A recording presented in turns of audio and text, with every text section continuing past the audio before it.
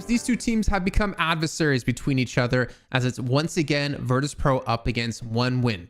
Now, OneWin were able to take home the title last week in our special show match, considering Virtus.pro had obligations to their own organization and were not able to play. But cast your mind back to DFN number 19, where Virtus.pro absolutely wiped the floor with OneWin. Could they do it again? Well, let's find out.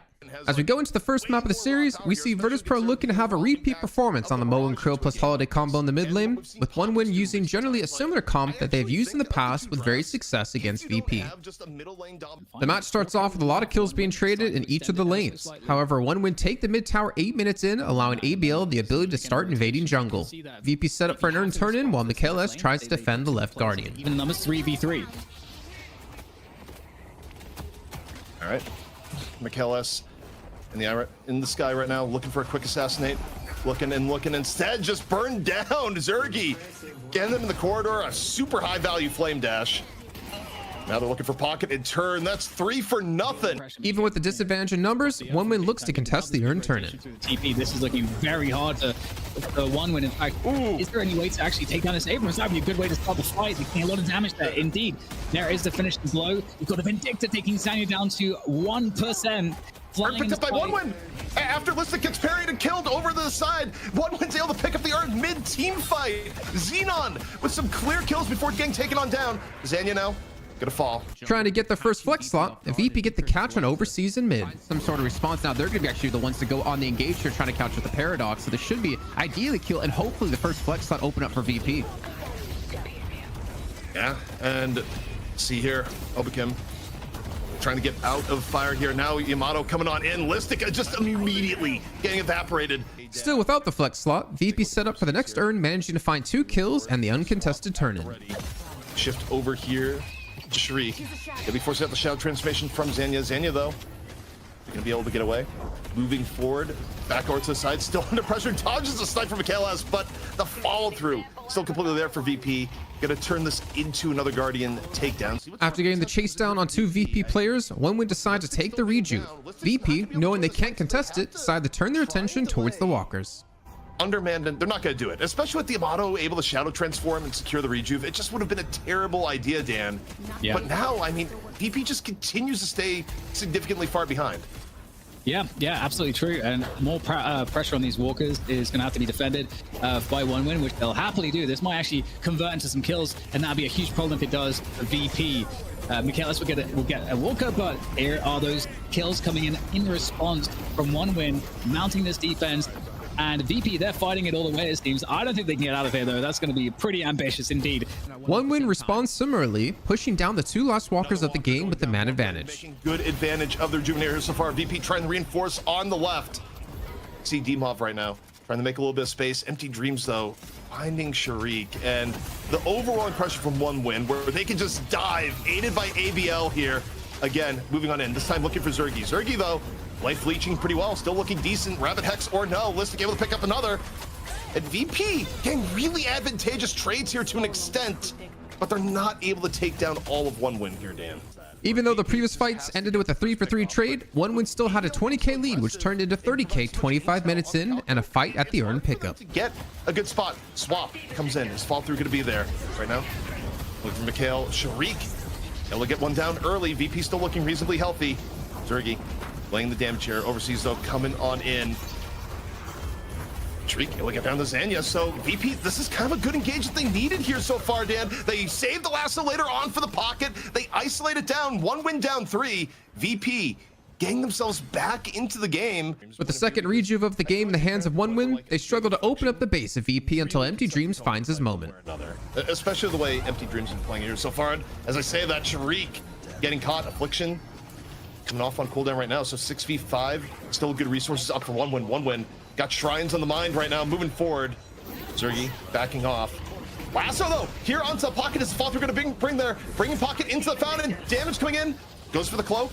Able to get away for now. Mikhail getting caught in turn, and Empty Dreams able to make the great escape. Oh yeah, so close there. If you get anyone except the Pocket there, I mean, they probably don't survive. So that was pretty perfect there for OneWin. Able to get the shrines down the patron. needs to be taken out as well. But Even with bringing the lead down to about 10k, VP can't let the urn go for free as they manage to steal it away. One against the turn-in, VP turning up in full It's not turned in yet. Yeah, and VP turning up. Listic super low early. Shift has already been used. Shriek able to take down Empty Dreams. The pocket threat is gone.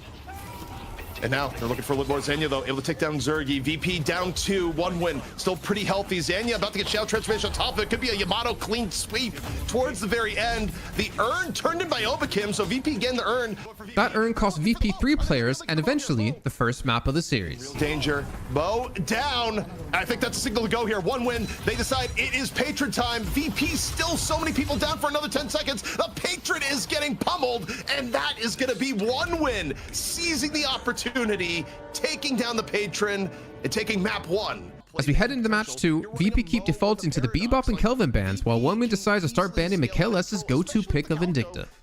With both teams trading duo kills 2 minutes into the match, 1win starts to put their dominance, with ABL putting in work against Obakim. But for VP, they got to be careful about this one.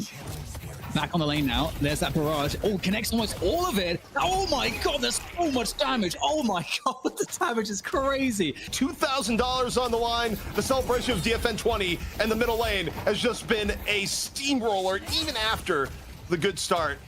They need help, but they're not going to get help that early, and Mo's already almost dead. Holy Mo is getting drilled by the all-fire there from Yamato. They're dropping the well played in chat. 1win's feeling it. They Kim's down again. Being 10 minutes into the game and 1win sporting a 6k soul lead, VP tried to run the urn to catch up.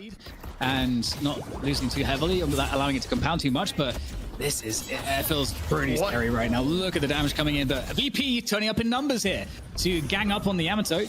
Looks like an escape will be made, and it's going to be back into the action here. Oh my god, these queen strikes. How on earth is he phasing through space and time? The fight continues further as Zanya tried to get the urn. Here comes the pocket moving on in. No affliction, but still can drop plenty of burst damage in turn. 1win. Looking for pickoffs here. They lose Empty Dreams in turn.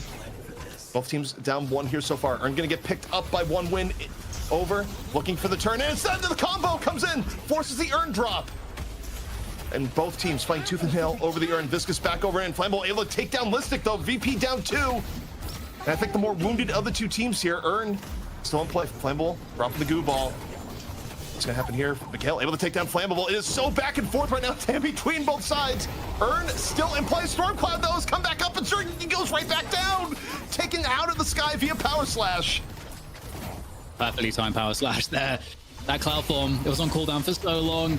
Much poor timing, but look at the damage here. The Yamato, oppressive force in the front line, brawling and just now isolating the remainder. VP behind 9k souls now get a catch on Empty Dreams trying to split push and use the fact of 1win teleporting over to try to get an urn turn in. Urn duty, and now VP trying to get value off on the right side. Might be doing just that. They chase down Empty Dreams, get rid of the option of him using Traveler, get into the fight. Now, quick swap coming on in. Cube right after. We'll see what rotates over on the left. You got Geist coming on over. Same with Abrams. A little bit of fisticuffs onto the teleporter. Overseas finding Shriek while this goes on, and Zanya just threads in the urn. As 1win go for mid boss, VP responds with a push onto the walkers. By 1win, so they secure it. Now do they get pickoff here on top of it? All of them back out looking for Mikhail S. In turn, they get the walker is D-Mob, so they do a walker trade. They end up losing Mikhail in the process. Yeah, they're chasing down these kills, and they're doing so excellently. This is a big problem. This is a big problem. 1win keep the pressure on as they're 20k up, pushing down a walker and trying to go for an urn turn-in. If they don't, though, 1win are just going to get further ahead. I'm looking for the urn turn-in now. VP looking on the contest. Mikhail able to take down Xenon early. Stormcloud in from Zergy at the top. This is a high-value Stormcloud coming on in, denying space. Gonna give VP the urn. They get the picks. They get the urn. Oh, my word. 1win might have just thrown away their advantage and then sub. Off the last fight, VP managed to close the soul gap and now look to gain the advantage for the first time in the match. Might be Storm v Storm as Flammable's gonna look to clone right away. Instead, they just go for the direct turn-in. The cube on top. The cube secures the urn and the rescue beam out.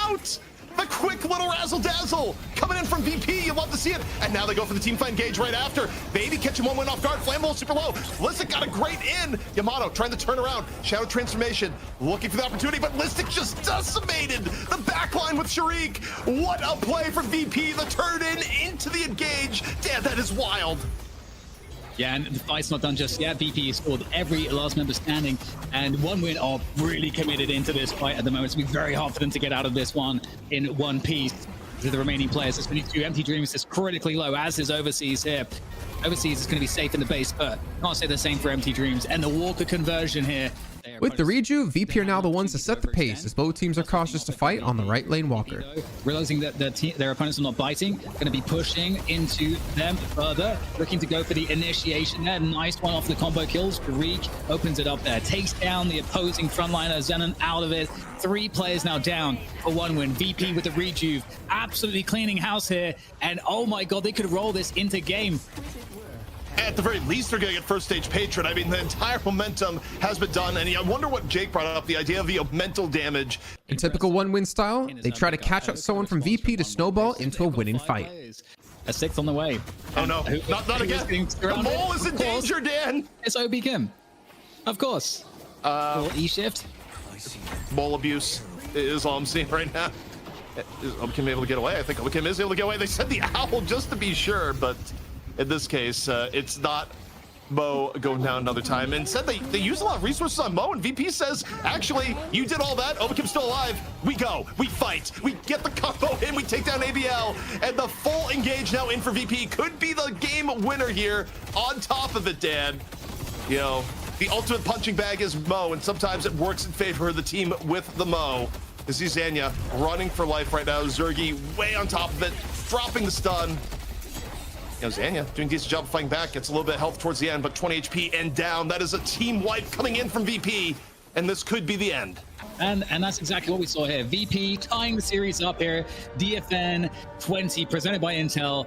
Virtus.pro finally changed things up in the draft phase, and instead of banning Kelvin, they take away Zanya's Yamato. 1 win are more than happy to secure the Kelvin yet again, and for the first time, we see ABL on Sinclair. The pain continued for Obikim this game as he died 3 times in the first 6 minutes to Xenon and Empty Dreams. And okay, big fight here in the mid as well. There goes the dive. Obikim is going to get taken out, of course, by Empty Dreams. So you can slip away, you can pocket. And that mid tower is in trouble. In fact, the Calico might be in trouble too. Empty Dreams coming in again, but it's the ult there to block the damage. Maybe get the follow-up. The Sashling out and finishing blow, but in comes Zenon from the back, and that's going to be the kill and potentially more tower damage. For the 3rd game straight, 1win had an early lead in the game. 6k up and VP get a kill on Empty Dreams, but the rotation comes in for 1win and turns it into a nightmare for VP. The Great Escape once more, 7 HP and down, and that is a gift, Dan! A gift that's going to be immediately picked up by Sharik. Damn, this is a problem here because someone's like flying over the top here. The Vindicta trying to get those angles. Overseas does so much damage. Zanya trying to get to the Paradox. Paradox trying to make his way out of there. It's not going to happen though. Surrounded again, and it's keeping the control of the pace and an 8k soul lead. 1win grabbed the urn to turn in. Those are the 2 paths we're at right now, Dan. Oh, One down. out of the docking bay, over the ocean, and into the mountain. 3 players. The disruption. 1win's used a lot of their ult power here, and VP aside from Obikim is pretty healthy. Obikim drops the combo, hot low HP. Lamball was able to catch Mikhail S while that was going on. Obikim down in turn 2 down for VP here. Off Shark getting caught out overextended, 1win turned their eyes towards the urn once again. It's on a knife's edge. You got Overseas in over the top, doesn't get faked out, kills Sharik, gets the bag back. And I mean, Overseas to me has been the story in this game so far. Just incredible Vindicta play, even if it's not reflected being the most farmed on the team. Frozen Shelter though, down on the urn, 1win, not looking to give it up, looking for Listic. Listic goes for the parry. Over to the side. Everyone rotating over and in on to the right. Frozen Shelter has already been used. Urn though, gonna be picked up here by the Kelvin as Empty Dreams just dives the backline, gets rid of Obikim once more. And at this point, 1win is just able to kind of exert their will on the game. And as we hit the 17-minute mark and VP still don't have a flex slot, they're now forced to try and defend the urn turn-in. Your heroes are more on playmaking, like your Paradox has been having a tough time, and your Mo, you know, is doing combos, but has been the sacrifice. It's tough, but in this case, the combo connects. The bag is secured, and Nobakim may be down. You still take that trade at this point if you're VP. Have to trade the 10K Mo for the 15K Abrams. As Listic comes in over the top, snipes down the pocket, gets the bag, and now a little bit of flyer versus flyer action here in the rooftops. Power shot in. Here comes the Owl. Looking for Vindicta. Overseas, looking real low. Getting healed up and turned by Flammable, though, going, you will not die, but we'll see how good that promise is. Divine Barrier pop, 300 HP. Listic turns around. No! The counter shot overseas, not dying to that power shot. A 19K lead allows OneWin to feel comfortable taking a rejuve, but it comes down to being close between the teams. Vindicta the fight, but okay, they finish off the mid boss.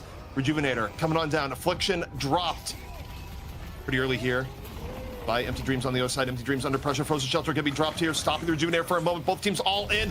We have the Storm Cloud, the duplicate Storm Cloud from ABL, and the real Storm Cloud from Zergy, but the duplicated Storm Cloud absolutely cleaves and dominates. VP crushed. Now with Rejuve in hand, OneWin continue to grow their lead to 40K by taking the last two walkers and forcing another earn turn in. Just looking for it. When you have this big of a stat difference, why not Abrams just go in to take care of the cat problem here? Heavy pressure on the Shriek, nowhere to go. When your cat goes dying that easy, you know the game has been going your way. Two already down for VP, one win. Just roll into the earn turn in. Xenon threads on through. They get 3 kills on top of it. Now over 50K in the lead, OneWin try to close out the game and end up pulling out the classic OneWin move, dying trying to finish the game. It just, what they would need to do to get picks here, it's just ridiculous. Also, OneWin, kind of a reputation for trying to finish to the advantage they can. Another kill in the Obakim for good measure. 2 down for VP, OneWin. They can taste the bonus prize pool here and now. Shariq gonna fall, and OneWin just pummeling the Patron here at the end. Storm Clouds come out for both teams, but ABL's has been a little bit stronger overall. The Patron lower and lower. Hang on though, VP with 2. Hold up. Hold up, hold up! Are they actually gonna hold? Is this gonna be a thing? Dan, it's not over yet. They're pushing them back. They think it's all over, but it's not over. I thought they had a little bit more gas in the tank, but After successfully defending their base, VP try to catch out someone on OneWin to have a man advantage. A good fight or two can mount a comeback. We saw that in the last games. So they're looking for the Sinclair. Sinclair early pick would be amazing. The Rabbit Hex, though, out in response, I think, may have just saved ABL's life. ABL, though, enemy number 1 just because of the clone Storm Cloud. Shariq in the Frozen Shelter. Dashing up out of the danger zone. 2 HP. Listic, just getting a little bit of taste of the affliction. Not really enjoying life. Trying to escape and knows Anya on the chase down. Doesn't let me get away. 2 down. I got news for you, Dan. OneWin's going to go directly back to the Patron here. I don't think they're going to wait. no, but Stormcloud is online, so if there's a world where Zergy can set that up effectively, that'd be great. But if he loses too many teammates, that's not going to be enough. Need to keep some teammates online here to mount this defense. But yeah, they're looking to go for this Patron at this point, and in fact, that's it. This time around, Dan, I believe OneWin has done it. 5 down for VP, the Patron. But okay, they don't actually have the backdoor protection is still active. They haven't pushed up the lane yet. Hold the phone. Surely, and this is like one of those things like you're telling me there's a chance. Is the backdoor protection gone now? They kill. Empty Dreams dies inside the throne, but the Patron just, it's too much damage. OneWin has done it. They take home the $2,000 bonus prize pool. They defeat Virtus.pro and they defend their spot. A big congrats to OneWin. I think this is a result that we did not really expect, considering we need to see a little bit more out of them previously when Virtus.pro absolutely wiped the floor with them. But it seems now we do have our 2 top dogs in EU, and the question now comes into next week. Could Virtus.pro reclaim that title once again and dethrone OneWin? Well, there's only one way to find out. And I did hear from Yoshi directly that he said, if you guys don't subscribe here to Locked In, we're not going to get a new patch. Don't you guys want a new patch?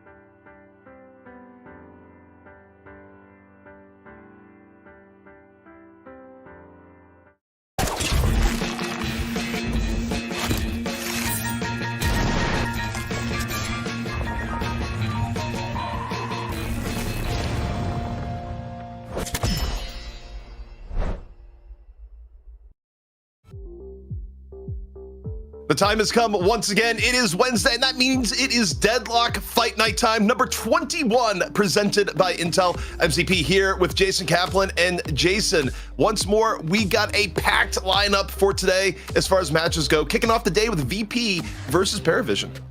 I really want to mess with you right off the bat, talking about something last week into this week, because I thought, number 20 was our last DFN, but clearly it wasn't, because we're back for 21, and I'm going to say it anyways. Yeah, man, we've got a star-studded lineup. We have literally, in my opinion, the best of the best in EU and North America. Virtus.pro, Parivision, all going head-to-head to take down our reigning champions, which I didn't expect to see happen last week of one win. And not to mention over in NA, the only two teams to ever beat Hydra Nation legitimately are going for the chance to defeat the Hydras. Like, it's such a crazy day of action, and it's going to be so many good games.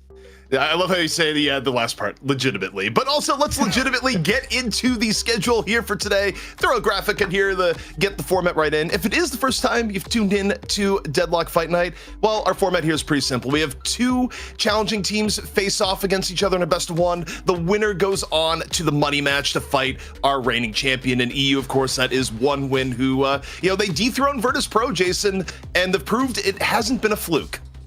Yeah, so they dethroned them in the most important way too, after getting absolutely, part of my language, on the week before. I had to find the button for that one because I didn't want to say it on air. They got absolutely destroyed by Virtus.pro in a very quick 2-0. But the funny thing was, right before that, in one win, number 4, Virtus.pro beat them in a best of 5 that went the full series. So it was really cool to see one win bounce back and kind of stick it into another gear to show that they're not just a one-shot team. They have other facets to their roster, which importantly for me was ABL on the Sinclair was kind of the standout performance, especially in that final match.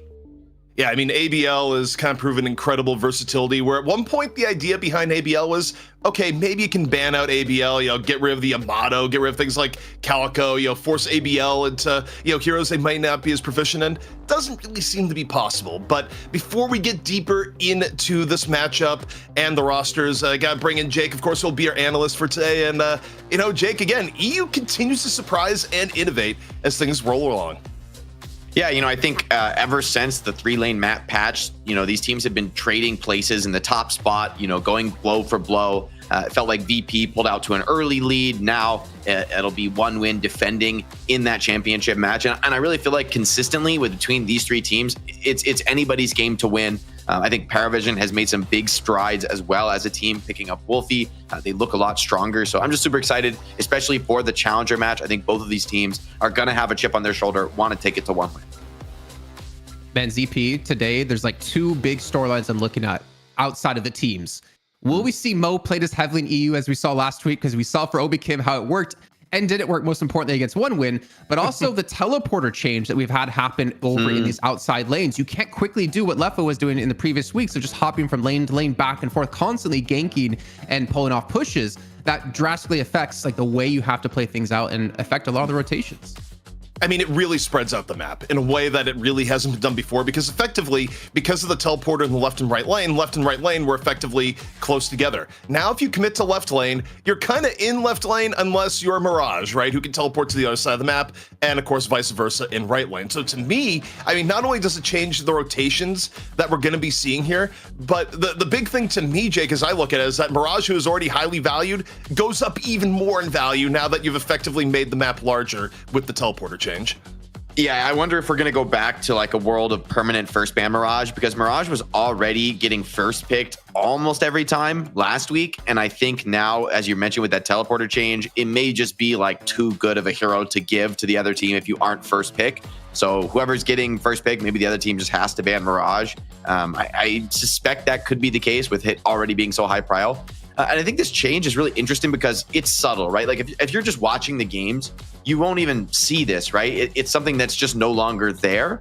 But in terms of how it affects the way teams play the game, I think it's actually really significant for the early to mid game, and heck, even the late game, right? Like grabbing the urn and running it to the other side of the map. I mean, in the past, you were able to always beat the other team to the urn by virtue of TPing. You get to the drop-off location, you're ready to defend it. Now it's going to take a lot more of a tactical awareness, strategic awareness for teams to see those objectives coming and like if the other team gets the urn and picks it up and starts running it away from you, you might just not be able to catch them. They might just, send it all the way in. So I think it's going to be a new test, a new level of pressure for the teams. And I think this is going to make the game a lot more interesting, a little bit less snowbally off winning one side lane, going and winning the other one with the TP. I think that was a little bit simple and straightforward before. And now more opportunity maybe for the two lanes to have very different outcomes. Now, Jason, we've just went over the breakdown of it. Anything in particular for you that you're expecting with the changes here, aside from maybe, as mentioned, the fact that Mirage is going to be even more highly valued to the point that we may not see Mirage at all today? Well, so quickly, like what Jake said with the urn not being easy to just teleport between lane to lane, I think that is a massive factor, and I'm so glad he brought it up because we've seen teams so heavily invest in urns right from the get-go over the last few weeks. Also, what mid lane was changed as well. You can't really you can't occupy the high spot on the arch anymore, which we haven't seen too much. So I don't know how groundbreaking that's going to be. However, I think more towards like mid to late game, that could be a little bit more effective since you could use that as a location to scout out and gain a lot of information safely. Then obviously the sprint speed increased as well by 0.5 for all the other heroes, which means Bebop is a race car getting around the map, but obviously helps with these rotations quite a bit. Well, look, we are ready to get into the draft. You might be wondering, what about the Mo 1v1? Well, there was some brutality on there that we could not immediately put out, so we're just going into it. Surely couldn't be anything like our replay file bugging out. That couldn't be the case. But actually, before the draft, full rosters coming in here, and for VP, no changes. I wouldn't expect VP to make changes anytime soon, but it's been interesting seeing their draft strategy evolve. In particular, Jason brought it up in the intro a little bit, Jake, just the idea of like, okay, Obakim's been playing a lot of Mo and Krill. Do they value it as highly given what happened to them in the series versus one win last week? Yeah, for Obakim as a player, I think this is going to be a pretty interesting week to see his perspective on the meta, because as one of the, I would say maybe it's fair to say the best support over the last, few months in Europe, supporting in general has felt a little bit lower value, at least in the past few weeks. Some teams have been going kind of no support or running the Mo as a sort of a support, but like none of these, like much less picks of things like Kelvin, Ivy, just being a lot less popular. And teams going really for like lane domination, 6 potentially scaling heroes in a lot of these drafts, like the Mo. So I think I'm just curious to see what Obakam does. I have a lot of respect for him as a player. Like, for me, it doesn't matter so much what he plays. Like, yeah, he plays a lot of support, but he has been insane on heroes like the Holiday, showcasing his individual skill. So I think this will be just a great week for fans of the game to see what does a player like Obakim play, and how can you kind of take that back home to your own games of Deadlock, and what can you learn from this guy? Yeah, and I think we saw a lot of ZP that they kind of heavily relied on that like Mo Holiday pick in mid lane, but we saw, and we got to talk to, was a Xenon from one win after they beat Virtus.pro last week in the finals, saying that you put a Mirage there and you kind of counter that lane decently well because of the poke you can do up against a big Mo and Krill. So for me, it's all about like Virtus.pro, what are you going to adapt today? But also for Parivision at the same time, what they've been doing has just not been working for them. They have to figure something out to get to that next level. Yeah, for Parivision's interesting, right? Where they, we looked to the roster, they did the big roster change a few weeks back where Play With Me, once the just absolute hero of the team, now gone, replaced with Wolfie, who used to play, of course, with DMS and, previous era. And they'd go, okay, we're going to change things up. Yeah, and Wolfie's played quite well, but it's like, it feels like Parivision has kind of been stuck, right? Like a half step behind where VP and one win have kind of brought themselves to. And, for Parivision, we know this is a talented squad that at times, the core of the squad has been on top of EU multiple times, right? But it's just, in the last 2 months, they've been kind of struggling to find what's necessary to get back into the top spot. And, Jake, I think it comes down to a combination of both like early lane play and macro, where Parivision's just been, a little bit behind.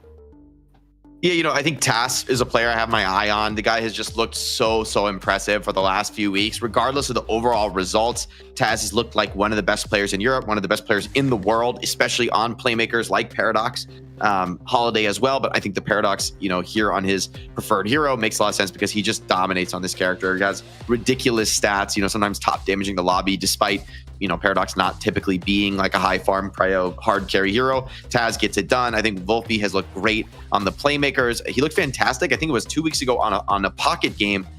He's played more 7, I think, as a more stable carry late game team fighter. But I kind of want to see him on the pocket again. I kind of want to see Parivision take the tempo to VP. I think playing like a slow team fight oriented style is a risky gambit with just how insanely talented VP are in that type of a fight.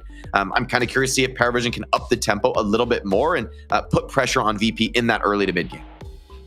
Yeah, I want to see them go back to like the old school Parivision when we first saw them really take it to Virtus.pro, was like winning early, but then snowballing the game from there. Like get one of these early Guardians, and then from that position, start taking away jungle, start looking for ganks inside the jungle the best you can, and then win fights off of that. The thing is, like looking back at their previous heroes played, like they're playing like on meta things right now that are important. They're playing sevens, they're playing mirages, they're playing pockets. Like they're playing very good heroes with the way things are currently being played out. But for some reason, they haven't figured out necessarily to a way to beat like Virtus.pro or OneWin of recent times.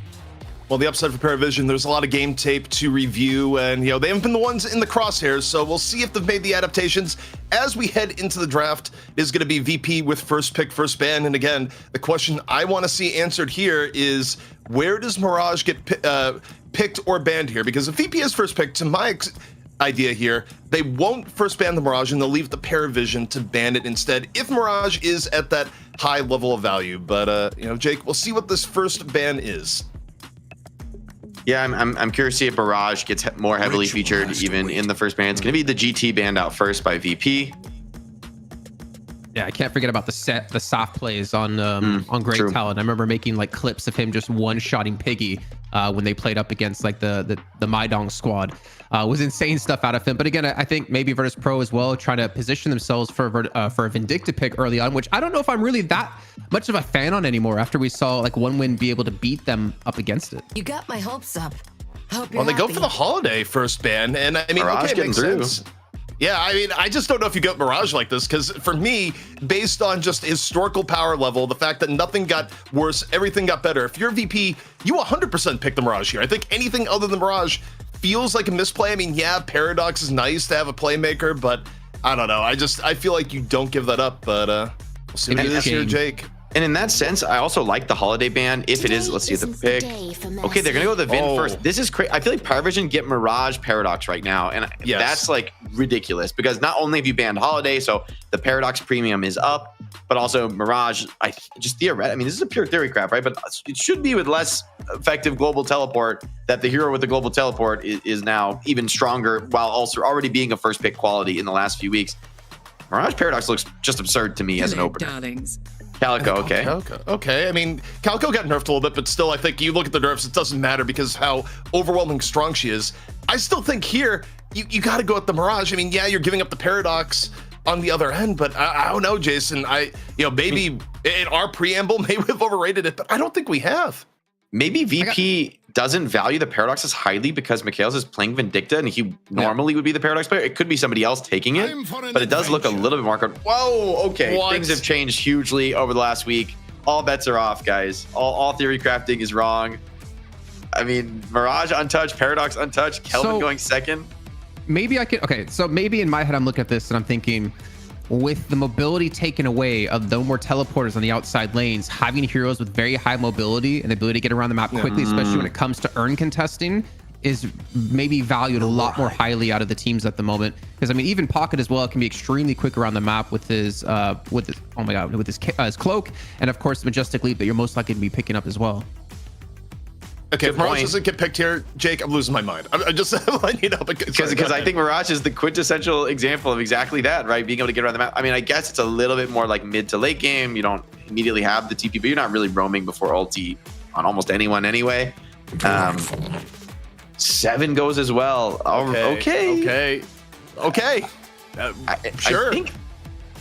I mean, these are strong heroes, but VP's comp, I mean, they have like a lot of holes in the comp, which is they're halfway through the draft, right? But I feel like I would have loved to see like a little bit more frontline at this point in the draft. Parivision kind of monopolize it right now. So, but looking at like Vindicta, I think I'm going on a limb saying this, but we've seen Obi Kim play Vindicta, and we know how good Michaelis can be on Pocket, but obviously we could see it played by someone else like D-Mob, or I think it's D-Mob. I'd have to double check that one. But I almost like the flexibility of picking a Vindicta now that I think about it, because you have other people who could play it in different kind of roles. But to go that over like Mirage, I still have to question. But I mean, we do have, was that Listic and Lightbringer in chat who could potentially fill us in on why they decided to go for that. We just had Shiv get picked over Mirage, and okay, Abrams ban comes in. I don't know. I look at this entire draft, and it's like, okay, some of the power picks make sense. Like Vindicta 7 gang picked early makes sense. Kelvin going up radically in value for Parivision, at least where it's been in EU. The fact that we've gotten 3 picks in for each team and now mid-stage bans with Mirage still existing is blowing my mind. And Paradox. I mean, yes, and Paradox, yes. But I will say, like, just at the first 3, I think this is a great moment to evaluate the draft. Okay, VP's going to ban the Paradox. I actually think it's a really good ban. Yeah. Because I think Parivision has, with these 3 heroes, such a ridiculous close range brawling potential. If you're swapping people in to Shiv, Calico, Kelvin, I mean, they are just 100% dead. Like, there is no escape from this kind of like a mid-game death ball you swap into. And so I think taking away some of the catch is actually really important for VP, given they have 7 and Vindicta, who if they get caught by the death ball at almost any phase in the game are going to die. In Parivision, get the Mirage much later into the draft, but I gotta say, guys, I'm really liking what Parivision is cooking so far. This draft looks really sick. The team fight potential looks amazing. VP, I mean, they give a lot of mobility and late game potential, but it's scary, man. You make one mistake, you start getting snowballed down. The team fight from Parivision looks like insurmountable right now. Man, I mean, you look at VP, I think you called it out, Jake, the idea of, you know, frontlining and what they're going to have here. Okay, you get the Bebop late into the draft, but I like the Bebop. Yeah, no, the Bebop isn't bad, but it's like, I don't know. I'm looking at the entire thing, Jason. I kind of with Jake's additional thought here of just like Parivision's lineup feels far more complete between the 2 teams right now. Yeah, first, yeah, I like the Bebop, by the way, because I was about to say before we saw it picked, is this the first time we would have not seen Paradox or Holiday played since Holiday came out? Like, that's kind of crazy to also see a game with no pick out of anyone, so the Bebop comes through. But yeah, looking at Parivision, I mean, very strong like team fight potential as well with the Kelvin. The Frozen Shelter is obviously something we see quite time and time again. We even had a refresher Frozen Shelter last week with GBG pretty early into the game. But they're looking pretty beefy, looking pretty strong. I would almost love to see like a Yamato as well paired in with Parivision here, because then you have like such a strong like 3, 4, 5 person comp who can like fight in your face and not be worried about it. Geist is much on the same vein, right? Like same conceptual way to play the hero. I think though for VP's call, I think this Bebop Viscous is really the perfect 2 that you could pick here, unless you wanted to go really crazy and go like a Dynamo, but I don't think they're going to do that. But in terms of, you have this big death ball running down on you on lanes. What's scarier than a Bebop camping behind walkers, threatening to pull, like split the formation by hooking people out of like that death ball? And Viscous is much the same story. If somebody does get caught by the death ball, you've got Cube to give them. You've got the roll to disrupt the death ball while your Vindicta 7 in pocket, you know, try to make the carry happen. And I mean, I think Parivision is quadrupled down on this style. Like, they are going to be monster death balling with Kelvin heals. Kelvin is going to have like 95,000 heal stat this game if it goes late. And I'm really curious to see what VP go for the finisher. Is it more damage or is it one more disruptor? No, it's Dynamo. Wow, they did it. Okay, I'm not going to say I called it, guys, but I think I might have called that. So let's review just in 1 week. Mo and Krill falls off the earth in our first EU game. Mirage gets picked 4th by a team. So, you know, realistically speaking, like, you know, what, 9th overall pick-wise. This is kind of a ridiculous, like, set of changes from week to week right now. I will say, trying the process. This is just not a Mo game for VP though. Like VP cannot play Mo, even if it's good hero, because what are you gonna do? Go combo when they're like 6 stacked and they're just gonna instantly kill you on Mo? Like, you can't go into this and like, they're not splitting on Parivision. You're not catching people solo.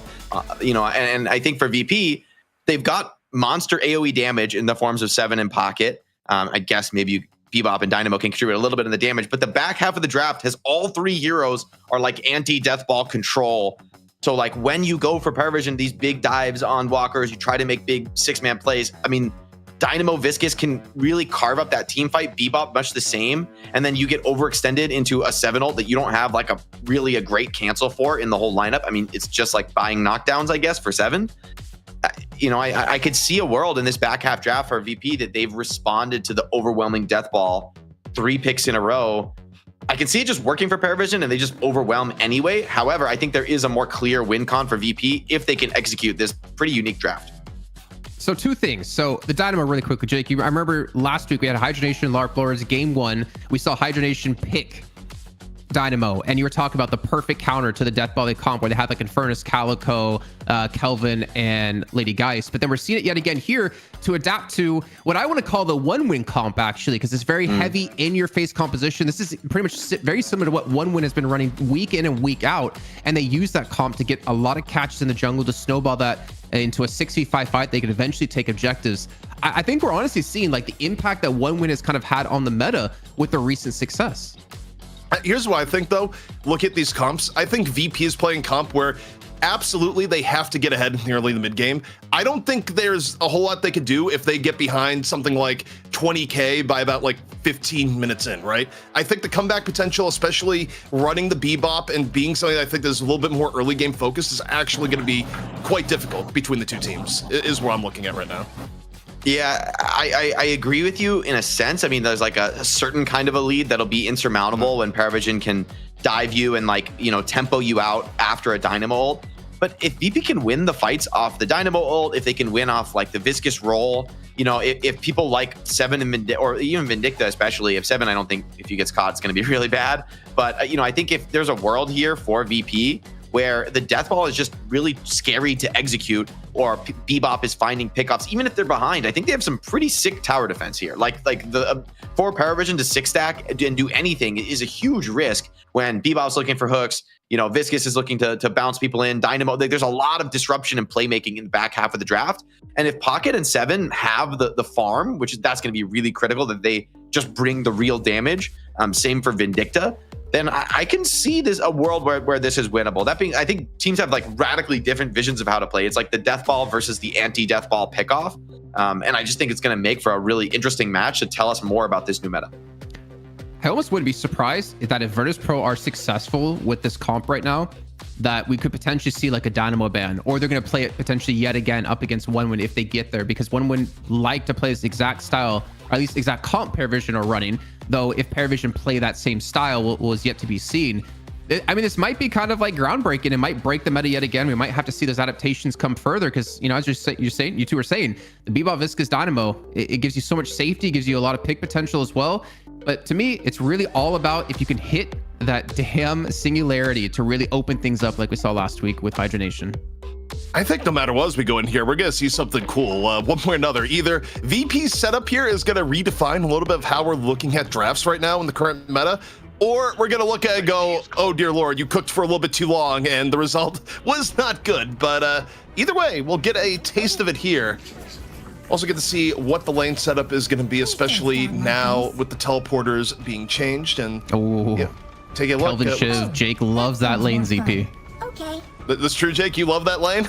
It's a scary lane, man. This like getting perma slowed for Shiv's ridiculous damage fall off is super scary. Curious to see those side lanes. Viscous as well, I think, could have a good lane, but Yamato Viscous, I think, can be pretty explosive. If you get ahead in the HP, you can kind of snowball and keep life stealing on the other target.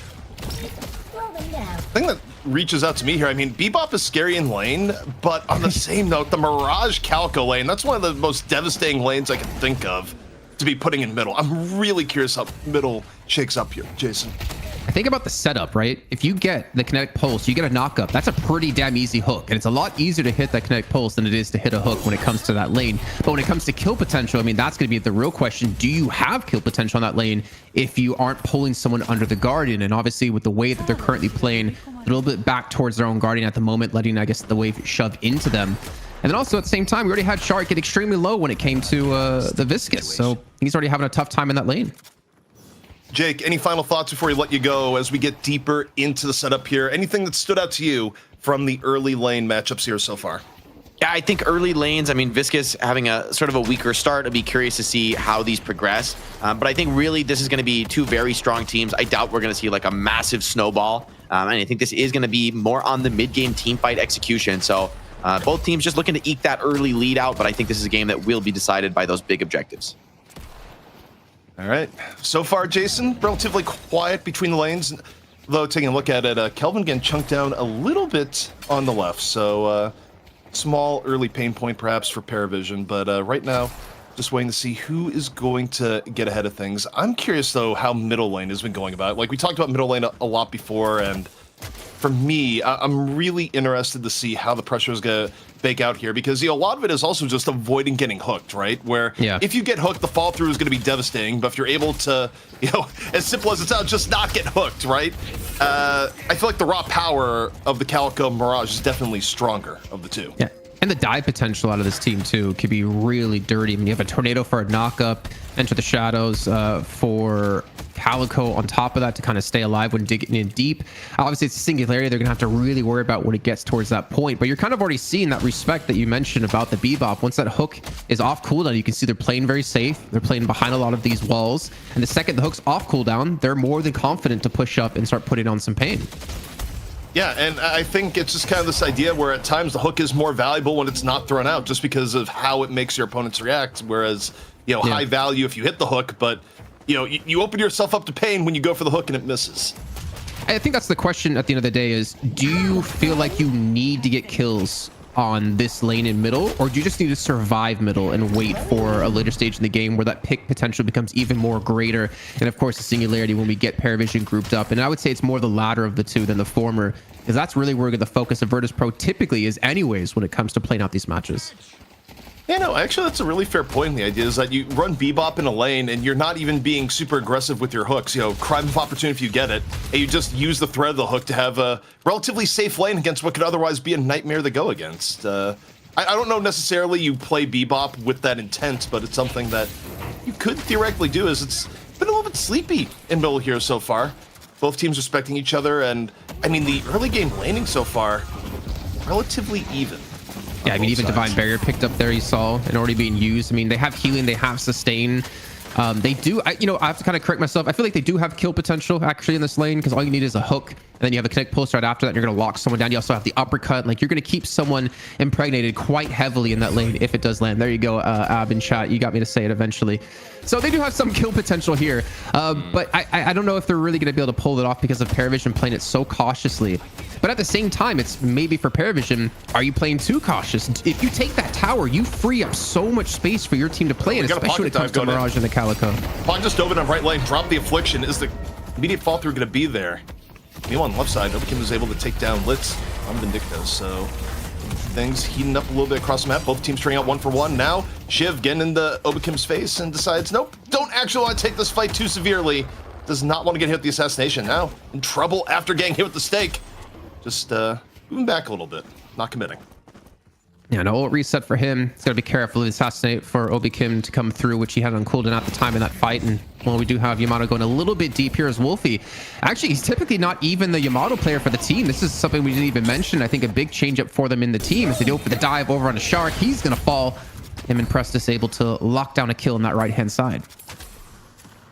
Yeah, so things are getting a little bit scrappy between both lanes. Still, at the end of it, relatively even. Economy distribution also even too. Listic getting real low in middle lane right now, though. Dangerous place to be against Mirage and Calico.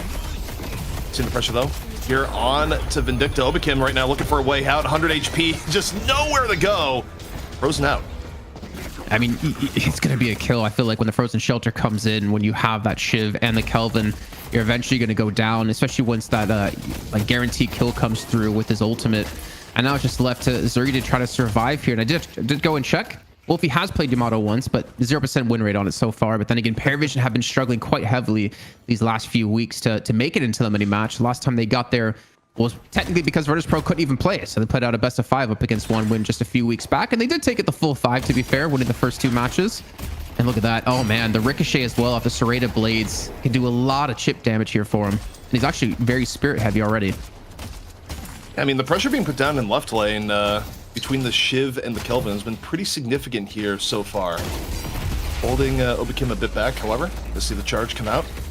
Stun Shiv out for just a brief second. Obikim taken to the skies, and it's always dangerous as a Shiv. You feel pretty tanky, but this is something where you give up the assassinate here. You could go down relatively quickly, but you just have the Kelvin. You go up, pressure the Vindicta a little bit back, and the lane's even being relatively even, still very tense, Jason. But I think it's also, as we mentioned, this lane on the left side, like Litz with a smart pickup goes for the extra charge to make sure he can heal even more when needed. So when the chip damage does come through onto together, he can keep him healthy. And I think it's a very smart pickup. You can see together he's back on full HP. There's finally the hook in under the Guardian, but the tornado right back out. The is able to survive. The Singulator's going to catch on to Calico. Saf's going to fall. So then we do see that kill potential coming through. You got to respect those ultimates, and not to mention the heal off the back of that. I feel like Saf just paid for the sins of Task. Her Task gets hooked in. Saf goes to actually protect, be a little bit of a distraction. And meanwhile, Listic goes, actually, I'm just going to Singularity you instead. And, Saf ends up paying the price. Yeah, so we see the left-hand side for Parivision is up against the Guardian, pushing. The right-hand side for Parivision are up against the Guardian, defending. Being very tough to deal with the Pocket. And I think it's also very important to note, Pocket has had such a huge resurgence here in DFN after not seeing him for the longest of times because of just consecutive nerf after nerf. But Pocket lately, man, he's had so much great success. The damage he's able to do late game, especially the changes to Affliction, the mobility, and the safety you have as a Pocket player as well. It's really nice to see Michaelis back on a Pocket to be a playmaker. Yeah, and the interesting thing about Pocket too is, you think back to a few DFNs back, it was something like, what, 6-0 in Europe or 5-0? Yeah. It was actually ridiculous. His resurgence live, but Saf, this is barely getting out of that one, getting hooked in, and, well, maybe he's getting out. Has to use Return the Shadow late still. Bebop on the Assault. Divine Barrier, basically the only reason why Saf is able to live to tell the tale. So the survivability items, hitting their mark. But when you get hit like that, Jason, it still affects your pressure on the lane. And now you wonder for VP, okay, you've just pressured down Calico a lot. Can you convert any of this into a little bit more Guardian damage? Virtus.pro are ahead in souls when it comes to mid lane. If you look at it, they're at 6K. Yeah. They're probably approaching to 7 here as well. Like, it's very tough for Parivision, funny enough, with this Calico and Mirage. And another hook going to come through. Calico, Saf probably going to go down from this one. The explosion go off the bomb. They're going to go for the chase, but they connect Pulse. Listic looking for the kill, but you can see the dash back into the Bebop to allow Calico to go for the escape. And Listic still committed here. He wants this kill, but he's going to back away. And Saf's the presence, man, this is insane stuff here out of this lineup, out of Virtus.pro. It's just like, please hit one more bullet, Saf. Not getting away with it in the end. And yeah, Demov's been applying great pressure with hooks.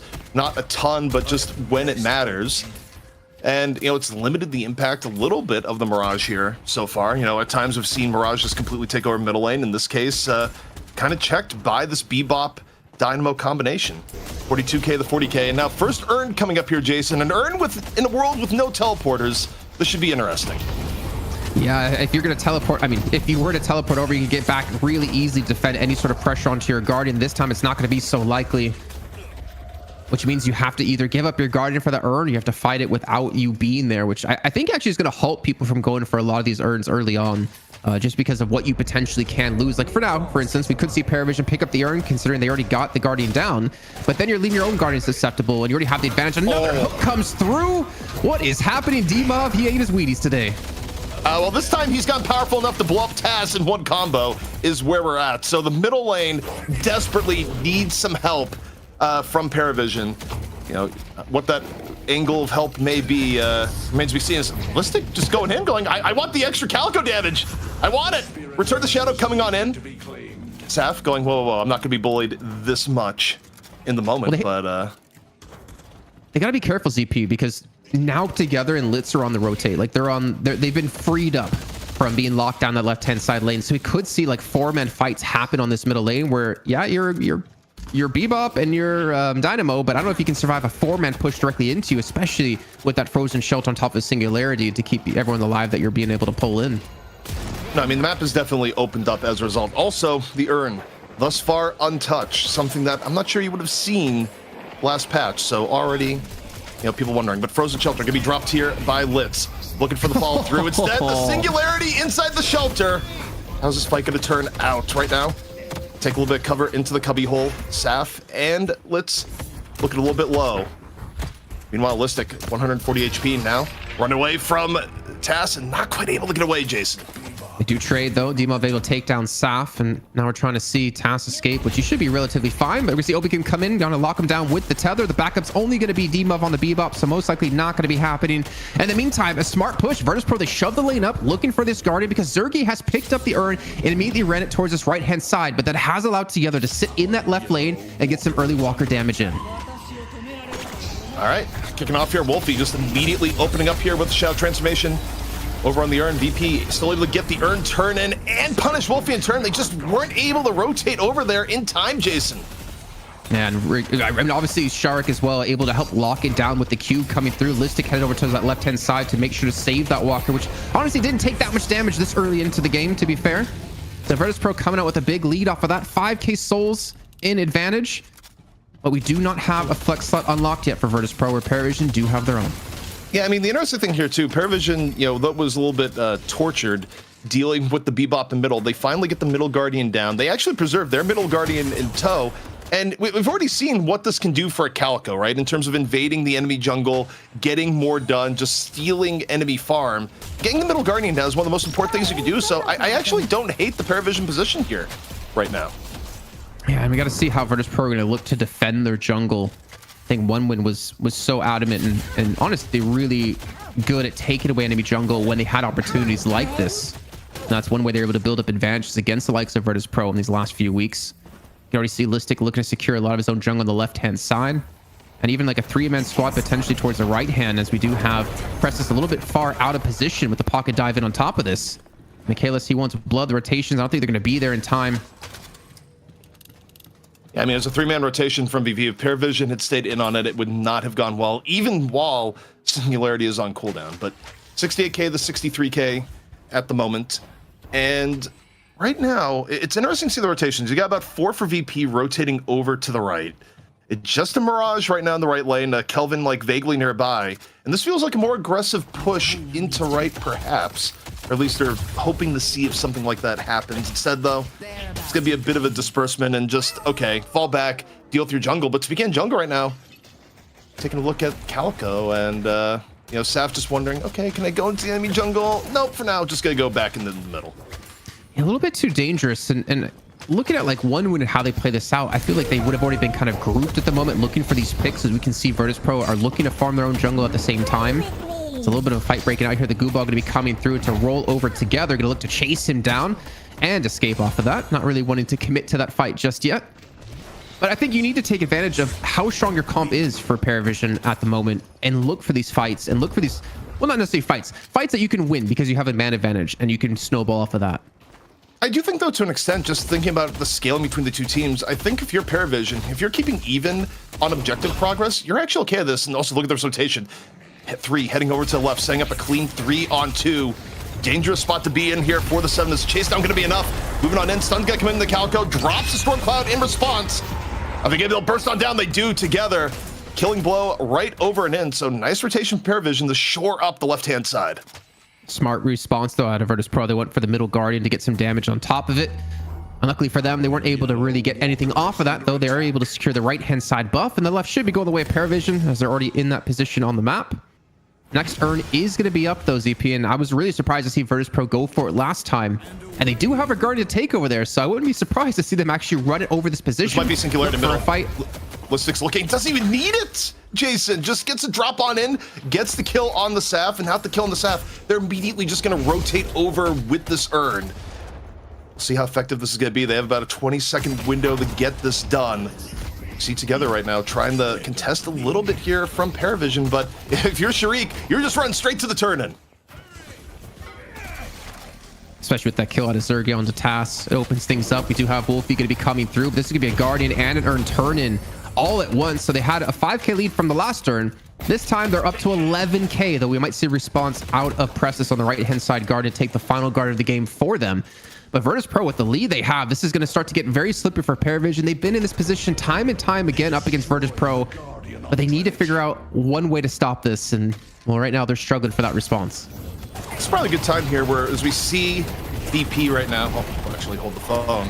Pressure right now coming on the Obakim. You just see Prestis walking on forward. I think Obakim should be able to just back out as you see what's going on in the right lane. Dimov, though, coming on in. Dimov setting up the 2-on-1 onto the Geist.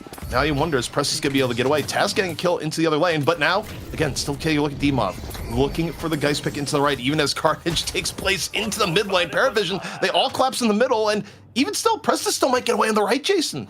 They're going to do mid. They're going to do mid. They have no Singularity to worry about. They don't have a Viscous either to worry about. And Prestis somehow managed to escape off the back of that. They could be baiting Virtus.pro in for a very easy fight that Parivision could potentially win here. No one's in position on Virtus.pro to defend against this. This is going to be a clean take here to Parivision, and a very smart answer to that question I asked before of how do they get themselves back into this to stop Virtus.pro in that 10k lead, and then get themselves right back on the board. But what can they accomplish off of this? Well, you know what they did? They slammed middle, got a few kills, and because they were just all middle, they could immediately rotate on over. It was just smart where to choose to fight. And, you know, on top of that here, as we see Obakib getting smashed on the right-hand side, you know, Jake, you've seen all this transpire. You know, what are your thoughts on what we just saw of Parivision overloading middle and converting it into a mid-boss? I mean, this is the strength of the Parivision lineup. You know, Pocket in trouble here potentially. I think he might be able to play his way out of this. Maybe not, though. Getting caught by the slowing hex. But, like, this is what Parivision were built to do, right? To group up, to play objectives. And at the same time, VP planning the map with a bit of an advantage in the lanes, an advantage split up. They still have that sole lead. But Parivision, I think, can potentially equalize that if they can play off this rejuve well. It's going to be far from easy, though. Still, the grouped up team fight. There's threats like Singularity and the roll from Viscous. It's very scary to chase under walkers here. So Parivision, while they love to take that next tier of objective, it's a scary proposition, even with rejuve on. You know, Jason, I think back to how we set up the stakes for this match, and you know, one thing I'd mention is I think VP need to be like 15 or 20k up by this point. They're not, and they're down the rejuve right now. I think, you know, if you had to choose which game state you wanted right now, I feel like you got to choose Parivision of the two. I like it more right now than VP's spot.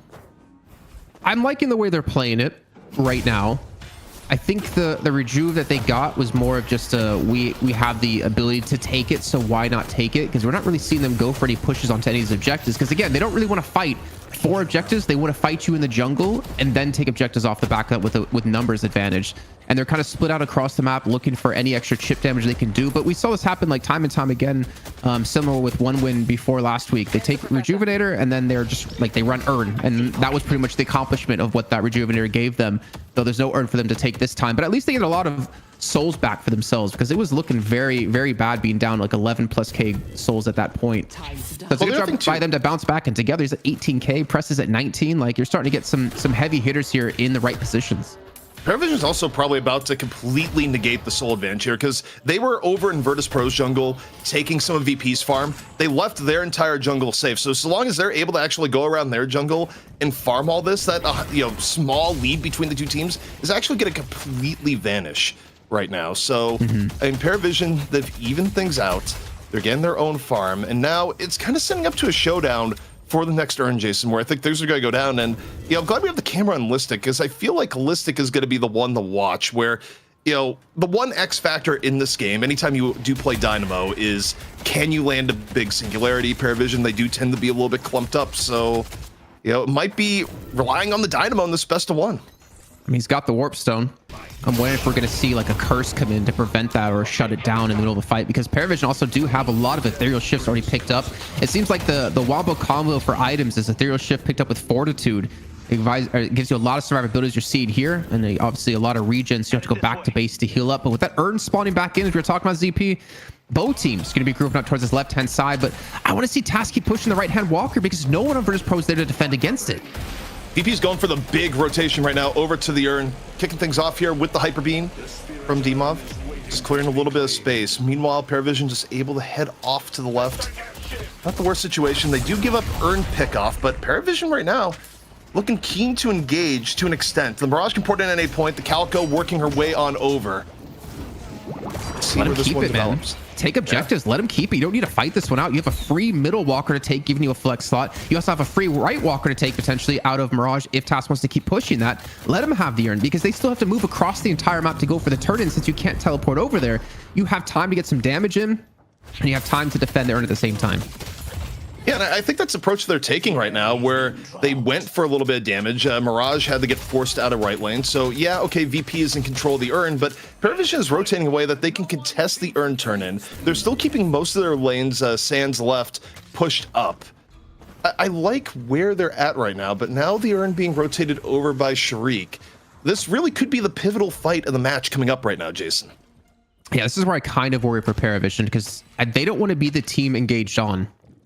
Now, I mean, I don't know. I actually have to think about that as I say it, because you don't want to have Listic get in a position to pull off a big Singularity, but at the same time, you don't want to be pushing into them at the same time where you can get caught by Singularity. I think it's a very tough position in general for them to be in. I think they're more than happy spread out like this, looking for some damage onto these walkers. No one's there to defend middle. It's only D-Mob to defend the left-hand side up against TAS, who should be able to win on that exchange. Well, Virtus.pro, they technically... Go ahead.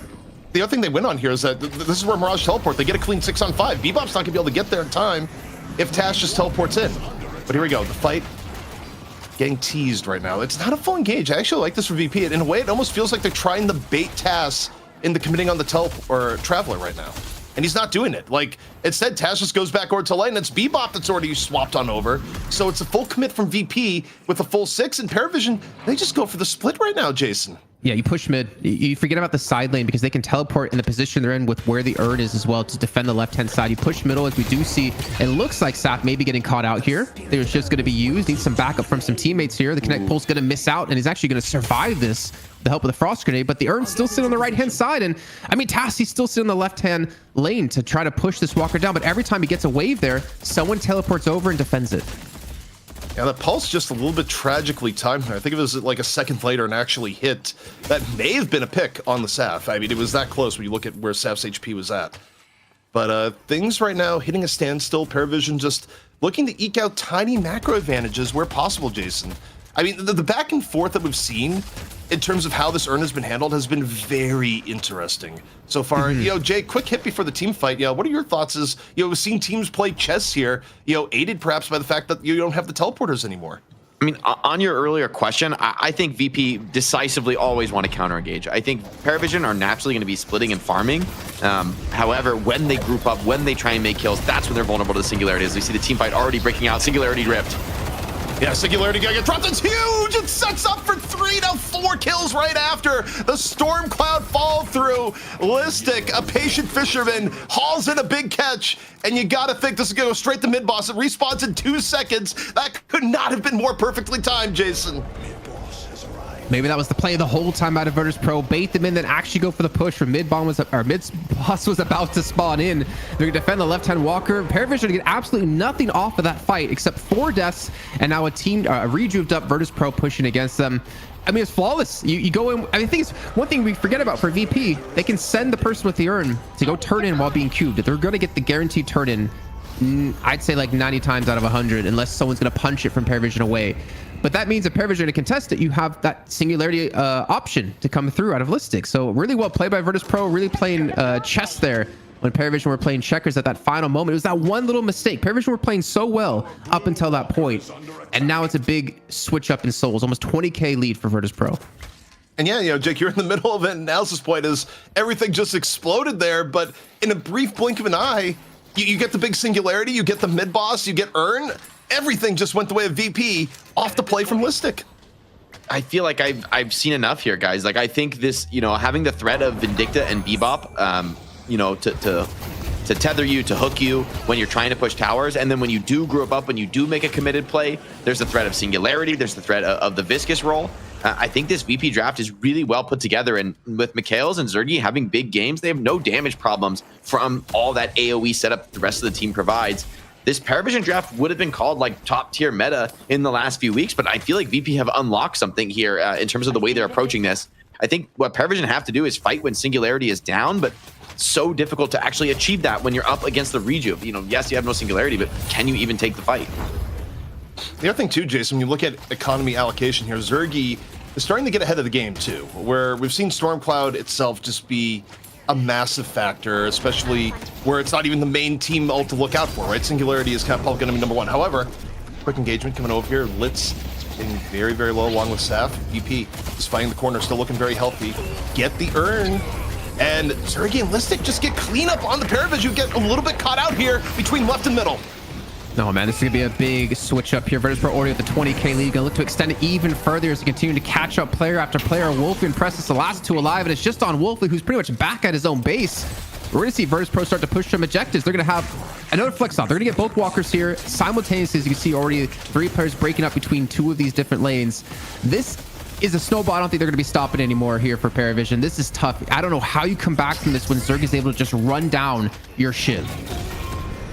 Things have just changed radically over what was effectively 2 major team fights, right? Where the game was effectively even.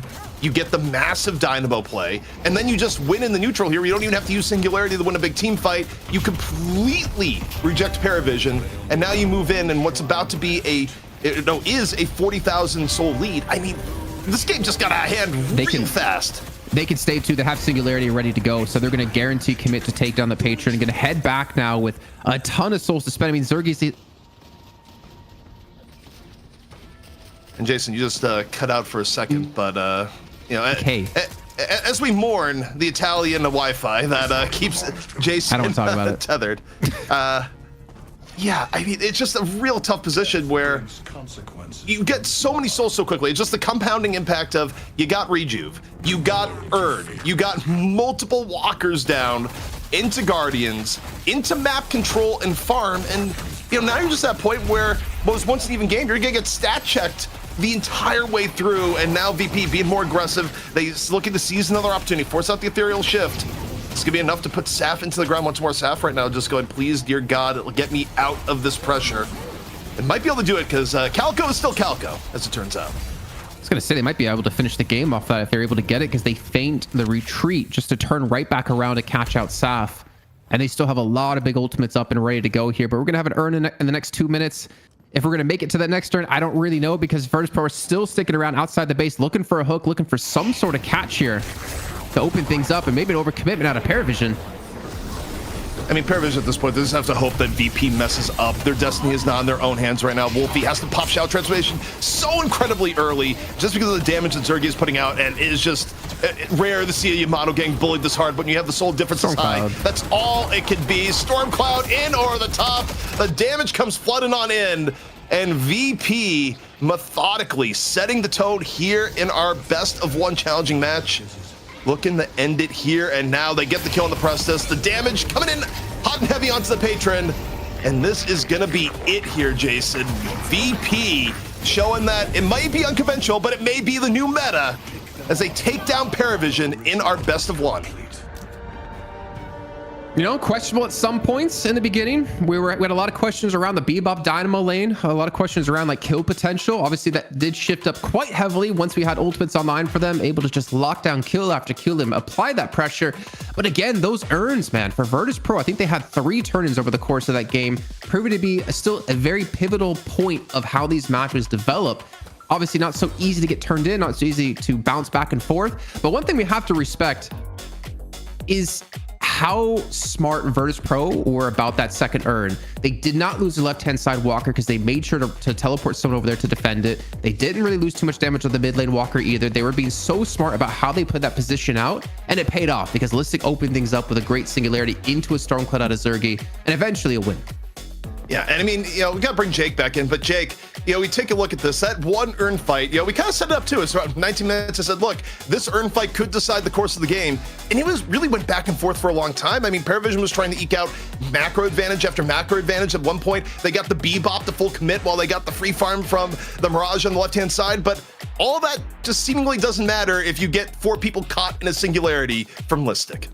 Yeah, and you know, I think the Dynamo pick as well, I think Bebop had a huge impact this game in being able to wait out in those like long static engagements, both teams just trading farm, like you mentioned, defending walkers for VP and Parivision trying to split up the attention, trying to divert resources away. The whole time you have the threat of Bebop and Vindicta to find some kind of an opening. And then when the real commitment does come in, the Dynamo is just this nuclear option in your back pocket that is just impossible to fight into given the draft that Parivision played.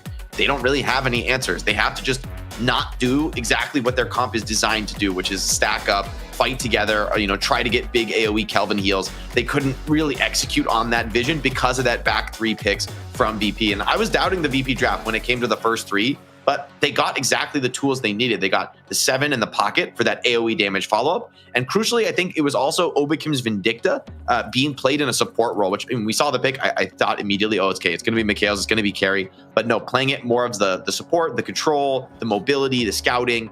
These things I think are particularly potent. Something like the Tether is almost like a mini black hole or a setup for that Listic Singularity. Yeah, I mean, you stop and think about it. The Obicim Vindicta, I mean, brings us back like many a month to where the more support-esque Vindicta used to be a thing, and we didn't really expect it, Jason, necessarily here, just because Mikhail S has been, effectively maining Vindicta for a while, but they went to a few old tricks. They decided to put Mikhail S onto the pocket, and it's hard to argue with the results across the board where, VP, they kept things even in the laning phase, and then eventually found their way through about 20 minutes into the game where, Dynamo, he's back. I think, not to like kind of toot my own horn, but I remember saying, when we see Vindicta pick that early, there's a very real possibility that could be Obicim or it could be Michaelis, just depending on how the rest of the draft after goes. Having that flexibility in specific heroes to kind of bounce it around to what the situation calls for, I think is one thing that Virtus.pro has far above any other team out there, to be honest. But to see that change up was very smart. It worked out so well. And obviously, like when it came time to, okay, let's bring out the Bebop and we already have the pocket pick. We know what we're going to do. And it worked out so well. We had a few options for this one, but given the nature of it coming in, no, we did have a few options. You look at the stat page, but there's only one story that we had the reward here for our player of the match presented by Intel, and that player of the match, you guessed it, it is Listic. And I mean, Jake, we kind of had to do it, especially given, Dynamo was a big pick of, all right, we'll see if it works out, and Listic delivered at the most crucial point in the game. Yeah, for the content, for the clips, we had to pick Listic, coming out of turning this mid lane into a win.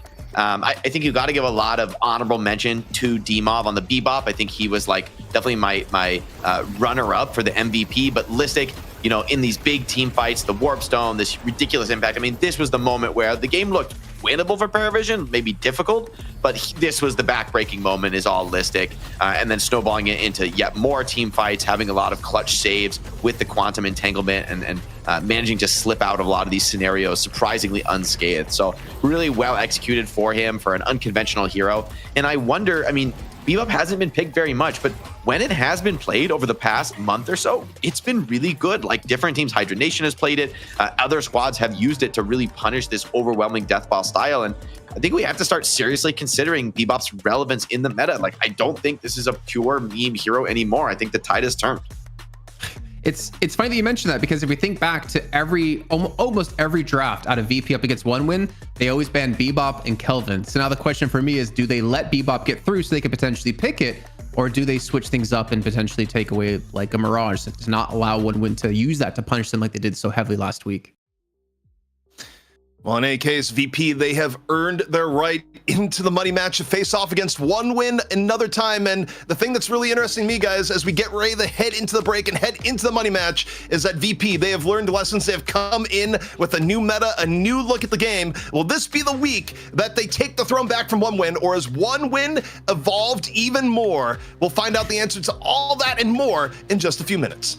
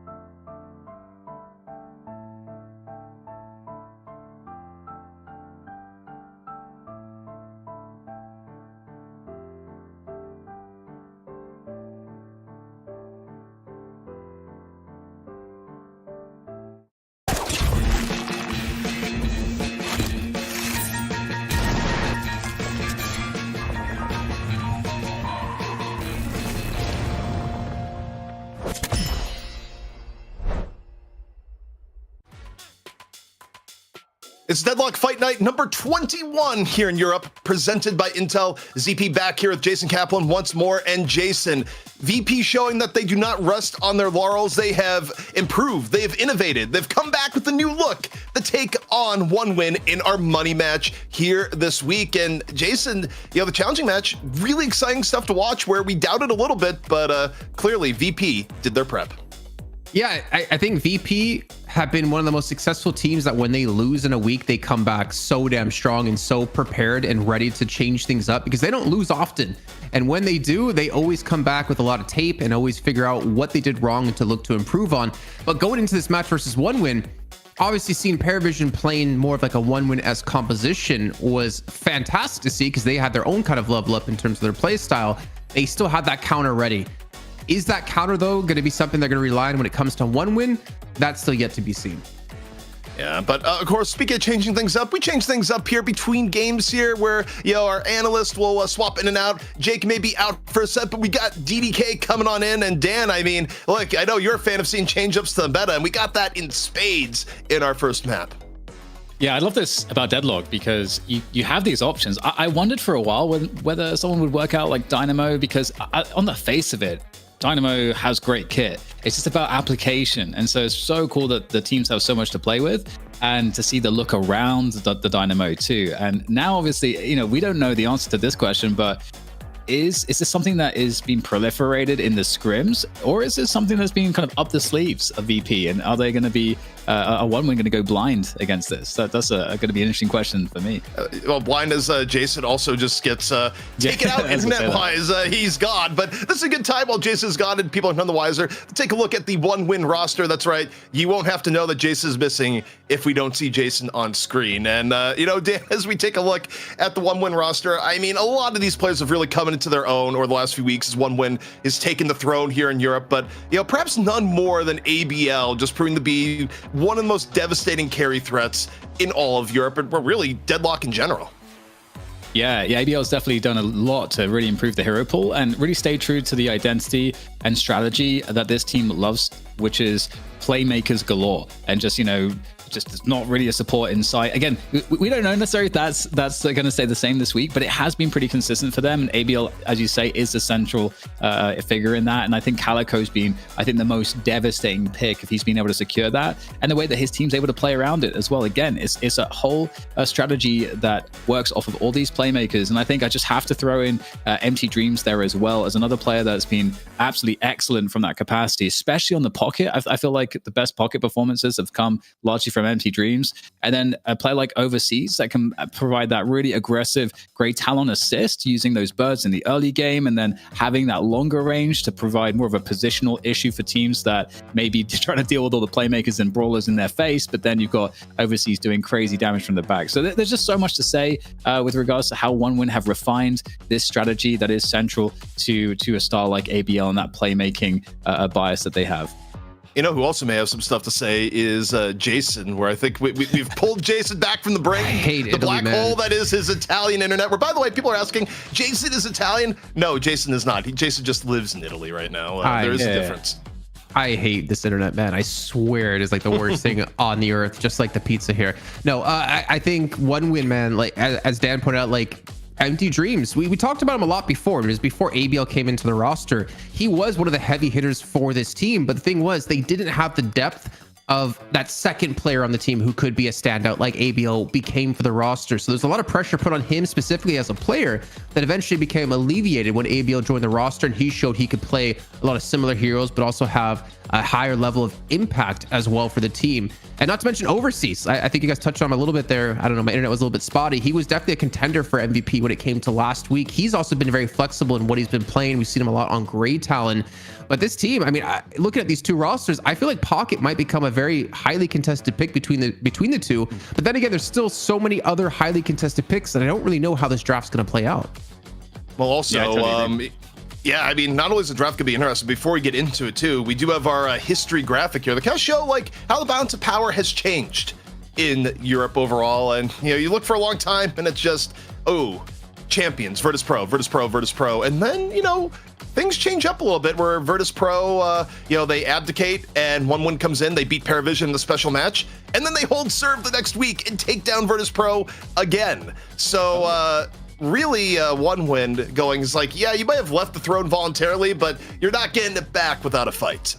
If I'm counting it correctly, it's they're 2-2 right now in terms of best of threes over each other. So this would be the, you know, if we were doing like, another like finals to like decide, oh, who's the ultimate team, you know, this would be the decider in that sense. But that's just cool that they've been trading blows in that way. Honestly, it's never something I would have expected if you go back to that dominant streak from VP. And the fact that 1win committed to the strategy that I think if you see that second loss against VP, it looked like it completely floundered, it got figured out and all the rest, and they got so devastated in that second loss to VP. I think anyone would have felt it justified for them to switch into something else, but again, they just refined it and they kept on going. So I feel like this is a great day to watch the European portion of DFN, to be honest.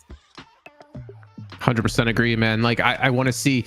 The question for me was always for 1win, like after they got slaughtered by VP, like what was the next adaptation for them? And it really wasn't a big adaptation. It was just kind of play the same thing and then punish what was so successful for Virtus.pro, which was the Moa and Krill and a holiday combo, I guess you can say, when it came to mid lane.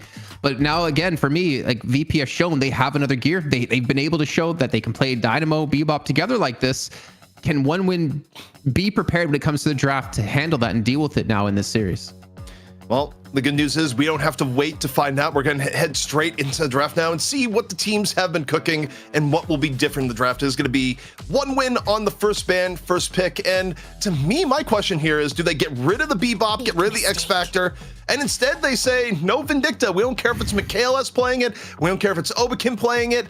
Either way, Dan, they get it out of there. Yeah, it's interesting. I think I'm curious what Bebop will happen with Bebop here, because I think there's so many potentially contested first picks. I think obviously, you know, we talked about how Mirage gets even better. I could see that being a ban here.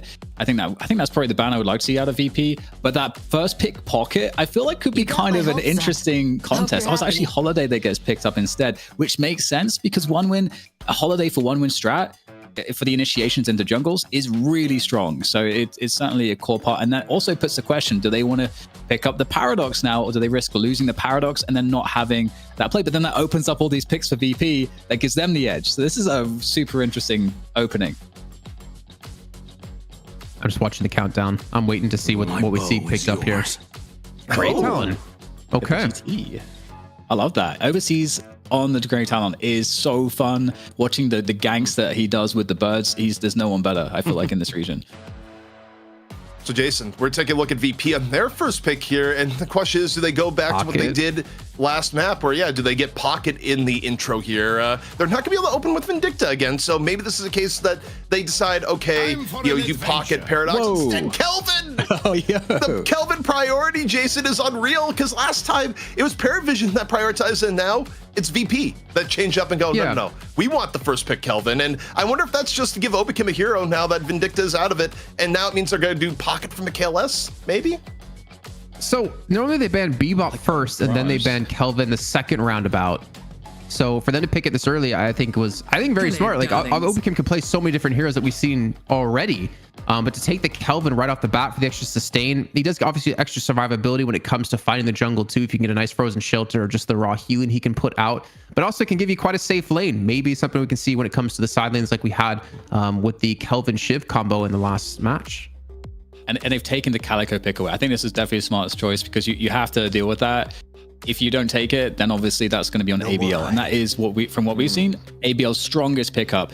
Pocket, I mean, Mirage is still available. I feel like Mirage would be still a great pick. Bebop is also still available, which I think would also be potentially something that they would look for. But with that said, Overseas tends to play Bebop. So maybe that's something one would try to ban in the second round of bans. Well, also Overseas, you can play Overseas on the Grey Talon or maybe AL on the Grey Talon. I think either way, the two of them are going to be on the Pocket GT no matter what, is kind of where I'm seeing it here, which probably means or he's on the Sinclair. Yeah, also the Sinclair could be, I think in this case, he'll probably be flammable on the Sinclair, if I had to guess, just based on the other heroes that are being picked here, which also kind of means that I think if you're VP, I don't think you have to worry about the Yamato pick necessarily coming in. I think Yamato may be off the table for 1-win here, so if you want to pick it up yourself, it's an option. But really, I think, Dan, you pick up the Mirage here at pick 3. I still think it would be great for VP to grab. You need a monster. Oh, wow. This is so interesting, this draft.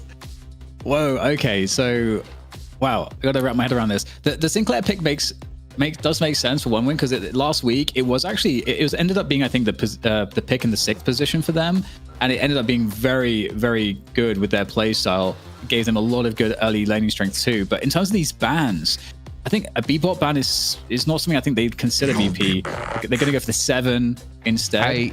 I like that. I kind of like that actually, because the success of ABL and Sinclair last week was him stealing Stormcloud from Zergy and then using it in the mid pit, and was able to get like 4 kills off the back of that. So but the thing is, like, banning it away when you're not necessarily going to pick it, it does leave open Bebop as a potential. Yeah, I mean, Bebop is still available. Mirage is still available. There's a lot of power picks generally that you don't see go this late to draft. 1-win decide, okay, we're not gonna let you get the Mirage, and now, I almost wonder, does VP just get picked almost what Parivision did in the last game? It's like, did they decide, you know what, we're gonna go with the Geist to go along here and be like, we will be the tanky comp now? Or do they grab the Bebop and shift things up? I actually think, Dan, from all our talking we saw last game, I would love to see DMOV go onto the Bebop here. To me, I think that pick makes the most sense in like mixing the best of both worlds from the before. But instead, yeah, Paradox is still available. It's just late in the draft. Why not? Yeah, that definitely makes sense. I'm expecting VP could still pick up a Geist as well. I'm expecting that we might potentially see that. I don't know where they're going to prio it though, because I don't think 1-win tends to really prioritize Geist in their comps. With that said, we'll see what adaptations they might have going into this week. Again, Bebop's still available, but I don't know, again, if that's something that they are going to pick. I know the versatility with the GT being a potential for ABL, but the question for me is, what is ABL going to play? Because Overseas Grey Talon, Empty Dreams on Pocket, I feel like we're still potentially looking for some. I mean, Yamato, I think, probably makes the most sense still. Get him on Yamato. I think that's what we're going to see here in the fifth pick. I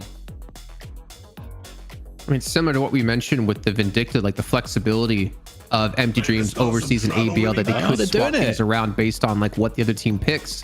But yeah, I mean, Bebop, Abrams, in like with the Hex, like if you get hooked in, you're going to be locked down for a very long time, and this is going to be very tough to deal with for Virtus.pro, and they really have to show what they've been working on here in this last week.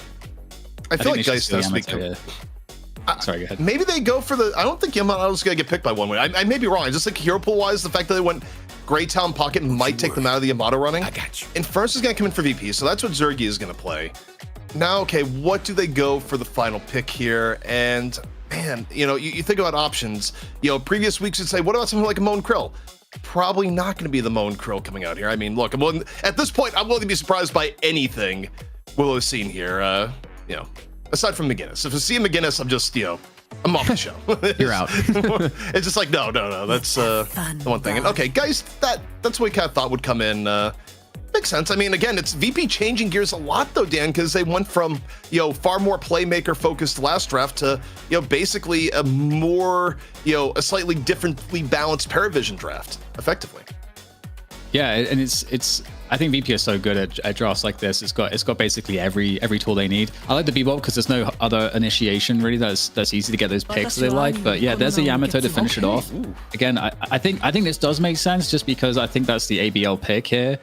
But I'm curious about who's playing Bebop for the team, because I feel like you got to put ABL on Yamato, and then Grey Talon Overseas. That's a huge strength of Overseas. So yeah, and Flammable and Sinclair, Empty Dreams on Pocket, the Abrams Bebop. I'm not sure which way that's going to go.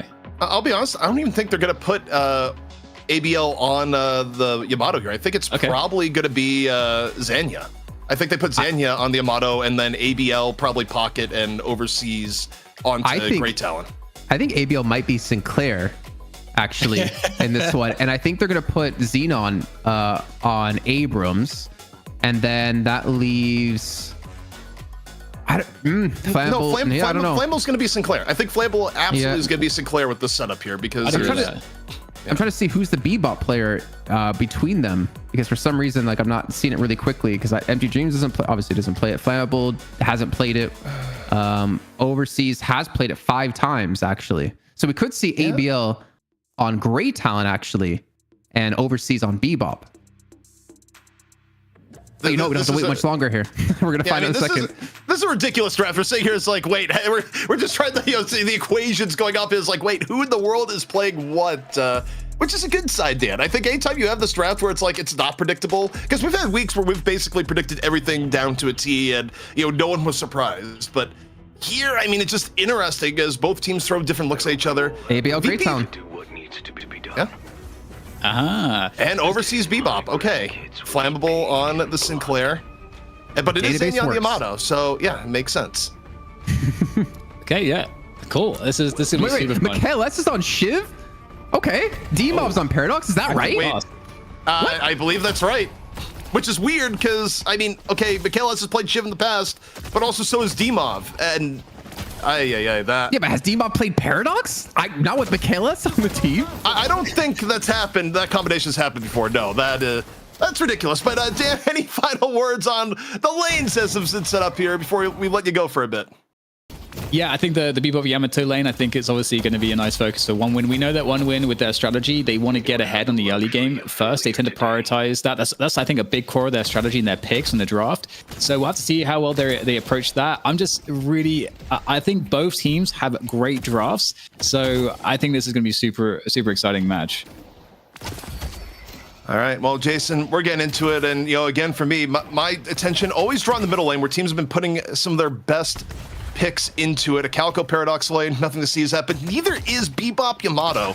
Where I think of the two, I actually think OneWin has more kill potential there if Overseas is just able to land a few hooks. So, to me, that is what I'm going to be looking at as things develop here early in this game. Oh, I'm so confused still. Even chat's now catching up to it, and they're confused seeing Michaelis on Shiv. Not saying that he can't play it, but you think of Paradox, you think of Michaelis, and to swap things up like that is quite drastic, and maybe some changes they need to have made when it came to the team to play up against OneWin. And not to mention, he's actually paired with Obi-Kim over the left-hand side lane, because we normally see, was it Listic Michaelis paired together as a duo. So a lot of swap-ups happening here at the moment for this VP roster. Yeah, I mean, it's kind of unreal how much can change in 1 week where, our predictions have never been more off within a given game is what I will say. But, man, you take a look at it. Right now, it just kind of comes down to execution within lane, right? Like, most lanes have a way through. But, to the middle lane, of course, still one more interesting one, just in that so much just is dependent on what are your hooks going to be? When do you go for the hook? Do you actually land it? If you don't land it, do you get punished immediately after? You just have this push and pull. I mean, speaking of the punishing, is that Virtus.pro had been banning Bebop nonstop. It's been the most consistent ban against OneWin. So clearly they're afraid of Overseas on the Bebop, but obviously with the bans they went with this time, they had to switch things up to kind of adapt to their style and obviously adapt to the loss they had last week. Oh, Yamato getting caught real low. Zanya unable to get away. Paradox. Carbine, right place, right time as D-Mob goes. By the way, I'm not, Michaelis not actually the only person that can play this hero on the VP squad. I almost wonder if we're at the point, and oh, there's the hook coming through, and a little bit of a knock up here back to the garden. Some good damage being done.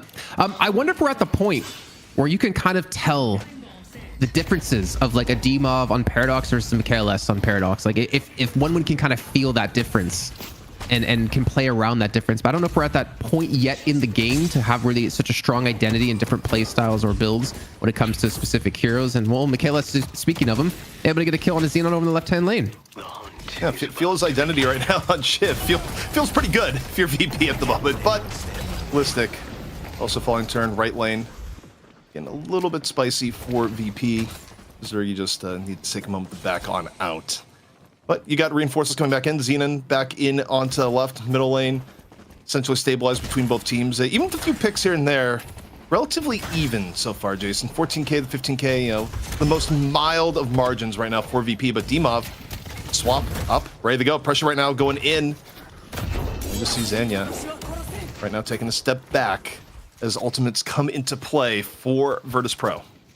Bro, Empty Dreams has just been farming on the right-hand side, by the way. Like, the amount of denies he's pulling off because he's able to play so close. It's been kind of ridiculous. He was having such a bigger lead than he currently has at the moment with Ultimate Online. He did actually use the Affliction Maybe looking for some very early pressure on that right-hand side lane, especially with Flamble now having his audience participation. But that's going to be the paradoxical swap coming through on Azania. Didn't get him over the ledge, so he will live to fight another day here. But you're just seeing that aggression out of Virtus.pro. You know, I almost forgot we were casting EU because we didn't have like 8 million pauses in the first map. But True. We're back to the standard here where the quick 2-second pause coming in from Zanya. Where, from what I understand, it's just internet lag that goes on. Where every now Does he and live in then- Italy? I don't believe he lives in Italy. Believe it or not, there are No, I other think so. areas of the world that have just as scuffed internet as your Italian Wi-Fi, as it turns out. Hard to believe. Can't wait till I move, man. In a few months. Oh, another hook come through. What comes in, but just the ability to ground yourself super quickly in Calico. Shriek showing just mastery of movement on the character. And it kind of shows part of why if you're doing lanes, you may want to have your Calico versus the Bebop on top of the escape mechanisms like Return to Shadow.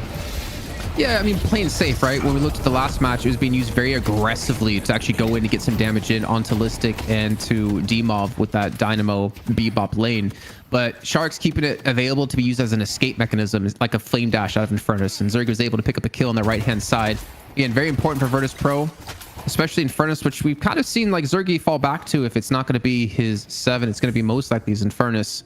And Virtus.pro, this is, I mean, a pretty damn big lead here, 3K. Honestly, it's about 2 to 3K considering, the waves and the way they're moving. But this is kind of insane, actually, for this early on. It's not too bad. And, again, talking about lanes, by the way, again, we didn't even bring up, it was a Shiv Kelvin lane. Again, Jake was singing its praises, and, for good reason. The synergy pretty high. Zanya, though, off the middle, getting a little bit of revenge on the Shriek. I think was set up by the hook. You didn't see it on camera, but you look at the kill feed, you do a little bit of investigation, pull it back, and it's almost certainly what happened there. So, Overseas able to land a hook and, neutralize things a little bit in the middle lane. Yeah, I think things can get a little bit scary here. Like, you don't want to see a Fed Yamato. 4.3 now, it's starting to climb up a little bit to maybe look to get a little bit more ahead in that lane. Survivability of 1 win. Yeah, I mean, also particularly Overseas, where Overseas is a threat on the hook, but if Overseas gets swapped back, the odds of surviving versus the Calico dive pretty low at the same point. So, both teams just playing at the whims of their Paradox and Bebop, respectively, within the middle. Hook, though, comes on in, lands over. It's a fall through, but again, it's on a Calico, and Calico just kind of shrugs it off, Jason, at times. Yeah, I mean, I don't think they have, so I don't think Virtus.pro have a lot of kill potential outside the swap out of Demov, because Shark is going to be forced to use his dash very defensively, like we've seen now twice in a row, just making sure to survive and not really want to give up any more kills over to Zanya in particular. So I think it's a very smart switch up to the way we saw Calico being played from the last match. Left lane, the Kelvin Shiv lane, really paying some dividends. Swap comes in, forces Shadow Transformation out of the Yamato. How heavily do they want to go in? Hyper Beam going to be coming out in turn. Both ultimates used here from 1 win. BP backing off. Do they go for the re-engage? I mean, they're healthy enough to go right back in if they want to. Hyper Beam is now down. Don't have to worry about either of the 2 ultimates. Calico a little bit roughed up, but you drop the Carbine, you definitely could start pressuring back. And while that was happening, Michaelis picked up another kill onto Xenon in the left-hand lane. He's currently up to 6,000 souls as he's starting to snowball a bit. And as much as we talk about Yamato not wanting to see a player like that get ahead or a hero like that get ahead, you don't want to see the same when it comes to a Shiv, especially with that reset potential on his ultimate when he maxes it. And Michaelis, I mean, this is what I've kind of found funny about him.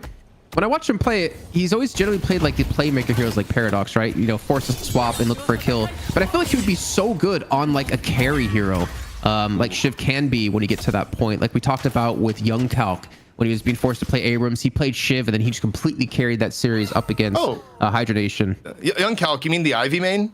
Forget any other logical info, but yeah, I mean, look, it was on the production graphics, so it's got to be true, It has to be true. The master of Ivy, definitely not Abrams or anything like that, but Yamato going for a little bit of pressure. The parry's huge, Jason! The hook coming in right after Yamato. Now, though, getting forced back. Demov back into the fray, strong enough that, the combo of Yamato and Bebop don't necessarily want to take the fight straight on. So middle getting intense, but also back into the right lane right now. Things also getting a little bit hot and heavy. Empty Dreams able to get on the Listic. Now looking for Zergy in turn. Throws out the cape, falls through, just laying in damage with the shotgun. And Zergy super low. You'd think Zergy would be dead right now. Zergy's still somehow staying alive, but it's just fighting a losing battle there, Jason. Finally taking on down. So Fireball steals the Combustible Combustion.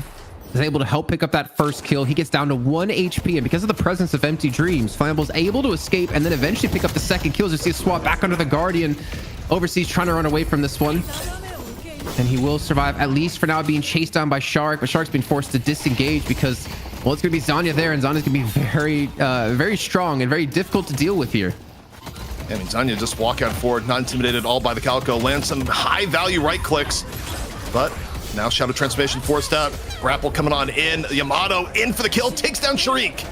Zanya playing Disruption beautifully there, and now the Hyper Beam to clear the creep wave, get more pressure on the Guardian.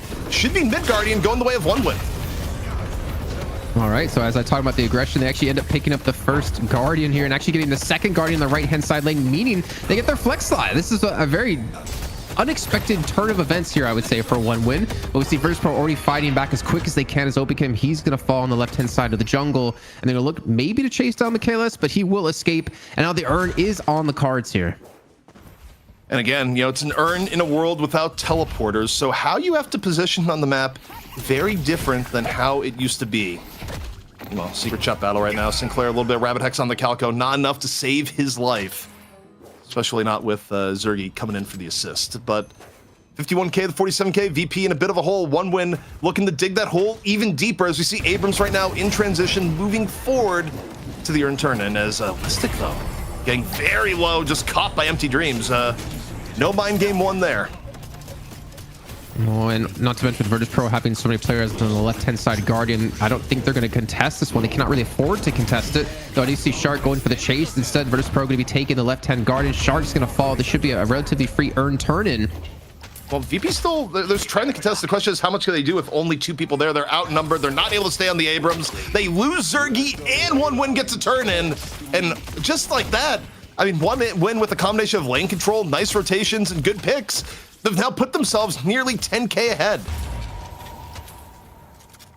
It looks like while we do have a second here, I've seen a lot of people in chat like talk about, yeah, Michaelis plays Shiv all the time. I mean, we know he can play Shiv. Like, we know pretty much any pro can play any hero to a very high level. But the fact is, out of the 44 matches he's played here in DFN, he's only played Shiv now 3 times. I think that's why it's kind of surprising, considering we know Dimov and Listic can both play Shiv and have played Shiv more often for the Virtus.pro roster.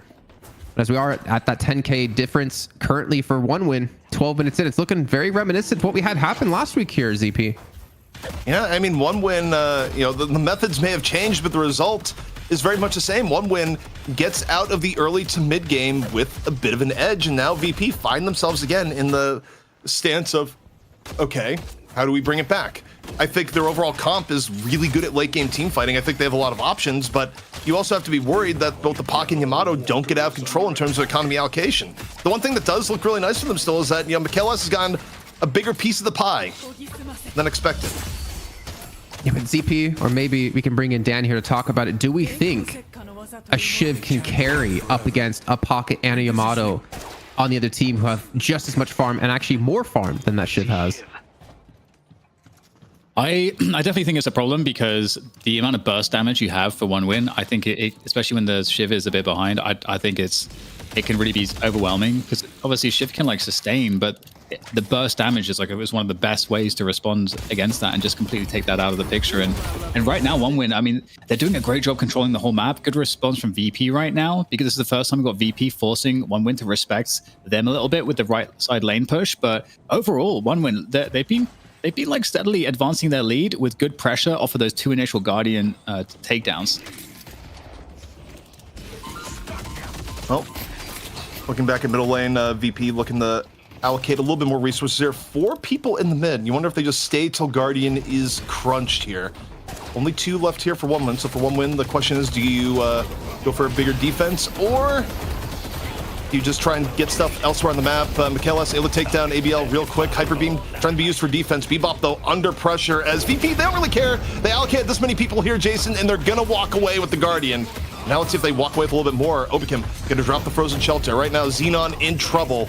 Getting pressured from all sides, getting hit with the Carbine. Down goes Xenon, and VP overloading the middle, working, but wait, what in the world?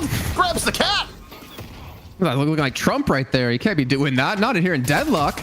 Able to escape from this one either way, though. Not going to be too big of a difference. This one did respawn with a push on the left-hand side Guardian, taking down the last of the game for them. It's currently 3-2 advantage for them, but the lead only down to about 8k, as we can still see Zanya not overextended. He's still trying to take away as much jungle as he possibly can from the enemy side, even though it was his own side of the jungle here, trying to respond to the VP push. And Michaelis actually gonna be the one under pressure now. Here's ZP being chased down. Coldfront gonna be used. He does have the backup of Obikin here in just a second. It looks like both teams will disengage. Yep, things evening out a little bit more right now. 1win now, allocating over to the right-hand side.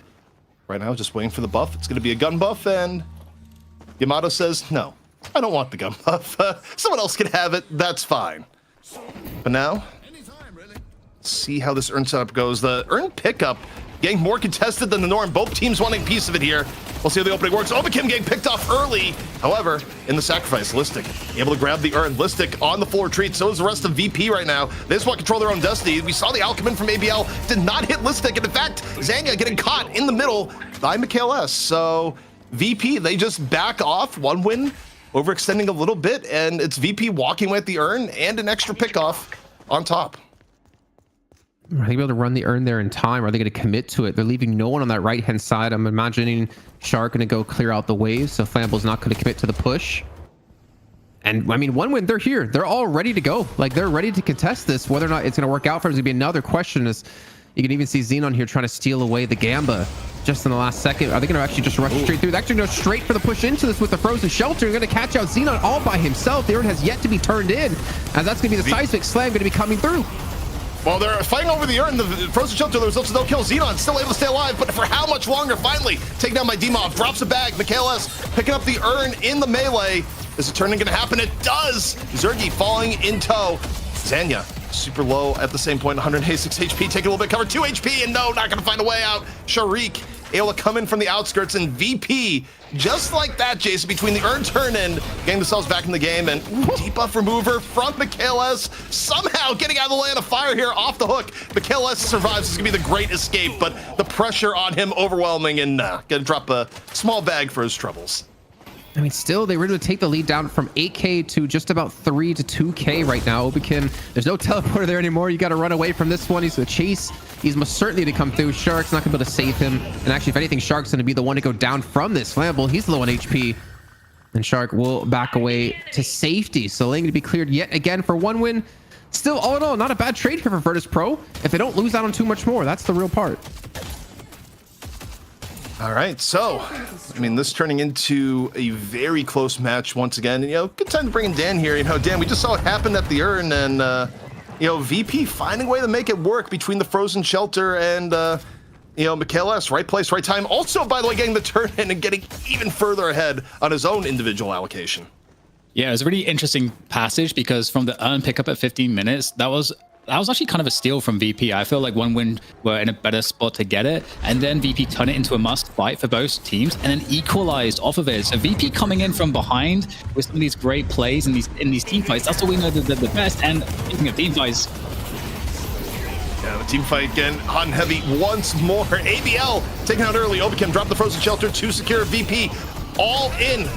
Meanwhile, look at Zanya right now, towards the back, under pressure, 500 HP, Shadow Transformation already used, just too much damage coming in from VP. Up 2-1 the fight right now. Michaelis killing blow to the back. And VP, I mean, it's 3 for 3 right now. 1win able to get some kills on the outskirts, so neither team coming out super far ahead on this so far. But Michaelis looking for cleanup, looking beefy, looking ready to go, getting overseas at the very end. And now the farm on the Michaelis actually becoming a real problem for 1win, Jason. It's going to become very scary, and 240 more souls for Michaelis. He's going to have his ultimate max. He's going to have the reset potential in these fights, and he's going to become such a difficult hero to deal with, such a difficult player to deal with here for 1win, because he doesn't have the resets just yet. He can only commit to the kill on the 1. This is tough times here. I mean, got to credit to Virtus.pro. Like, the fights around Urn have been really well done. They're now only behind by about 1,000 souls. And for 1win, it's like, what's the answer? Like, Zanya goes in, he gets Frozen Shelter, and he eventually goes down. He does a little bit of damage beyond that, but like, Obikim's able to apply so much healing to his team to help sustain them in the middle of that fight, and also, more importantly, kind of single out one target from 1win to try to snowball into a 6v5 fight. Well, I mean, it's been really good Frozen Shelters, and I think the healing on the Michaelis has also been quite good, going all the way back to the lane phase, right?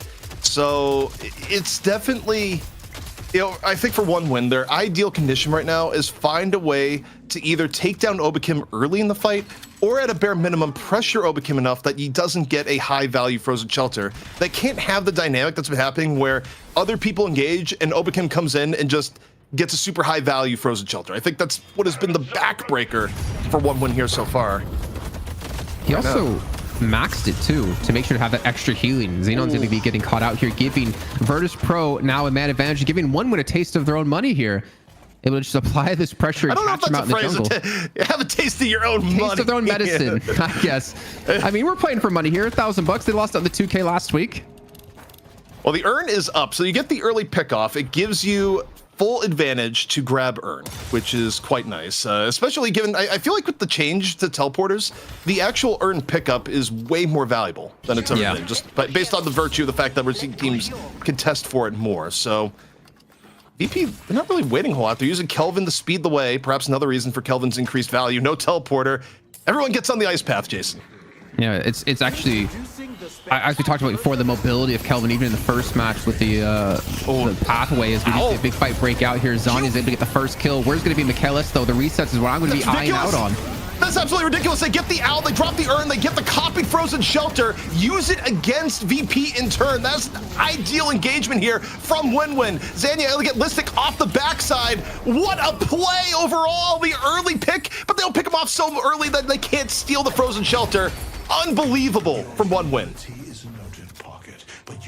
This is looking a lot like the first match, where Virtus.pro did the exact same thing to Parivision, fighting over the urn, with the singularity to get 4 kills and transition directly into a mid-boss, and that's exactly what one we're going to be going for. They're going to have over a 10k lead here.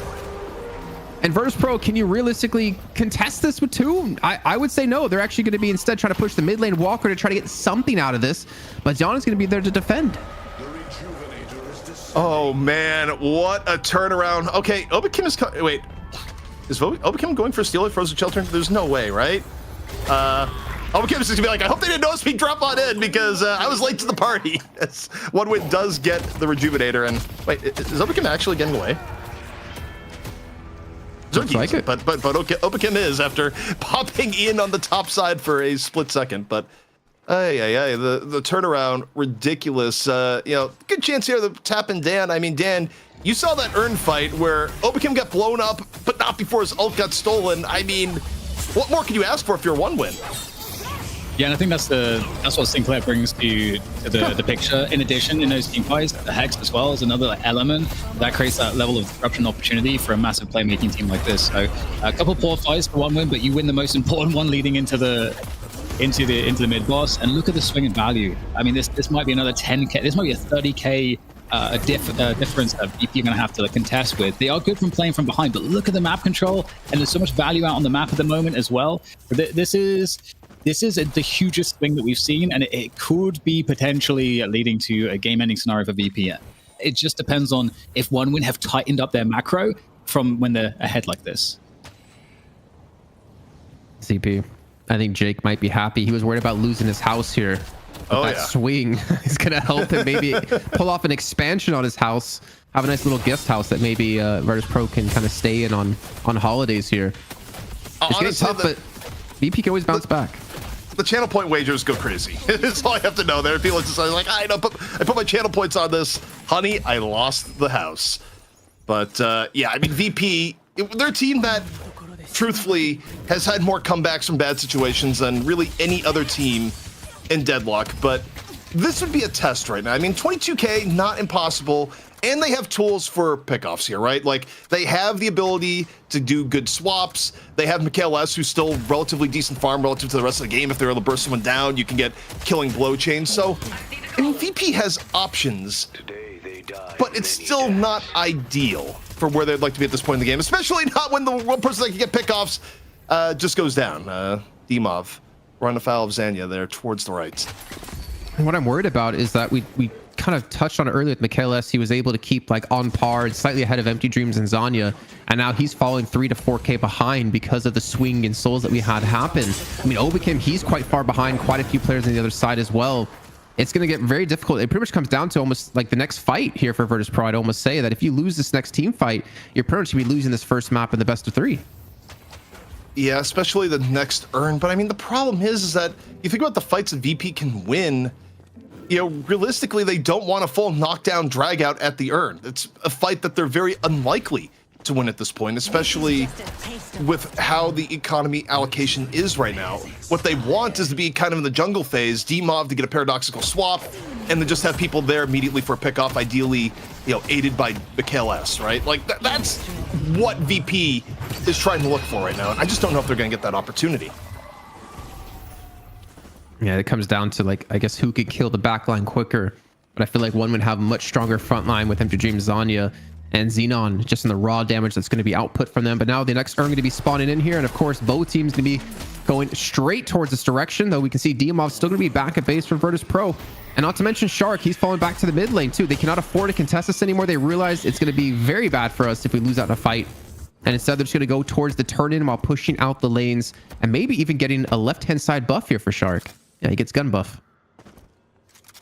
Saving grace for VP heading into what could be the final relevant fight of the map is that you're heading on in.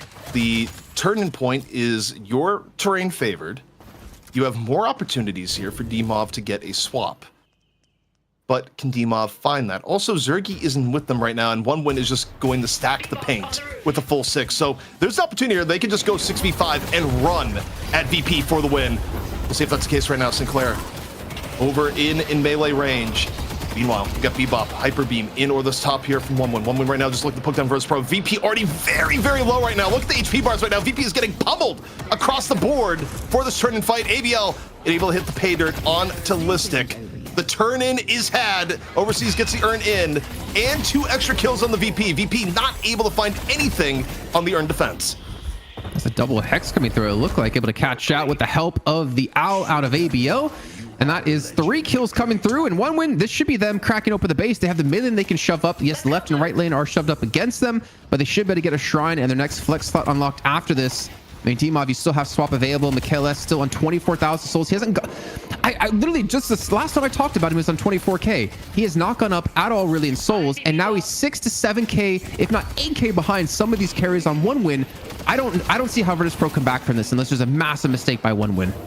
I think that's exactly what it requires. It does require a massive mistake by 1 win at this point, like maybe staying in too long, getting someone low enough to let Mikhail S start a killing blow chain. I mean, Xenon's pretty low. If Mikhail S was nearby, that might be a thing, but that Abrams is taking the zip line all the way back to base, express style. And yeah, I mean, at this point, you just wonder, what are your win conditions? And it's just gone low. It's gone very, very low here so far. A little bit of pressure, though, here on to the right-hand side.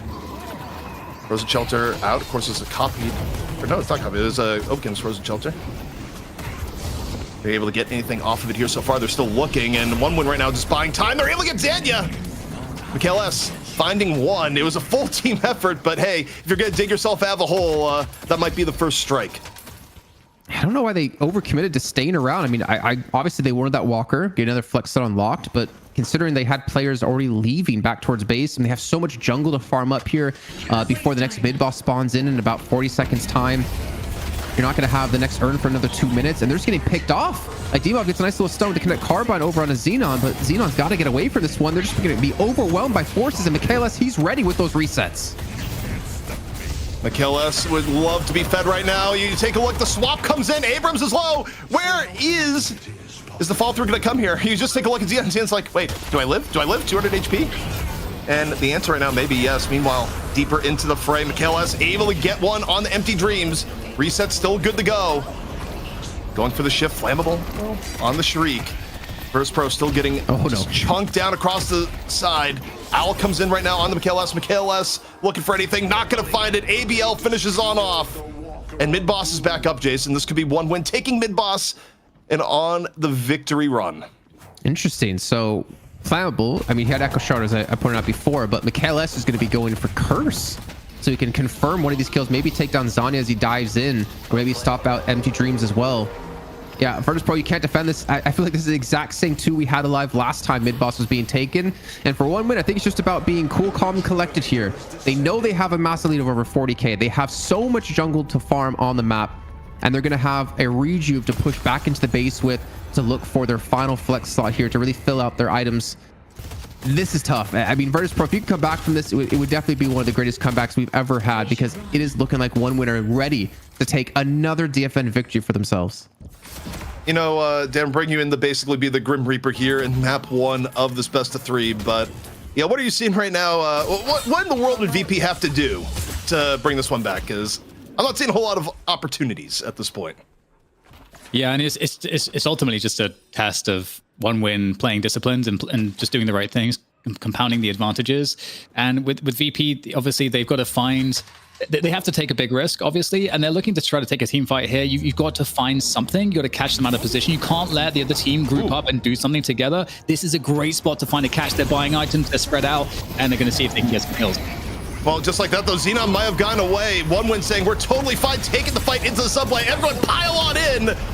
Zanya right now under pressure, but the stat check difference is huge. Just able to bob and weave throughout the team fight. Doesn't really care too much. Michaelis looking for a finish. Meanwhile, 2 already down for VP. The rest of one win flooding on in. VP trying for any sort of strategical retreat. Not going to happen. Listic getting caught in turn.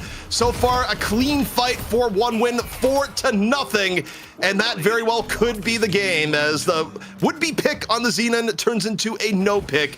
And one win, they're just dropping the well playeds, Jason. Yeah, I think it's over. They're going to be able to push it to base here. They still have the Patron to take down.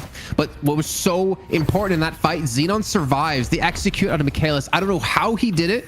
It was right after the ethereal shift came down. I don't know what he had up to prevent him from dying, but Michaelis had no ultimate to use in that fight. So that was already going to be a lost fight for Virtus.pro, because he doesn't have the reset potential to keep getting kill after kill.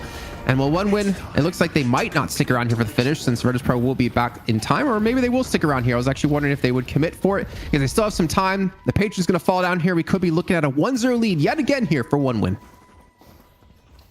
Down 50K, the opportunities for comeback are very, very small. I mean, they arguably had one of their best opportunities to pick off Abrams. They still weren't able to do it in one win. Not a team known for backing out when they have the advantage. They're going to stay on in, look to kill this Patron here and now. Swap comes in from Dimov looking for anything, but the damage differential between the two teams, absolutely unreal. The stat difference high, flammable, able to just punch Obakim to death right in front of the fountain. And now they turn the power onto the Patron getting lower and lower. Noah became alive to drop the frozen shelter. The Patron nearly about done, and that's going to be one win, taking the first map in our money match, looking to remain the Kings of Europe.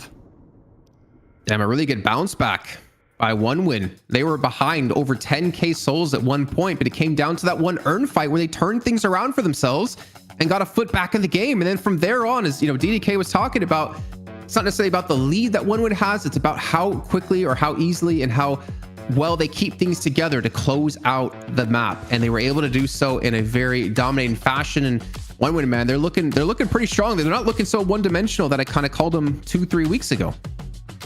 Yeah, I know. They'll bring Dan back in here. Dan, you know, we saw VP kind of run what the Parivision comp was in our very first map of the day with almost similar results. In the end, you know, just one bad fight at Earn around 20 minutes, and this time it's VP that's on the receiving end with no way of really bringing it back. And, you know, from there on out, it was one win's game. Yeah, it was actually really cool to see, because one win did have a command of the game from the early game, and it was a couple fights around the 50-minute mark where suddenly VP, they get this like earn steal, and I don't think they were really in position necessarily to get it, but you know, these team fights can, you know, weird things can happen, and VP set it up well. They stole it, and then that led them into a decent fight for the drop off as well, and they secured it during that fight. So that ended up being this not just a swing in value, but also now the tables flipped, and VP then able to put the pressure on one win.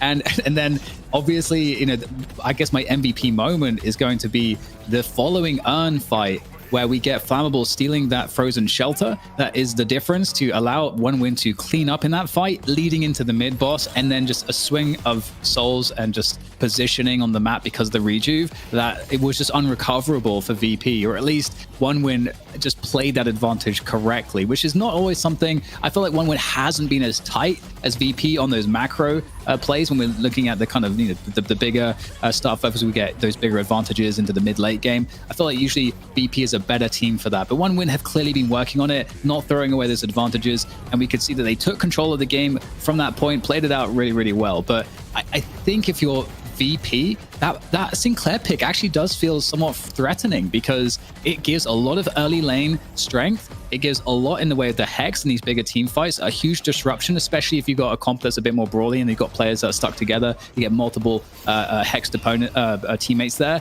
And in addition, yeah, you get a Kelvin in there. Now there's that danger where that frozen shelter can get stolen, and there's just a massive like turnaround in these team fights, which is where TVP usually have an edge. So I feel like the Sinclair is kind of a scary pick. I feel like against OneWin, maybe you start to ban this. Maybe this is really a part of the core that is what helps them to be so strong. And we've seen Sinclair a part of all their victories lately. Man, insane stuff here, ZP, honestly. I mean, Virtus.pro, by all rights, had that game not won, but so heavily in their favor just from the get-go. Like, we had Mikhail S. Oh no. It's in their house. It's so over. This is actually, I mean, shout out to production. Dear Lord. Also, our production Discord is not a secret spot anymore. Like, anything can and will be used against you is what we've learned here. But, oh man. Yeah, I forgot what I was saying now. Now I'm just like, when do I buy the dip? That's what I'm looking at. I mean, when do I bet on the dip, I guess? You know what I think is I do feel like I cursed Obakim a little bit because, you know, we mentioned when VP was doing really well, it's like, yeah, you know, Obakim just keeps coming in, landing great frozen shelters, right place, right time. And it's like, you know, OneWin, if they want to stop this, they need to kill Obakim first. And not only do they kill Obakim first, but they take his secret weapon before they finish him off and then use it to kill the rest of VP. It was actually just, you know, wow, they not only did the right thing, but then they went, you know, a step beyond, and it put VP in a hole that at that point they just could not come back from, Jason. Oh, well, he's just like Jason. Well. I mean, we just keep throwing Jason into a hole randomly, but yeah, bro, no, what is happening with his internet, man? I swear. There's like a secret word you're saying, ZP, that like caused my internet to die out. Did you secretly organize something with my wife? Maybe, but I was also gonna say, if you see a light, you know, walk into the light, because it looked very dark in there for a second from, you know, our perspective. Man, so VP had such strong control of that game early. Like, Mikhail S was dominating the lane. Like, Xenon got punished like 2-3 times to Mikhail S in the left-hand side lane, and he was able to really get a strong snowball going. But it's crazy to me to see like one mistake at that earn fight just turns the game entirely around. Obviously, I don't want to downplay how well OneWin played that fight, and obviously the subsequent fights after that, but it's not easy to kind of, or it's very frustrating to lose one fight and then have that be like the end-all be-all of the game eventually. I think another big issue too that VP have to be thinking about is, you know, because they won that one lane, but they lost the mid lane and like the mid tower and the right tower first pretty quickly. Those lanes are like pretty well under control by OneWin, and that probably, I feel like if I'm VP, I'm thinking, okay, well, we have to like stop that from happening. We can't lose 2 lanes like so quickly, and that's going to be hard to deal with the way the draft went. Because like, let's say Yamato was like one big part of why that mid lane went so well, like, you know, just great Yamato play. It's like there's so many, like, who do you ban, who do you steal? Like, it's really hard to make these draft choices to try to correct here. But I do feel like a ban on the Sinclair could be coming. It could actually be the case that after seeing everyone like super scared of the Sinclair, and it's like, oh, actually this is just like complete bait. Now maybe we're actually seeing an actual reason to ban the Sinclair, because we've seen how well Flammable can use it. I feel like OneWin are by far the best in integrating Sinclair and showing the strength of the hero. So that could also help, because Sinclair's just an absolute demon on the early game as well, I feel like. Well, VP, they showed a lot of adaptability in our best of one. They went into the money match feeling real good. They got ahead, but then they got smashed down by the hammer of reality, brought in by OneWin. Will OneWin take away another EU championship, or does VP have more tricks in their bag? We'll be back with Deadlock Fight Night number 21 here in Europe, presented by Intel, in just a few minutes.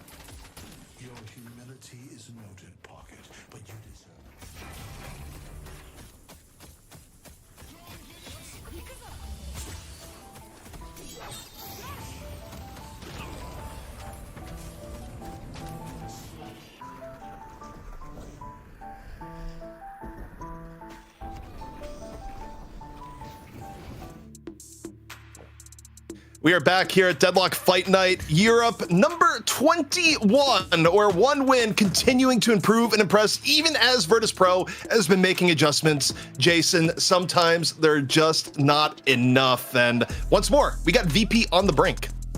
Yeah, you know what? You got to give it to one win. They bounced back after being down, 10K plus souls.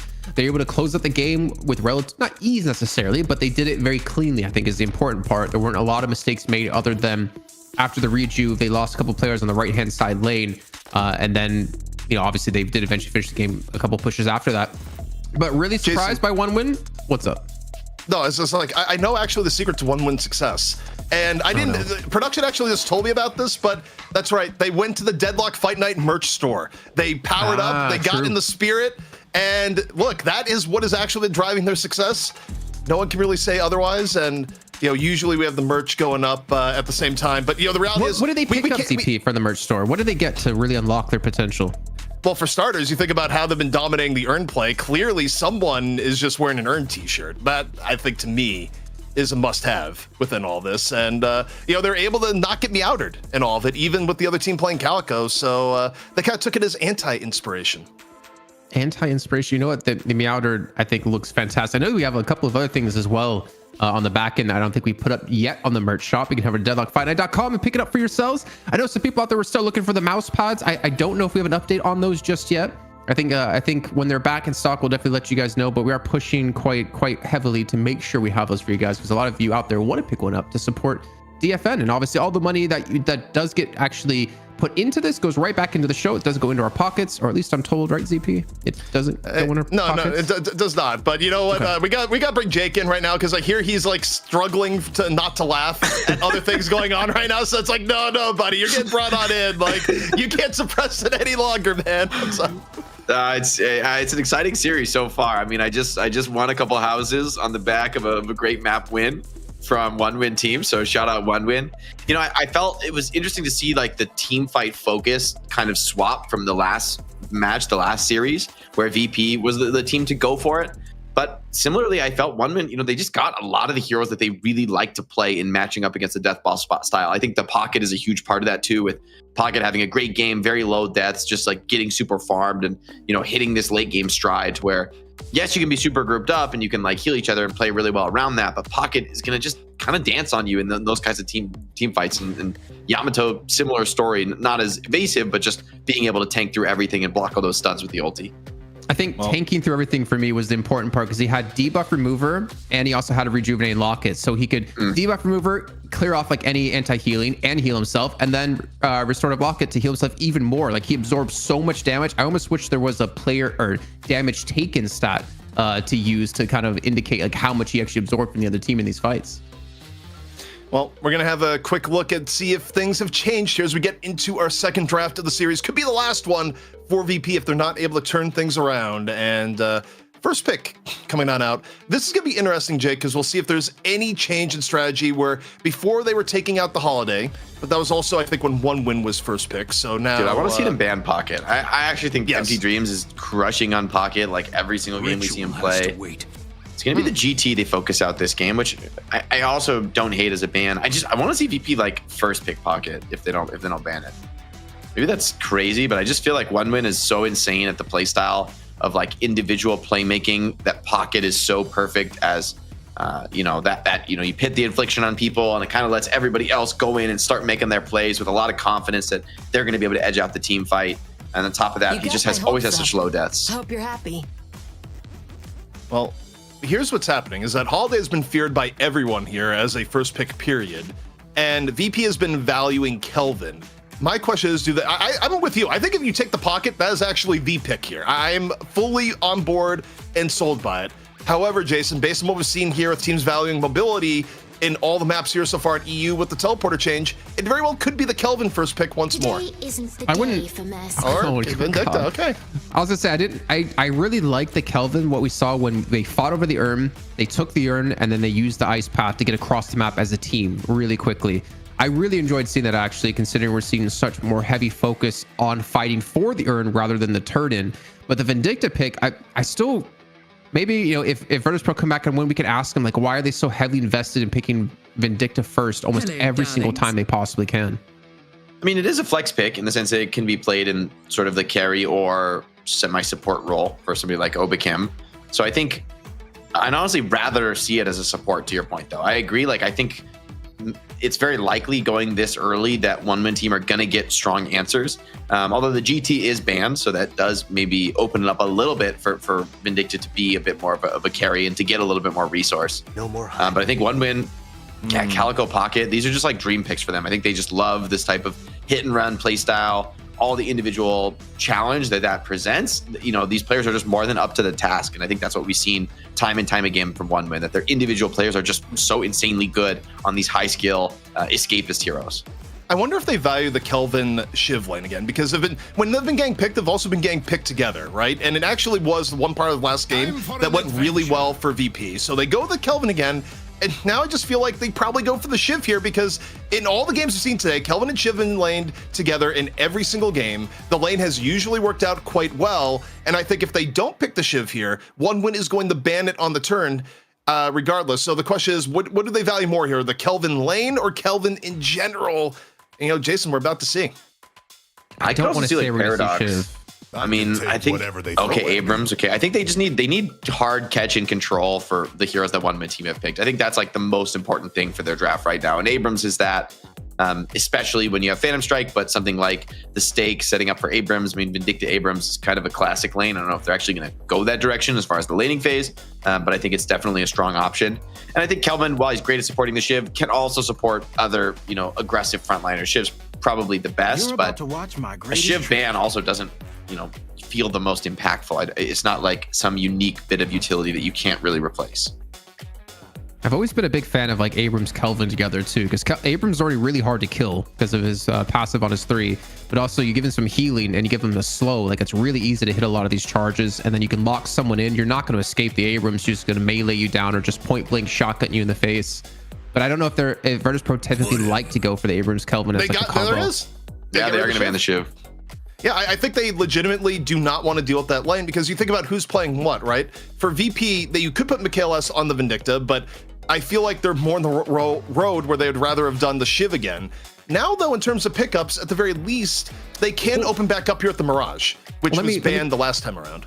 Let me jump in really quickly, though, because if they did pick Shiv, then who would be on Vindicta or who would be on Shiv when Michaelis go to Vindicta? Because we already have Kelvin. Oh, so yeah, that's true. Obikim is probably Kelvin in this draft. Yeah, so you're right. Maybe it is going to be Michael's. Now, I mean, it's kind of like Paradox and Mirage, I think, are like the two obvious picks for this slot for one win. And probably whatever they don't pick is going to go to VP, just with how the strength of those characters. Maybe you could look for something like Yamato and being able to tank through Abrams and Kelvin and be able to fight at that close range. But it's going to be the Mirage.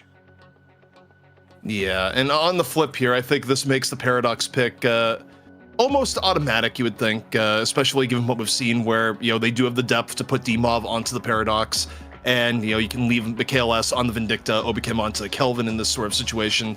I would be a little bit surprised if they didn't go with the Paradox here, just given the value of a playmaker. Holiday also like a Mo as a concept here. I don't know if they're going to do it. Okay, it's Bebop. Actually, I like this. It prevents overseas from getting it.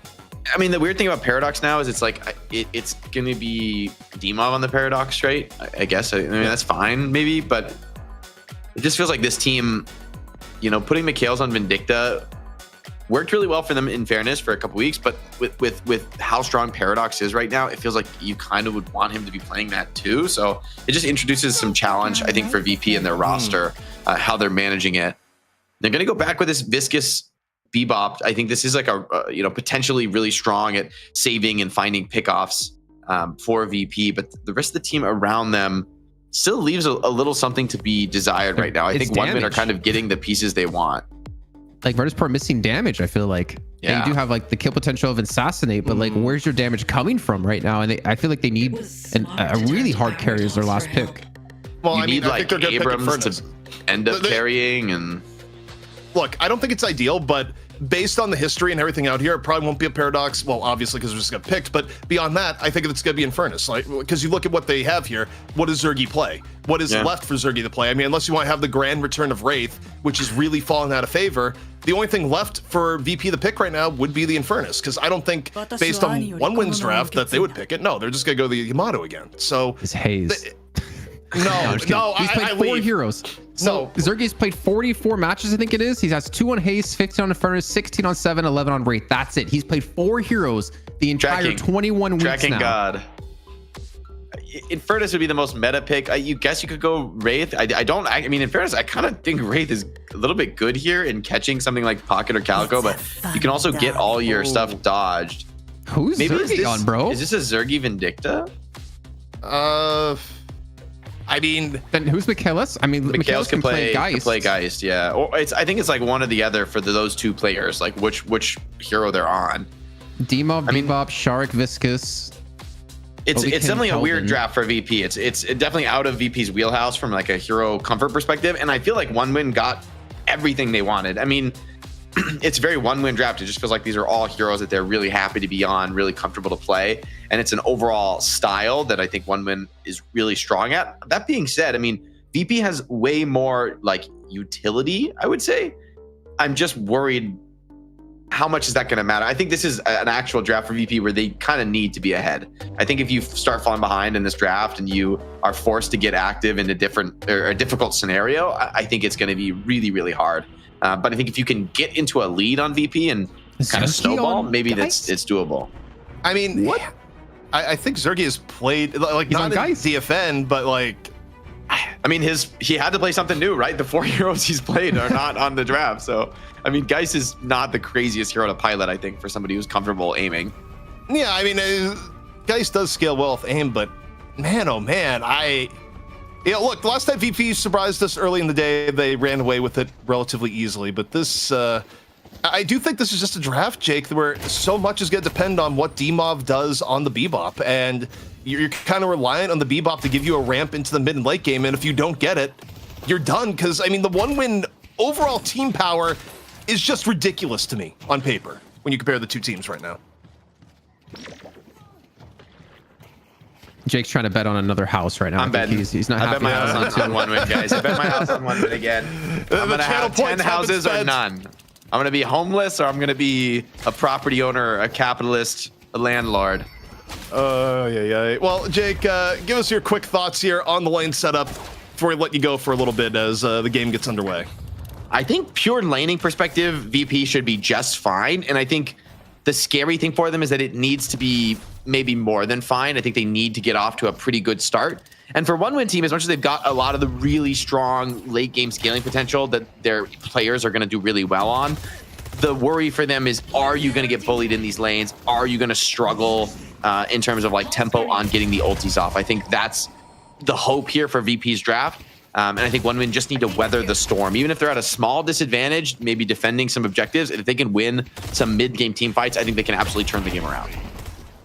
You know, I think, Jason, as I'm looking at here, I think some of VP's most iconic wins that we've seen where people have really stepped up. You know, maybe we're due for like the big Listic Abrams game. I feel like it's been a while since we've seen like Listic just take over a game on Abrams. I thought you were going a different route with that, because you're talking about like we've seen like individuals have these massive step ups, like Listic on Calico. Do you remember that? Like, you know, a month and a half, 2 months ago, he just completely wiped the floor with teams and how he played it. I thought you were going to go with like, Zergy on the Geist. Maybe it's time for him to step up here and show he can flex out to more than just the 4 heroes he's played in DFN. But yeah, at the same time, I mean, think of Young Calc last week for Hydra Nation, man. His Abrams was insane. Some of the charges he was pulling off, the movement as well to like get in positions to hit multi-person charges was amazing. So I wouldn't be surprised to see if that could happen for Listic, but as you know, Jake's saying, it's kind of going to be required out of someone out of Virtus.pro. Kind of a rough start in the right lane for VP. You look at how just heavy Obikin was getting poked down, where, you know, again, you know, a Geist Kelvin lane is definitely not a Shiv Kelvin lane as far as lethality. And across the board, you look at health bars, and VP's been, you know, even though it's relatively even economically, VP has been getting bullied a little bit health-wise in these lanes so far. Look at the confidence too out of ABL and the Calico. You know, think about Sharik. He was very careful of these hooks. He would save his dash to escape. But ABL, I mean, confidence is definitely going to be there. And honestly, like the kill potential is going to be a little bit rough, I'd say, just because of Cube. But they do have a Pocket and a Calico who can do some insane stuff. And speaking of insane stuff, the charge does come through. Does land initially over on the overseas, but not enough to get a kill just yet. Yeah, and I mean, if you're Listic, you would love to get ahead. I mean, we've seen it too, even going the NA, right, where, you know, players have been able to use Abrams, get really far ahead and be a force. And again, oh, a double! Quick charge in, and look at how low the Paradox is. Listic, smelling blood in the water, overseas goes for the parry. Wait, no, absolutely no way does overseas get away with He's that. Gonna pop. That's a crime. Jason, that we just witnessed a crime. Jin Mark 4 stacks almost takes down Listic too. I don't know how overseas escapes that one, but he does either way. And well, speaking of escaping, one of these two won't be escaping. That's going to be Zergy, the one to go down here to Zanya and Flammable as a duo. Obikin's trying to chase down for the kill. He's eventually able to turn it around for himself, but he will fall. And this is not what you want to see as Virtus.pro getting a strong start here for Zanya and Flammable in that lane. Yeah, I mean, at least it was more of a trade out overall. I mean, it definitely could have been worse. You send Zanya back at the very least. So you take a look at the farm. It's actually not too bad between like Geist and Zanya there. So it's okay-ish. But here we go. Pocket moving on in. And this is the thing that I think is underrated about Pocket. The ability to just drop Affliction, set a tempo, and ABL was able to chase it on down. Like the synergy between having a Calico that can chase down and a Pocket that can just ruin your life with Affliction, really underrated at times. Yeah, man, they have a lot of kill potential with this one. Listic going for a big dive here. The Tornado's going to get a knock up as well to lock him under the guard, which is doing no damage to him. The Size Plan's going to come through overseas. You're not going to escape a second time as he will fall. As Zergy picks up 2 kills over in the right-hand side lane, taking out Flammable first and then Zanya next. Just as we start talking about OneWin starting to look to run away with this game, Virtus.pro quickly answer back. Listic's looking real strong right now in the Abrams. I mean, you kind of get this vibe of like, oh, it's a good Abrams game, and oh, the pull in on Empty Dreams. Pocket the escape artist not getting out of that one. And yeah, I mean, I feel like the left lane has gone quite well for VP so far. And, you know, again, if Listic can keep pace souls-wise with the rest of the game and stay a little bit ahead, I think, you know, it might be the difference. VP needs to make plays and, you know, not suffer OneWin just getting out of the mid game with a lead. I still don't want to discount the explosive potential, though, out of ABL and Empty Dreams in this middle lane. A duo that does amazing things. As you can already see, Shark getting low here, being forced back. When you're right about Listic, you kind of can carry games like we saw Calc do last week. If you can get far enough ahead. If he's hitting charges like this all game long, he's been able to do it in the laning phase. I definitely wouldn't put it past him. Zanya getting very low here. Obikin's use a Frozen Shelter to lock him in towards his death. Flammable is going to be there as well. The Hex gonna come through as he's looking to escape, and Obikin, well, he's gonna have the backup out of Zergy here, but Zergy's also very low in HP.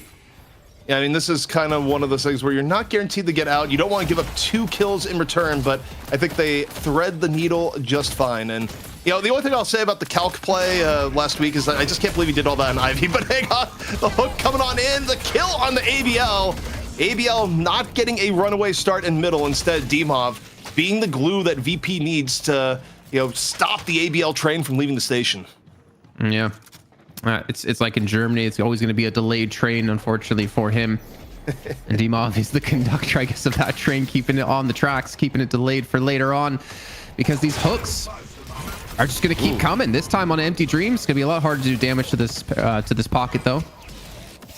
Still, forces cooldowns out. Meanwhile, trades on the other end. And honestly, I think you're okay with that. I think you're completely okay trading your Kelvin to slow down the Yamato. Like, if you're VP, you look at that, you go, yeah, this is fine.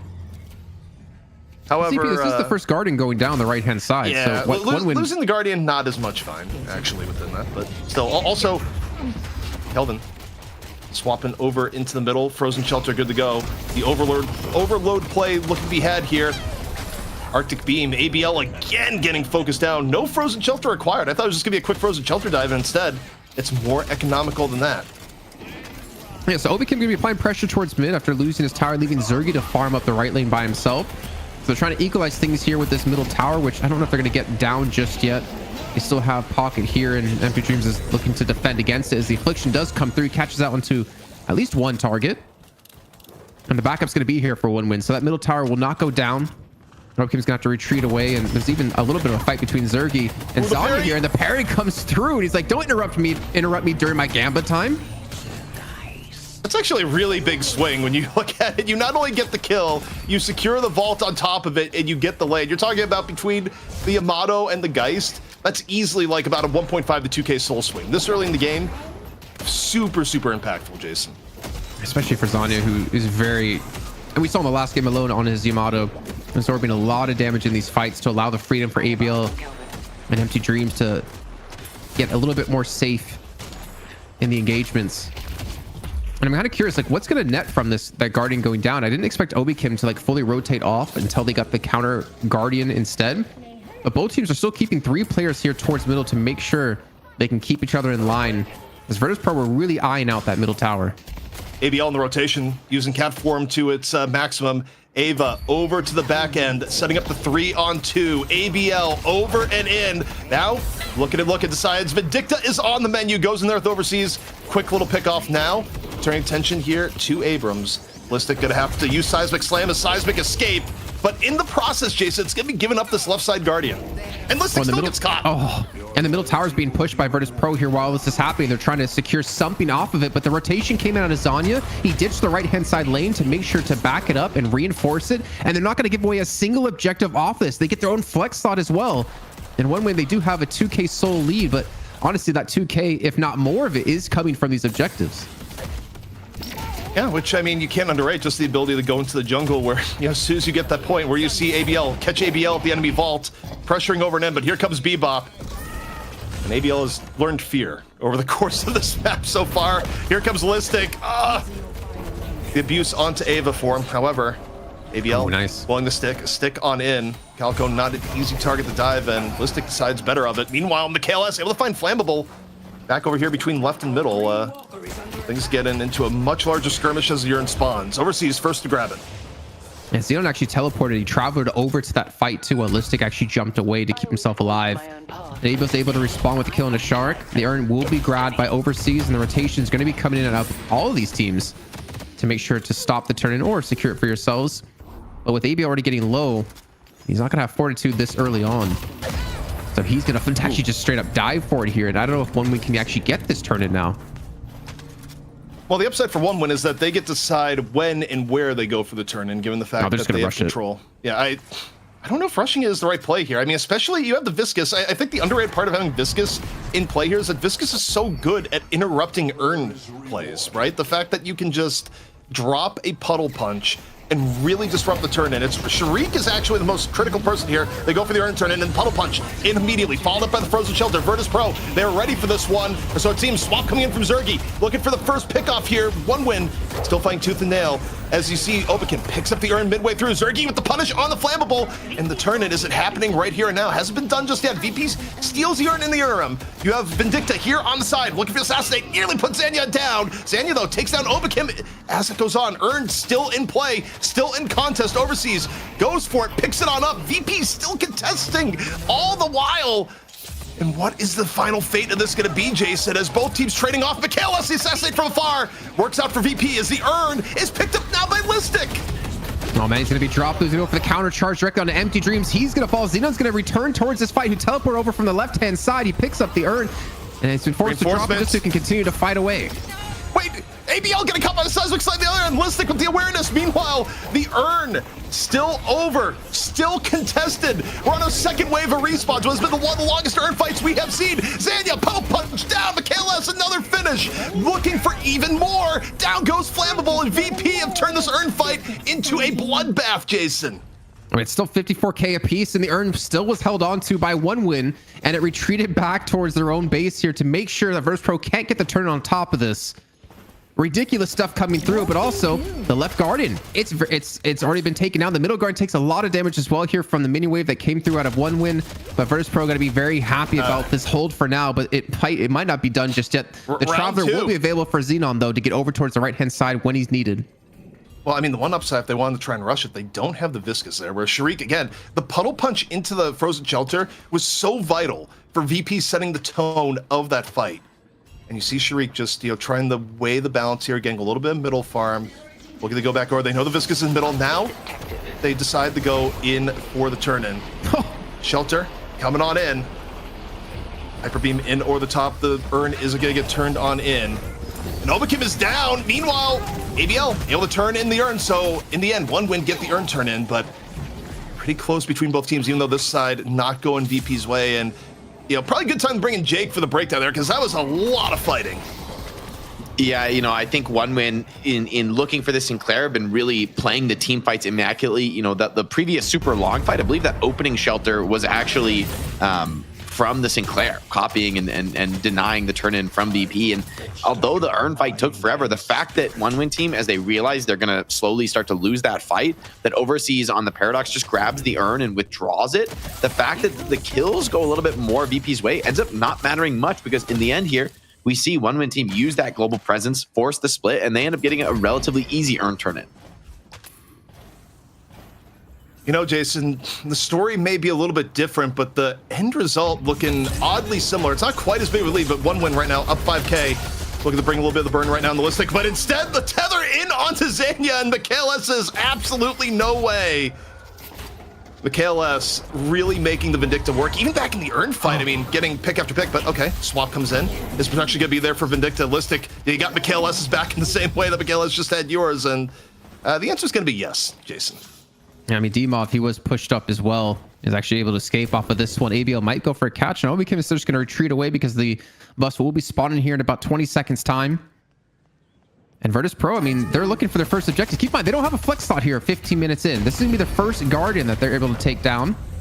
They still have one more to go, and they're only behind by 2,000 souls too. So it's really not that big of a deficit. I mean, it's never really that big of a deficit. Actually, they were winning if they were equalized on the objectives. They're going to teleport over. A little bit delayed to go for the urn pickup, which we can see one could easily secure for themselves.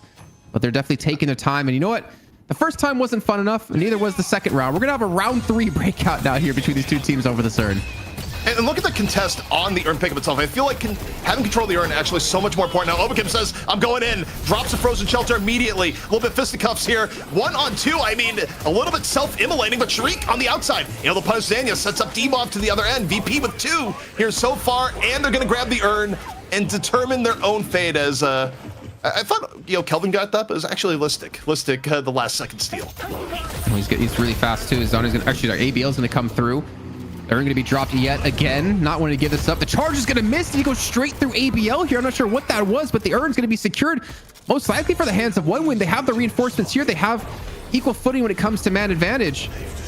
And they also have the respawns coming in a little bit quicker, so they could get around towards this turn-in, as finally Virtus.pro do get the middle Guardian, giving them a flex slot.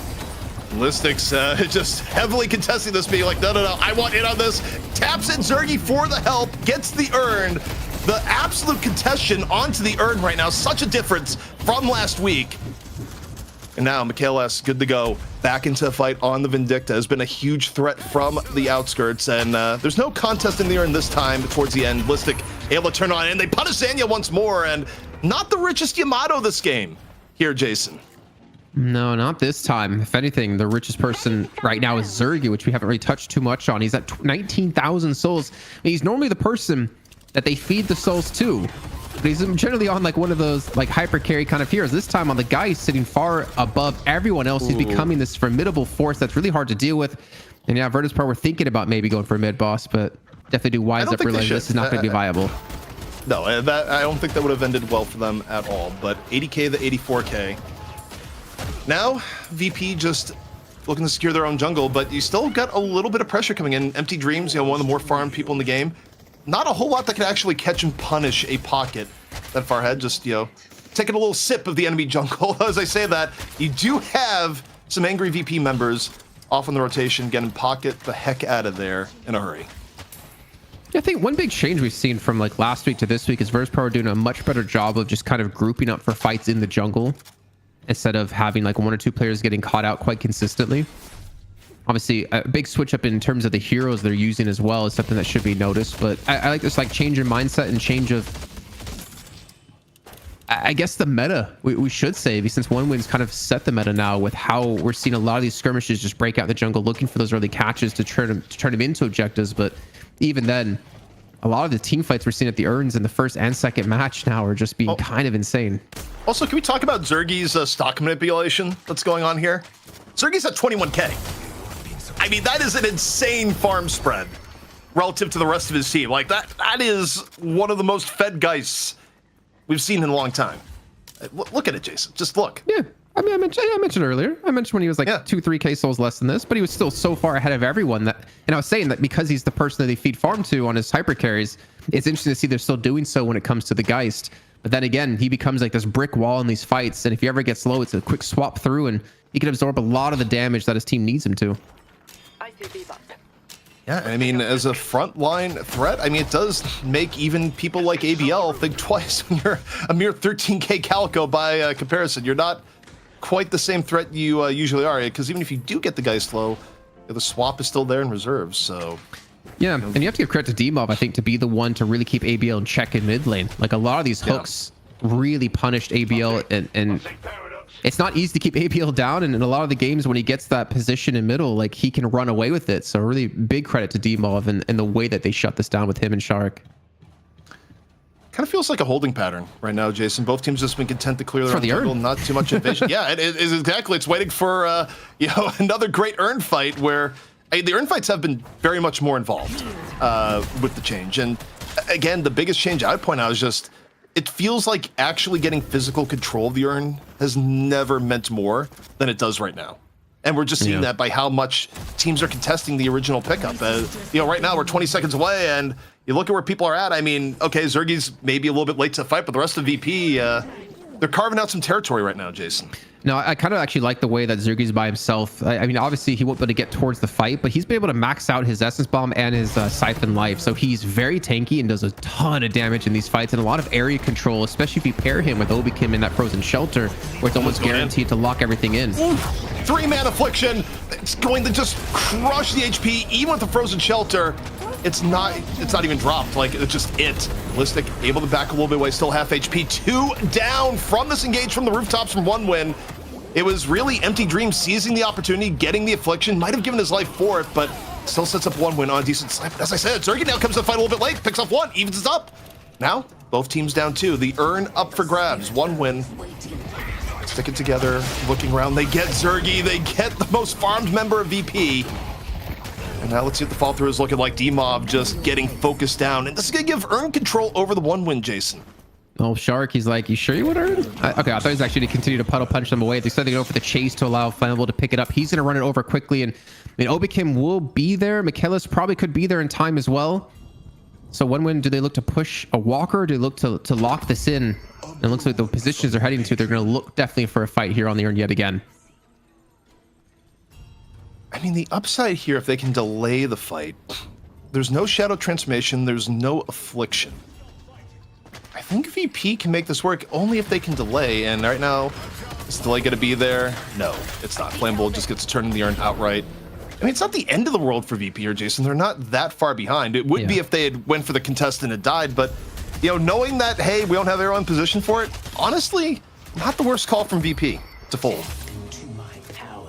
It's also kind of crazy, like how strong Fortitude's become as an item with like, as you're seeing how these fights kind of develop. There's a lot of like skirmish, a lot of like initial damage, but in that situation, when you just got off the back of, trading 2 for 3, you don't want to have to go back to base to heal. You use that Fortitude to heal right up while you're trying to run the Urn across the map, and it saves you so much time and just allows you to have that second win that you're going to need to continue that control. 22 minutes into the game, about as even can be right now. VP perhaps more under pressure with the Bebop comp, where, we kind of said from the onset they need to have a better early game.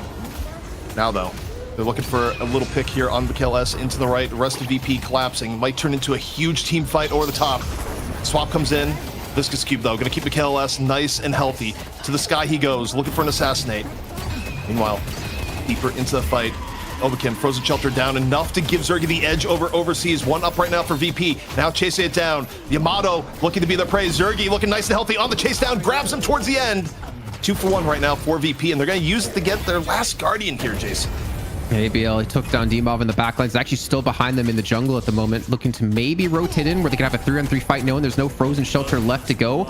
And also, with Listic going down, that could be pressure on the left lane Walker. That also could be a Traveler in towards the right-hand side, but he doesn't have a lot of HP. Flammable's going to go down here as Shark's able to get the push in. Maybe they're looking for the Walker, but here comes ABL from behind. I think it's going to be a bit of a Walker trade right now. Xenon right now more than happy to take the left Walker. Meanwhile, you got VP really focusing down the right, but that is as free gets for Xenon, and now gonna be teleporting over and in, using the Mirage flexibility over the map, a little bit of macro control. And just like that, you immediately have 1win right now on the pursuit right now, looking for Zergy. ABL getting real wounded in the process, but it's still 1win, Jason, pushing the advantage right now, moving forward, but looks like VP has been able to fully disengage. It's insane to see, by the way, Zergy's healing. Like, him alone with just the items he has and like the way he's been leveling up, plus having Obi-Kim there with Healing Nova and the Frost Grenades and the Frozen Shelter, like, he just does not die. It is ridiculous. Return the Shadow can be used here by ABL. And I think VP are okay getting that ult out. Still, again, super even. 1 minute away from the next urn, Jason. I feel like the next urn could decide not only the map, but perhaps the course of the series on top of it. 1 minute to go, and, you know, give us a little bit of a preview here. You know, tap in Jake. 1 minute to earn. What are you looking for as we get to what could be the definitive fight? I mean, these fights have been so back and forth. I don't even know that the next fight is going to really break the game wide open. I think we might be going into a very deep late game scenario with the teams being so evenly matched. Right now, it feels like VP have a slight edge in the major team fighting. But if 1win can play this global presence right, if they can, you know, get the really high impact copies out of Sinclair, then I feel like this is definitely still their game to lose. So I feel like both teams getting their vision on the game and both teams really making a good showing here in the second match of the best of 3.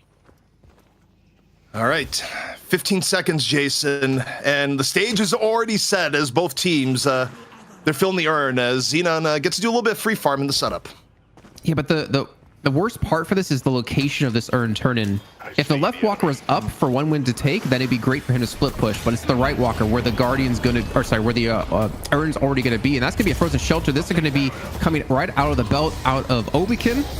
So that's gonna be now on cooldown here as they're trying to fight over the actual buff, but neither team able to get that initial kill just yet, though Zanya is low. Zanya is low. Zanya has no shell transformation. Zanya should be about to die. Counter Frozen Shelter out here. Stolen by Flammable. Actually keeps Zanya alive. Obi-Kim goes down in turn. So the steal huge for Flammable. The Flammable might be about to give their life. Both Flammable and Zanya super low. Zergy, meanwhile, real healthy, real tanky in the midst of it with Listic. The Bash Brothers front line of VP making their presence known. 3 kills for them here so far. Listic, though, falling towards the end. Still even, still getting trades back and forth here, Jason. But Sharik, who gets away with the urn, and definitely a moderate edge here to VP as they look for the turn-in. Oh, ABL, he's trying to kill out Mikhail S. They might need to actually back him up here, though. If they keep running the urn, they should be able to get the turn before anyone can stop it. You can see VP's turned around to try to help him out. Zerg is being forced back as well. So they do have control of the urn, and as long as they can escape freely here, then they should be looking good for that turn-in. 20 seconds to go on 3 members of 1win. But Mikhail S, yeah, he should be dead. Losing Mikhail S, I mean, makes it more interesting. I think 1win, they have the ability to move over. That's exactly what they're going to do. You see ABL, in fact, looking to contest right here and now, even before they get to urn turn-in, perhaps. Or at the very least, just giving a little bit of intel. In Ava form, moving forward, says, give me that urn! Moves up and over. Sharik getting real low. Return the Shadows popped. ABL, though, knows he's outgunned. Has to decide to go, okay, I'm going to get out for a little bit. But that urn delay, Jason, buys 1win time to fully set up a contest. I like this now because you could have Xenon just push the right-hand lane and someone's going to have to contest him, or he can just ult over in towards this fight when the urn gets turned in. But it's back towards the base at the moment. I understand there's teleporters there to bounce between the 2 lanes, but you don't want to be caught out at the wrong moment. And it looks like 1win with that initial play here out of ABL has been able to stall just well enough to allow them to keep that urn from actually getting turned in. Yeah, I mean, honestly, what we saw from ABL was beautiful. I mean, it was just enough, and it wasn't greedy. Even seeing Shriek being low, ABL realized if they'd stayed, they would have died. So the decision making there, primo. But Listic right now. Pressure onto the Mirage charge has already been used, but it's just getting melted down in turn. Xenon incredibly tanky at this point on the Mirage, incredibly well farmed, and I mean that's a 10k soul difference, Jason. You're just not going to bully a Mirage as Abrams with that level of gap. Yeah, not at all here. And even with the urn in the base, we can see everyone on 1win or towards this right-hand side trying to use that teleporter. That's for VP to get over towards the left-hand side if the urn was going to be ran. But as we can see, it's still going to be held into the base. And Xenon going to go back to pushing that right-hand lane. He's going to have Zergy and Listic to deal with if he continues to shove it in. And ABL just trying to be that human ward for his team. Trying to gather information where the opponents are going to be. It's such a standoff here. I think they both realize like one-sided fight is going to determine this game. If it happens right now, that's going to be mid-boss. You're going to lose a lot of objectives and a lot of control in this game. Also, I think OneWin is kind of okay with where things are at right now. Every lane is shoved up against VP. They've been able to get farm. I don't know about this commit, though. I mean, OneWin is aggressive, but this feels like a classic bait to me. I don't think they commit past the screen, but okay, I say it. They actually are committing, Jason, right now, and they might have the jump. VP is a little bit spread right now. They're going for the rejuve. The entire series may rest on this. As we see VP now looking for contest. Lista coming in from the side. Frozen Shelter gonna be dropped here early on, freezing things out. Lista coming in, the seismic slam in and over. Is he gonna get the steal? The parry comes in instead. ABL able to get the rejuvenator with Zanya off the parry. VP losing D-Mov, and OneWin make it work. ABL stopped the urn turn in. That's what he was. He wasn't even at the pit. It was actually Zanya to delay his shadow transformation because he knew the frozen shelter would come in, so he doesn't get timed out on it. He pops it down, meaning that the seismic slam does not stun him, and he can pick up the rejuvenator. A phenomenal play by Zanya, and overall by OneWin, preventing the urn and getting rejuvenator at the same time, and they're gonna get the urn turn in. A massive sweep here for OneWin. ABL just dropping the easy, well played on top of it. OneWin, they feel like the throne is theirs once more. $1,000. Never closer, as well as the title of being champion. VP down 21K and quickly losing their power to contest in this game. A little bit of Veil Walker action here on Paradox as they get another Walker. Michaela shifted there. I really, by the way, have to say again, like Zanya, to have the mindfulness to delay his ultimate, knowing that that frozen shelter is going to come through so it doesn't time out in time. That was a 400 IQ play, honestly, out of him, and that might have actually just gotten OneWin this series here. Another $1,000 on the side. They're gonna crack open the base. Oh, that was hard to say. I'm not able to take any shrines just yet, but that was such a big swing. 35,000 souls for OneWin now in the lead. Good time here, Jake. Virtus.pro on the verge of getting taken down in 2 money matches in the row. You know, I think there's a few options for them back in here, but they're quickly becoming slim after that mid-boss fight. Yeah, OneWin team, you know, playing with a lot of confidence. They have the Yamato. They know that they can outplay around that objective parry fight. I mean, it's a big risk to take, but when it comes to the individual playmaking, the individual execution, that's where OneWin team has had the edge. And frankly, when it comes to the team fighting, they've caught up with Virtus.pro. They're able to take it toe-to-toe in these big brawls in the late game. And the Mirage is creating such a headache for Virtus.pro. It's keeping them back. It's keeping them defensive, just trying to like keep the lanes remotely decent for them. That's what creates even the opportunity for OneWin team to jump into the pit and burst down that mid boss and create that situation in the first place. Virtus.pro, they have their backs against the wall now, and with the rejuve, OneWin team, they know their old mistakes of trying to end the games a little too quickly. It seems now they're playing this really patiently, really cautiously, and they could just farm. I mean, their whole side of the jungle is up. There's really nothing for VP to do. There's no farm really for them to get right now, and so OneWin team wisely, I think, can just get further and further ahead. Let me ask another question to Jake here really quickly. So are you going to be homeless, or are you going to be chilling? I'm about with to be like a rich man. I'm about to be a rich man, gentlemen.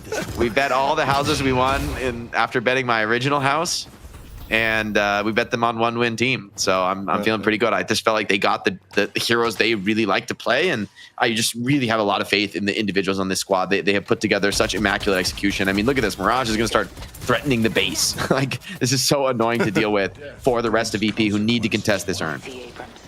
The urn right now being set up could be the victory dance here for OneWin. VP looking for any way back into this game. Is OneWin right now. They feel the championship approaching. Right now, focusing on the Zergy here at the beginning is Yamato. Oh, Kim picked off early. No frozen shelter going to be used this time around. OneWin looking still healthy across the board. Sharik unable to get away. Zanya just running down Zergy here to the side. The soul urn turned in by OneWin. Zergy taken down on the side. And this is all over but the cry, and a full clean sweep for OneWin. The Shrines and first stage patrons soon to follow, Jason. Oh, nice throw shift to dodge away from the shoulder charge. Backup's going to be here. Use the dash to get away on top of this. That's going to be Listic falling. That's going to be the Shrines falling. That's going to be the Patron stage 1 falling. And I think it's even going to be the game here. It's 50 seconds left on Michaelis, 47 on Zergy. I don't know if they have the respawn quick enough to even stop OneWin. OneWin just spammed the well played button over and over again. I mean, this is bringing me back to like old school Hearthstone days, is what I'm seeing right now. Just yeah, let them know, so to speak, exactly where they think the game state is. Virtus.pro, though, they are down in players. Still 10 seconds respawn for Mikhail S. And the patron is going to be completely demolished. 1 win. Take it over Virtus.pro 2-0. They remain champions, and the $1,000 is theirs. Honestly, well deserved, man. Really well deserved by 1 win. They looked phenomenal in this series. One thing we really had to punish them on was their macro play. Thinking back to their initial showing up against Virtus.pro, where they rushed the base 3 times in a row and were not able to finish off the patron and lost the series, to now be at this position, winning week after week against Virtus.pro. They have come so far as a team. They've come so far with ABL joining the roster. Their macro play has massively improved, and this is looking like we have to say it, man. This is the new top dog in EU. Yeah, there's nothing else you can say other than. I mean, the 1 win performance, it's not a fluke. It's not just a gimmick. It's not one of those things where it's like, oh, okay, they caught us off guard with this one draft and we figured it out. VP went to the drawing board and, they conjured a lot here, Jason. Some of it worked, some of it did not work, but at the end of it, you can't say that, 1 win only had 1 look. They did not. They looked great across the board. They were able to adapt to new looks from VP. And look, we got to bring back in Jake. And, Jake, look, you were on the 1 win side the whole way through. We talk about your channel points and everything else. But, 1 win, this is just probably the most improved team of the year by far. Money, ZP. Money, baby. We're stacking it up. We're stacking it up. All the VP bettors in the chat, hit me up. Rents just went up, though. Rents doubled. Rents doubled next month. You got kids? That's your problem. That's your problem. I'm the landlord now. I got all the homes in the town center. Never play Monopoly. Never play Monopoly with Jake. He will not cut deals with you. He will bankrupt you. Yeah, I got hotels on Park Place. Come and stay. It's real nice. You're gonna love it.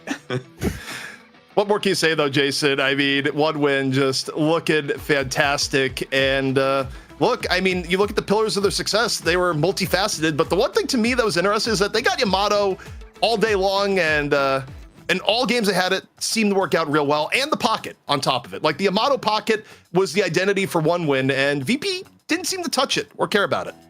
Yeah, I think it's, for me, it's not like the Yamato won in the game or the pocket won in the game or this Yamato is literally a bait. Like, he's got 12 deaths, man. He's literally the true. tank.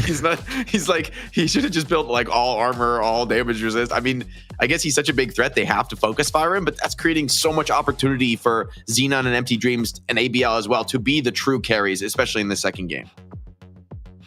I think it's just the calls as well that like 1 win are making, the decisions that they're like kind of split pushing in right directions, like having Xenon get that first walker on the left hand side because he wins a 1v1 against Listic, and then later on when it came to that final earned turn-in, you have Xenon threatening the base where only Michaelis was left to defend, and you know what, Xenon can quickly get towards that fight when Michaelis can't, so it gives them a huge advantage in those fights. The decision making has been spot on. Their macro play, I think, for me, has come such a long way for the initial iterations we've seen with 1 win. Jake, I'm going to set you up with the player of the match here, presented by Intel. It is going to be Empty Dreams. I know you got a lot to say about that, but also I need to warn you, the chat is plotting against you. They've seen your arrogance, and they're ready. They're like, no. Like, look, the rich get richer, chat. Keep dreaming. Keep dreaming. Your dreams are empty. I don't know how I'm going to continue this, but this guy is also named Empty Dreams. He plays Pocket. He puts that work in, especially in this series. But honestly, I mean, how many games in a row in DFN has Empty Dreams played Pocket? Did he play it? Like, he played it, I think, all 3 in the best of 5 run back that they had. I like, this is just such a sick player hero combo. He's so solid on the character. It fits the way 1 win likes to play the game incredibly well, and it gives them just always the opportunity to make plays, to scout. And when VP, they love to group up, and honestly, they played a great game when it comes to the grouping up. Like this series, especially the second map, like they were really threatening in the team fights. And the fact that Empty Dreams, I think he had 5 deaths over the whole series, it's just it's such a consistent performer on a hero as difficult to be consistent on as Pocket. It's just a major asset for 1 win team. I think he's a big heart and soul of this squad. Yeah, and the thing was, like, the initial iteration of 1 win, it was just him to be that carry. Like, obviously, he can create a lot of space, he can draw a lot of attention towards him, but also it frees up, like, Abel and Zanya to really shine on the team as well. So, like, overall, like, Empty Dreams, he's kind of got the star-studded lineup within his roster to kind of fit the play style, the star-studded style that he's able to pull off. And I'm actually just kind of like really happy to see that EU is still, I mean, even though it kind of turned into a one-sided game at the very end, it still seems very close. It still seems like if Virtus.pro won one of these fights as easily as OneWin did, we easily could be talking about them as winning out in this series.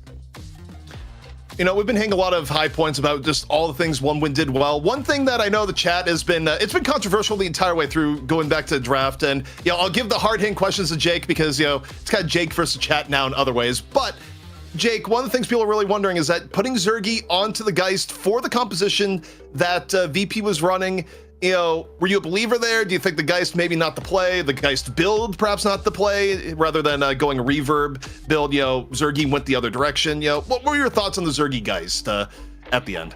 You know, I think being a little more gun focused made sense this game, with the rest of the roster having like a lot of spirit damage overall. So, you know, it felt good. And I mean, Zergy had ridiculous stats this game. I really don't think this game's on Zergy at all. I think he looked great on the guys. I think it's something that we can expect to see more of, considering he had such success on an individual level this game. Yeah, that they lost the map, but I mean, come on, you just look at the stats. Like, he's having a great game on Geist. He's making a good performance.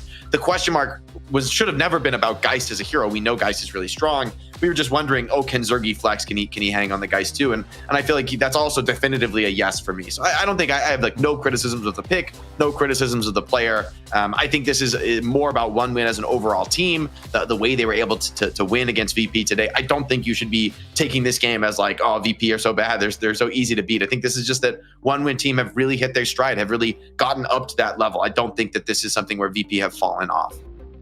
Well, on that note, congratulations once again to OneWin, our champions in Deadlock Fight Night, EU number 21, defending their throne against VP, changing the order of power within the EU Deadlock scene. But that was just one half of our show. Coming on up, we got North America, and the schedule is cooking. Melee Creeps versus B&B, both former champions, looking to find the right to play against Hydra Nation in our NA money match and see which of the two can bloody the new and improved Hydra Nation that has looked phenomenal the last few weeks. But that is going to be time for our break. When we come back, North America here on Deadlock Fight Night, presented by Intel.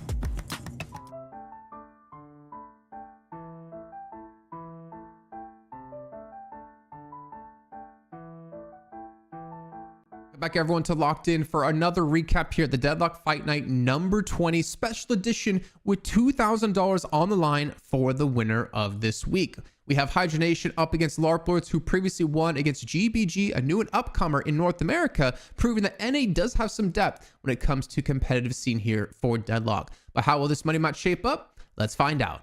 Yeah, that's right. We do in fact see Hydra Nation's Dynamo once again, with the last time being in DFN number 12. The early game completely going the way of Hydra Nation as they continually pick up kills and having taken the first Guardian of the game. On the cam, missing the Gamba. Gank comes in though from the 7, who's rotating into that side lane. At the same time though, mid lane is just getting crushed by Hydra Nation. The pain continues while Hydra Nation give up their left lane Guardian only to repush and take some kills on the last Guardian for themselves. Feigning weakness right now, but the rest of the team coming in right behind. That combo is ill-fated there for LARP Lords. The rest of the squad coming in. Calc trying to get in, trying to catch potentially on this Infernus, caught on the zipline for a moment. Infernus may have slipped away, but Flick still on the case, still chasing that down. Doesn't want to let him get out for free. Oh, and it wisely predicts the high, doesn't chase him up the zip. Outplayed there by Flick. So Hydration on full-time earn duty as he goes for the second turn in and gets it, but loses a bit more than he had hoped for. I think the last one missed on the right-hand side. I think the response out of Hydra Nation is don't let him get a flex spot here. Don't let him get that right-hand tower down. And we'll see the engagement come through. We can see the turning come in as well. Gonna get it just before the stun lands. And also gonna get the kill on the DMB while all this is happening on the right-hand side. We do see the return fire though out of LARP Lords. Able to get 2 kills yet again, though they did lose the earn. And that leads out to just 9K. Yeah, Bud's in trouble. I don't think he's getting out of this one. Mo gets the chase down, and that should be the Guardian opening, although hold on, Hydra Nation bringing numbers to this fight despite being low on players. They're still going to try to double this down. They do have that singularity, but the combo comes in too quick. Hydration couldn't get the ulti off. Do they have stuns for the 7 ult though? 7 ult zoning everyone away. Players are super low. Mo just tanking it to heavy melee him, but I don't know if that's a winning proposition against the 7. The rest of the squad coming in right off the spawn, but they're still a ways away, and LARP Lords getting the better of this duel, getting the most out of this heavy mid-game team comp. Florida and M being picked off early. Hydra Nation forced the fight over at mid-boss. But this is still gonna be tough to pull off here with Calc ready to go. Yeah, stuns available. They are gonna Frozen Shelter to delay the pickup. Calc is down. Hold on. This is turning into a fight for LARP Lords. 7 ulti, you'd love to come in, but the big stun comes in from DMB. Now Rokane rips the ulti, and the Reju did go to Hydra Nation. It's going to be a rout here. 4 players alive still for Hydra Nation. They're looking strong and healthy. Hydra Nation feigns a push on the right lane, forcing the teleport out of Lord and M, which leads to a death. You know, the mid-boss fight didn't go super well, but we got another fight on the way. We'll see how this one turns out. What a bait, man. They took the urn to the right-hand side, thinking, making LARP Lords think they would go towards the left-hand side for the turn. Instead, they pushed for the walker. They immediately rotations called out for the left-hand side. Mo gets caught in behind them through the teleporter, and they turn it into 1 kill. Now 2 kills. A fantastic call by Hydra Nation. What starts as a catch for LARP Lords turns into a full retreat as they lose 2 players with Rejuve available. Initiation, and they're already starting to fall back. Duke isn't even here, so they're lacking quite a bit of the damage. Now the grab onto DMB was cut down instantly. Flick chasing for more, looking for the next target. Mid-boss is up. This is a critical time to find kills. Kelvin Doan, but just for stalling the inevitable here. Hydra Nation running him down, and it's perfect right on the way to mid-boss. Should be an instant drop and a take in the mid. And this is really scary for LARP Lords. I mean, they talked about the game slipping out of their fingers, and it feels like it's done that. Mo is going to go for a very risky steal here. I think it's very unlikely to succeed, but I also think you've got to go gambling at this point. Yeah, no singularity, so there is a chance. No seismic slam either, so it's very possible it could happen, as we do see Sizlucky take down the walk on the right-hand side, and they go in for this one. The stun goes off early, and he gets the steal. Lord and then takes away the Rejuvenator from Hydra Nation. Even with the stolen Rejuve, the Hydras are not afraid to force another engagement over the urn. For Hydra Nation, it looks like that's going to be Flick potentially getting caught out here. DMB in the center of everything, gets a big concussive combustion off. Combo comes down from Mo. Grabbing into 1. Fighting together here in this Kelvin ult. Is it enough though? Hydra Nation are just overwhelming it. The stat check comes through. Rokane dumping damage into these stacked up enemies. Oh my. And it seems like the strength for LARP Lords has become the weakness. Hydra Nation just willing to take that brawl, willing to take the knockdown drag out in the Kelvin ult, in absolutely all of the status effects that LARP Lords have to bring to bear. The confidence out of Hydra Nation is unparalleled as they continue to get catches on the Lords. For the moment. Can't get out of there though. And it just feels like LARP Lords have no chance to really fight. They know it too. They're trying to get cheeky pickoffs, but every time they try, squad is there. Huge lift up onto Leffa. In the E shift now, in the ulti.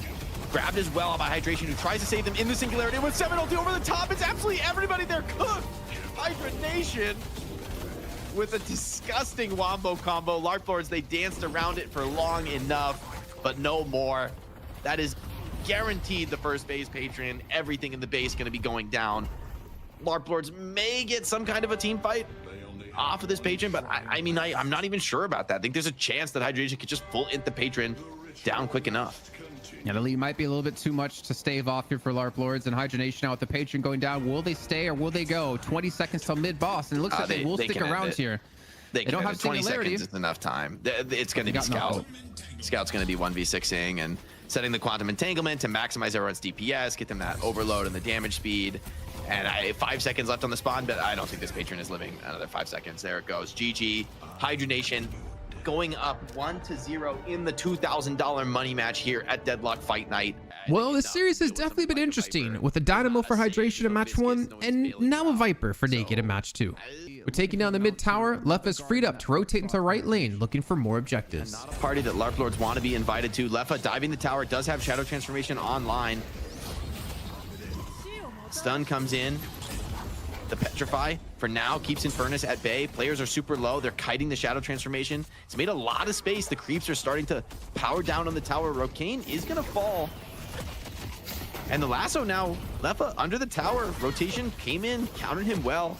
Probably best he can do is just damage the tower before he goes down. Hold on, though. Flake coming back in, re-engaging. The rest of Hydra Nation coming to this fight, thinking that they can get this one done. Guardian extremely low, and Holiday 200 HP behind it. Lord, having a smart idea of hiding in a corner, waiting for a moment to hit a lasso, quickly gets disrupted as Hydra Nation take an 11k lead. Hiding in the corner, scouted him. Hydration slips in, grabs the combo, instant burst on the Holiday. That's a lot of your team fight control down. Shiv trying to escape to the high ground, but Hydration is on the case. Beautiful movement with the follow. Another pick comes in. With the pressure on mid, LARP Lords have to respawn, and the answer is having DMB travel into the fight, only to cause a downward spiral of deaths and the loss of the urn. Of Hydration. Did they have the damage, though, to finish him off? You can see Hydra Nation immediately being forced to back away. They're actually going to be running the urn while this is happening instead of committing for that mid lane walker. And eventually, if they're able to get the kill on a Hydration, he's going to fall to naked actually, but it still doesn't matter. Hydration get 2 kills, get an urn turn in. Once again, looking for some value, LL send their players down the left lane to get a flex slot unlocked 17 minutes in. This deep under the Guardian. Yes, you do. And they get the Guardian. So they get the flex slot. They're continuing to get kills. Leffa is finally going to turn 1 around, taking Scout out of this. But I don't think he can take on the other 3 players. It looks like his Hydration is going to be rotating in to help out through the teleporter. So they're going to have a 2-on-3 now. We can see Bud's going to be heading over as well. And it's actually very possible now that Hydration can turn this around. Yeah, and they just don't have the damage to deal. The rejuiced up Hydras barrel down on 2 lanes at once, and LARP Lords can't afford to let either go for free. For LARP Lords at the moment. My God, the damage coming through out of Hydra Nation is just kind of ridiculous. Leffa down to 200 HP. Ethereal's just going to be used. The owl's going to come through though, and actually he somehow escaped. No, what? Right off the back of another free urn turn in for Hydration, a fight breaks out while LARP Lords were looking for a catch. They are going to go on him, but he's got the warp zone. He's got team fight coming in. Scout tried to get it done with the Abrams, but just, yeah, you can have the ulti, but just way too much damage from Hydra Nation. You're this far out on the map. Seems like potentially the beginning of the end here. Now Infernus charging in, stuns 5. Insane value from the Infernus. The rest of the squad not far behind. And now Hydra Nation look to claim their trophy, claim that $2,000 cash prize. Hold on, Viper damage. Whoa, okay. Put some respect on the Viper. It's not over just yet. Flick does get that cleanup kill. Just 2 players alive for LARP Lords. Look at that damage from Flick, man. He is strong on this Paradox, willing to take the man fight 1-to-1 against the Mirage. I don't know how he wins out in that 100 health though. And they actually get the full wipe. LL managed to keep the first stage patron alive, but Slugfest couldn't say the same, getting caught out. Turn it into a mid boss if possible. The thing is, speaking of catches, it's just gonna be Flick to do so. And Lucky, I don't want to know how many deaths he has this game. They're trying to get back in through the doors, just barely. Lord of them does do it. First stage patron is dropped. Hydra Nation have a couple players on relatively low HP, but they have such a lead. They may have the confidence to just continue to send this. Buds finds Naked. And now, $2,000 cash prize on the line. Hydra Nation looking to claim it. Infernus is going to go down. Starting to look a little bit scary, but hold on. The combo denies any escape with the lasso. Now the stat check begins. Leffa ulted, diving into the front line. Bud's very strong right now on this Lady Geist, willing to take the fight with absolutely anybody. LARP Lords have to retreat back into the fountain, have to try to get healed up, but that's going to create an opportunity here for Hydra Nation to start damaging this weakened patron. They're low enough there, though, so it's starting to get scary. Execution comes in for the Shiv, but is it enough? LARP Lords try to close the soul lead by grabbing the urn, but are unable to turn it in, and instead, Hydra Nation are going to be cashing in the 2K check into their bank accounts. And with that kill coming through, they don't even need rejuve. It's spawned back in, but you know what? So that's $2,000 in the bank account of Hydra Nation. Yeah, and with the ulti for Leffa, going to be able to threaten this patron. Hydra Nation wisely, I think they're focusing the kills first. They don't want to take any risk of being clutched on. Leffa ready to ult if it's necessary. Now, damage comes in on the throne. Naked sliding around on the Viper, doing his best to stall this out, to delay the inevitable, but it is assuredly that now. Hydra Nation, another flawless victory for them in Deadlock Fight Night. They are your Deadlock Fight Night champions. Well, even though the match was one-sided, we got to see some great adaptations out of LARP Lords, showing that they have massively improved from previous weeks here, almost taking that first match. And not to mention, we got treated with some Dynamo and, of course, some Viper on top of that. But for you guys who are at home watching, I am hearing from a little bird here over at Valve that the first ever LAN of Deadlock will be announced once locked in, gets you guys to subscribe. So make sure you do that, and we'll see you next time here for some more recaps.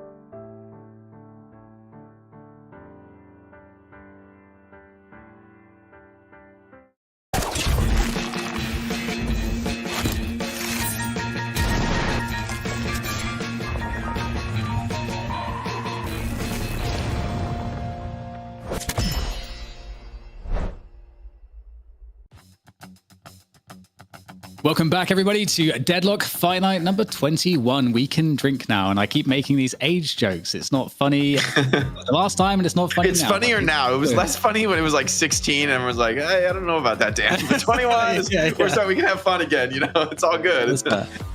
We're presented by Intel. Always got to shout out the Intel. They're sponsoring us. They're making sure this show can continue to run. We get those prize pools, and we can keep getting these teams playing for your viewing pleasure.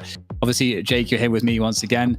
Are you excited? Are you excited for this? We've got some cool action in NA. Like, I feel like it's really heating up now. I am super excited for this challenger match. I am open-minded of the possibility of a team, putting up a pressure against Hydra Nation. But honestly, the last couple weeks, it's kind of looked like the Hydra Nation of old. Like, we made fun of them a lot for making all these crazy roster swaps, but they kept shuffling until they started to really hit on something that works, bringing Leffa back into the lineup. And so while I think Melee Creeps and B&B have been really the two teams who have cracked the Hydra Nation armor in the past, it's looking very tough to repeat that here in the money match. But of course, they both want that shot, and they're going to have to win the challenger match to get it. Yeah, and I got to say, I think one thing that's really cool about these new dynamics we're getting in North America is that teams like Melee Creeps and B&B feel a bit more stable. And so with that stability, it comes, I think a better environment for them to improve. And also, I think with Hydra Nation being a bit more stable too, I think that's also like a good model to have in the NA region for, they can kind of more easily understand what's working, the teams that are behind, because that's normally kind of how it works, right, Jake? You got a team at the top, they're the top dogs, they're the guys to chase, the guys to beat, and they kind of set the way that the game should be played in their relative region. And I guess we can also bring in our analysts. I don't know if it's CP or is it Jason? I think it's Jason. I think it's CP. Hey. Oh no, it's Jason. What's up, Jason? I can leave if you guys want. I don't thought you had to catch like a flight or something, bro. I don't know. Oh, okay. Wait, you are here for this, right, Jason? Did I get that wrong? I can be. If you want ZP, we can bring him in. I don't mind. Oh, I just thought that you. I want you, Jason. I need you. Whatever. Okay. We missed All right. You know what? You got me on that, Jake. I bet there's a lot of people out there in Twitch chat would love to hear you say that to them. Would probably pay you a lot of money to say, I need you, insert name.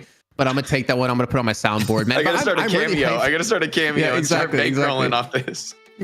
I'm really hyped for this matchup. I feel like over time, okay, in the beginning, we really on NA as being like only one good team, but man, NA has quickly become one of my favorite regions to watch because we have so many good teams now in this region, and it's been so long since we've seen Melee Creeps that I really want to see what they've been working on, and I think come into this one swinging to take on a best of 3 up against Hydra Nation as well. I mean, obviously swapping in, the big change for them is that they dropped Cool Cheese.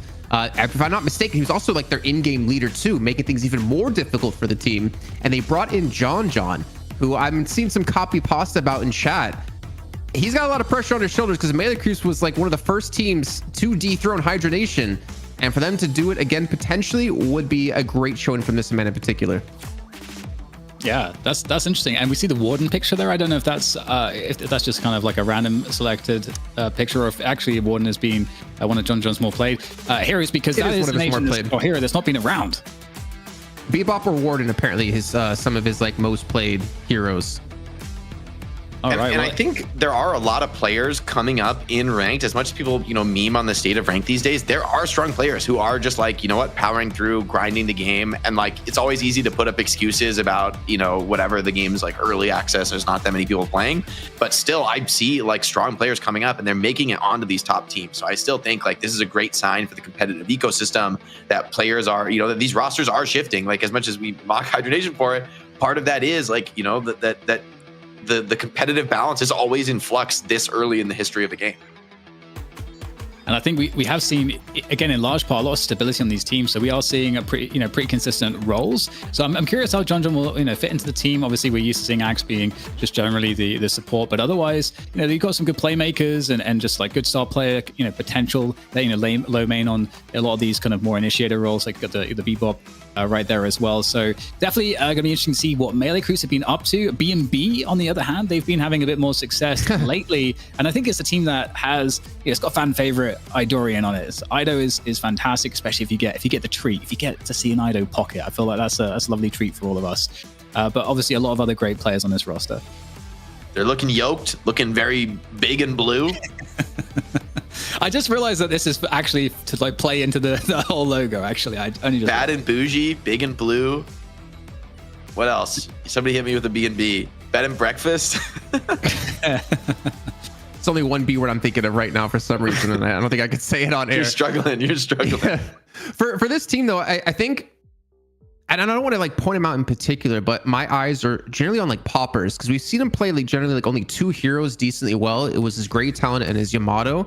And as we just talked about with one win, you can't have that like one really good carry, which in my eyes is like Ido on the team. If we're talking about like carry heroes, Poppers needs to, I think, expand on his hero pool a little bit, or at least play a couple of other heroes to a higher level to kind of round out B&B in general as a team. I mean, we know Gibbs is an amazing viscous player, but you can't depend on only being, you know, one hero in particular to win games. Pure content, obviously rocking like the supports for the team. I think if I were to like kind of put this matchup in my eyes, I would still give it to melee creeps, but it's been a while since we've seen B&B as well too. So I think they have a lot of potential to surprise. Yeah, this should be a really great matchup, actually. And again, you know, much like we see with EU, week to week, these teams can often bring completely different looks, and you can see a lot of progress made. These teams, even though Deadlock is not a huge esport right now, we've talked to a lot of these players, you know, in the weeks that they've won, and it is definitely quite evident how much work is going in between the DFNs to refine the gameplay. So that's always an exciting thing. And also, if you guys are sticking around from EU, you're going to get to see some of those meta differences, which is always a lot of fun in this region. Yeah, the one thing you can count on in DFN is that NA and EU are not going to play the same things. Yeah. You're going to see some radically different takes on the meta. At least that's been the case pretty much every DFN that I've seen. And one thing we can't forget for melee creeps, I think this is the first time we're going to see them on the new 3-lane setup too. I believe we've seen B&B on it, but we've never seen melee creeps. And I bring that up in particular because they had very set kind of like roles within the team. AVG was like similar to like the Leffa, if you're an NA fan. He would be there for a lot of the fights. It would be Poshipop, the one to continue to farm up as much as possible. But with switching around their in-game leader, switching to the 3-lane map, they have to drastically change how they're actually going to play out these situations.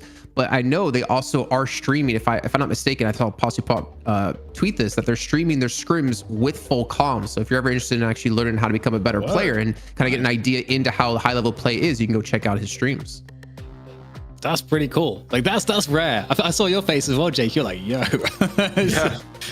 Teams often don't like to do that. I mean, I applaud them for doing that because, like, let's be honest, we're so early on in the life cycle of the game. Deadlock's going to continue to change a lot.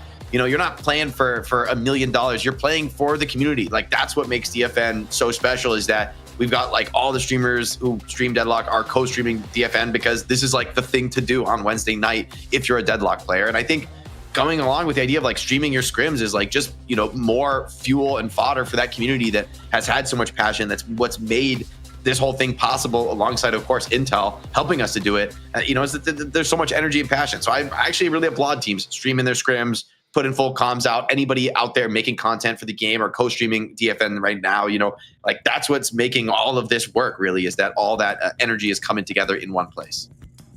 All right, we've got this first ban coming up, Jason. We're expecting any shenanigans? Bro, I don't even know, man. I think they should ban Pocket. I think B&B should first pick Pocket, and I think Melee Creep should ban it.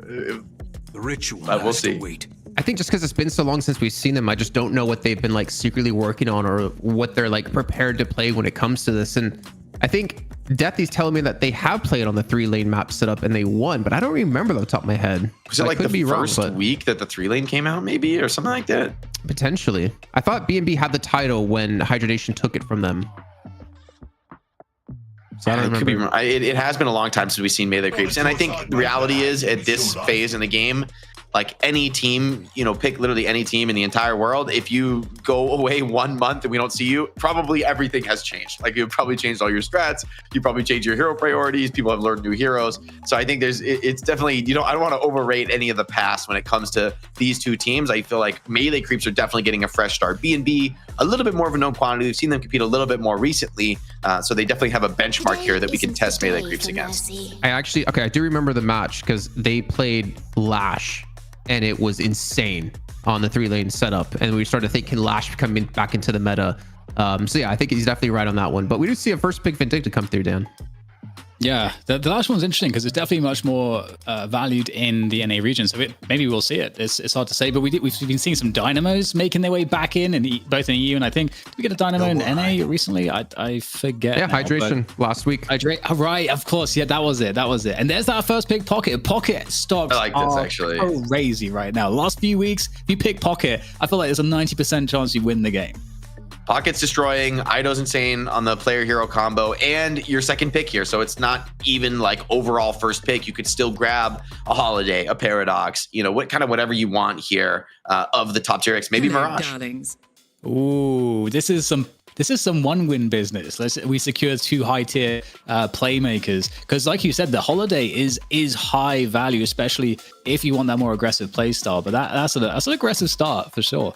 And 2 great laners as well, like great at last hitting in particular with the shotgun heroes and Calico with the high fire rate. This is a great start for BNB. Thinking Mirage was always like a heavily picked hero for melee creep. Someone, okay, yeah, I was wondering if we're actually going to. I'm surprised it didn't go overall first. Actually, you know, with what we saw in the EU, it looks amazing. AVG so comfortable on the hero, but they get both Vindicta and Mirage. I think they are feeling pretty good about this. Maybe they could go for one of like the frontline stunners to deal with Pocket and Calico to put some lockdown on them. I mean, Mo has clearly fallen off in popularity this week in EU. We'll see if NA agrees. I think something like Mo or Abrams, any kind of hard stunner, is something you need for melee creeps. Whether you take it here or later is an interesting question. Oh, yeah, so it's a low main Vindicta. It's going to be AVG and Mirage. It's going to be Poshy Pop on 7. Most certainly with what we've seen already picked out. Definitely prioritizing some heroes they're very comfortable on. Like low main, I think he's played, if I saw correctly, like 6 Vindictas. His most played hero by far. The next closest is Lash at 3. And he has a 66% win rate when it comes to Vindicta. So melee creeps getting a lot of comfort picks here. But then again, so are BNB, to be perfectly honest. You can only run from the law for Okay, there we go. long. That's a big pickup. That's a really nice pickup, especially before the first wave of bans. Now BNB could potentially ban the Paradox. That could be a fun dimension. Again, I don't know how valued Lash is going to be for melee creeps, or like how they'll perceive that initiation. Do they just think, oh, we can get it in the Sinclair and in the Bebop? Because I felt like with 1 win, Sinclair kind of was like a nice way, to, with a Hex, to kind of get that disable him to at least kind of initiate a fight. So yeah, they'll ban the Paradox. They take the Holiday, ban the Paradox. Now what are you going to do, melee creeps? Ban the Sinclair. I mean, that's 7 Stormcloud. If we're talking about like what's the strongest ultimates you can steal, we've seen so many times these last weeks how a stolen Stormcloud can completely destroy your team. Unless they want it. Unless they want that Sinclair. Next level brain play is you send Sinclair to mark the Mirage on the side lane flank, and then if he TPs away, you TP behind, you copy him, and you follow him. Ooh, Geist ban. I mean, Geist would be that like heavy damage turret hero to follow behind these like frontline divers that BNB have picked so far. So, I think this makes sense. I do think I kind of like to see something like an Abrams, like a more stun and control. I think BNB, more so than even wanting the Abrams for themselves, I think they want to start stealing as many of the hard stunners as they can, because I think if melee creeps don't get some more lockdown, it could be scary. Ooh. 1 win, is that you? Yeah, I love it. Where's the Kelvin though? Kelvin had such high priority in NA today, or in EU today, and we're just seeing it kind of be avoided at the moment for both these teams. It didn't have the best results though, right? Did Kelvin? That's fair. Did it lose all 3 games? Oh, became so. Yeah, I think it actually did. Yeah. I don't think that's Kelvin's fault entirely, but I think it's worth noting. You're about to watch my. Yeah, I mean, part of it was the Sinclair, and it does look like they did want to go for that Sinclair pick, which, we had that Sinclair situation where it's like the value was super high, but like what people actually were doing with it at the time was not super high. So there's like definitely a mismatch there, but it feels like teams are starting to understand how to better position a Sinclair and where you get the value in the game. So good to see that the Sinclair gets picked up there, especially again in lieu of the fact that you don't get the Paradox, you don't get the Holiday, and the Viscous comes through again. VP was favoring Viscous a lot, and I think used it to good effect, and we have seen it have some good value also again in what is this region? North America. I mean, I think it helps the earn fights, and it also is a nice save for like Holiday Lasso. I don't think it's like the best Viscous game, but I think it's decent, and it gives you some nice hard saves for some of these very greedy backliners. If Vindicta or 7 get caught, BNB are going to go with the Kelvin. I think it does fit their draft. It fits their style of like being super aggressive, wanting to get to close range, catch people. Kelvin could really up the ante in some of these fights. If you catch 7 inside the Kelvin ulti, it's going to be really hard for him to be able to fight it out. It's kind of same story for Vindicta. The Abrams hear me would be the one win. I feel like complete finish to I feel this like Mo one. or Abrams would be great here, but whatever they Oh throw yeah, at we me. got the Abrams. Okay, that's kind of nasty. Now, hear me out. Dynamo. I like it actually. I'm I ready. actually think that is correct. I think that may be the best pick. It's a little wild. Does Holiday Lasso cancel Singularity? It does, right? It actually is a great pick. There's no long range I don't know if damage it dealers. There's cancels no- it. I think it just there's no pulls long them along range. with the singularity. Really. But then you get Singularity if you lasso him then if it's not Yeah. canceling it. I actually don't know how that interaction works. The John- Warden. John. Okay, wow. All right. I mean, Warden could go crazy this game. Like Warden is going to be on a knife's edge here with like the ulti life stealing on 6 players, and he's going to heal like 10 million inside those fights. So this could be like kind of an overwhelming Warden game. However, I could also see Warden like trying to go in for a catch, getting lassoed by Holiday, and just getting pulled way out of position. So Melee Creep's going with kind of an older style draft from my perspective, where B&B sticking with like a heavy deathball brawl. Melee Creep's going a little bit more of like greedy late game and trying to get there with the help of playmakers like Sinclair, Viscous, and I think Vindicta will probably be built a little bit more utility based this game. That would be my expectation. Is this an unstoppable Warden actually? Because of the anti-healing that you can provide, or the anti-healing that can be done to you. Pop that, you can't be anti-healed, and then you get the free 100% lifesteal on your ultimate. I think at some point in the game you might, just for Abrams and such, but there's a lot. You need a lot of items on Warden in this game. You know, Yeah. I think everybody needs a lot of items on Melee Creeps. Like they're going for a later timing. That being said, Warden could also snowball and get ahead, and you could just have like if Abrams has a bad game, if Yamato has a bad game, you know, some of these heroes are, when they're dominant, they could be running you over and killing you. But Warden is that hero that really always, I think, wants to be ahead and all wants to be snowballing and chasing kill after kill.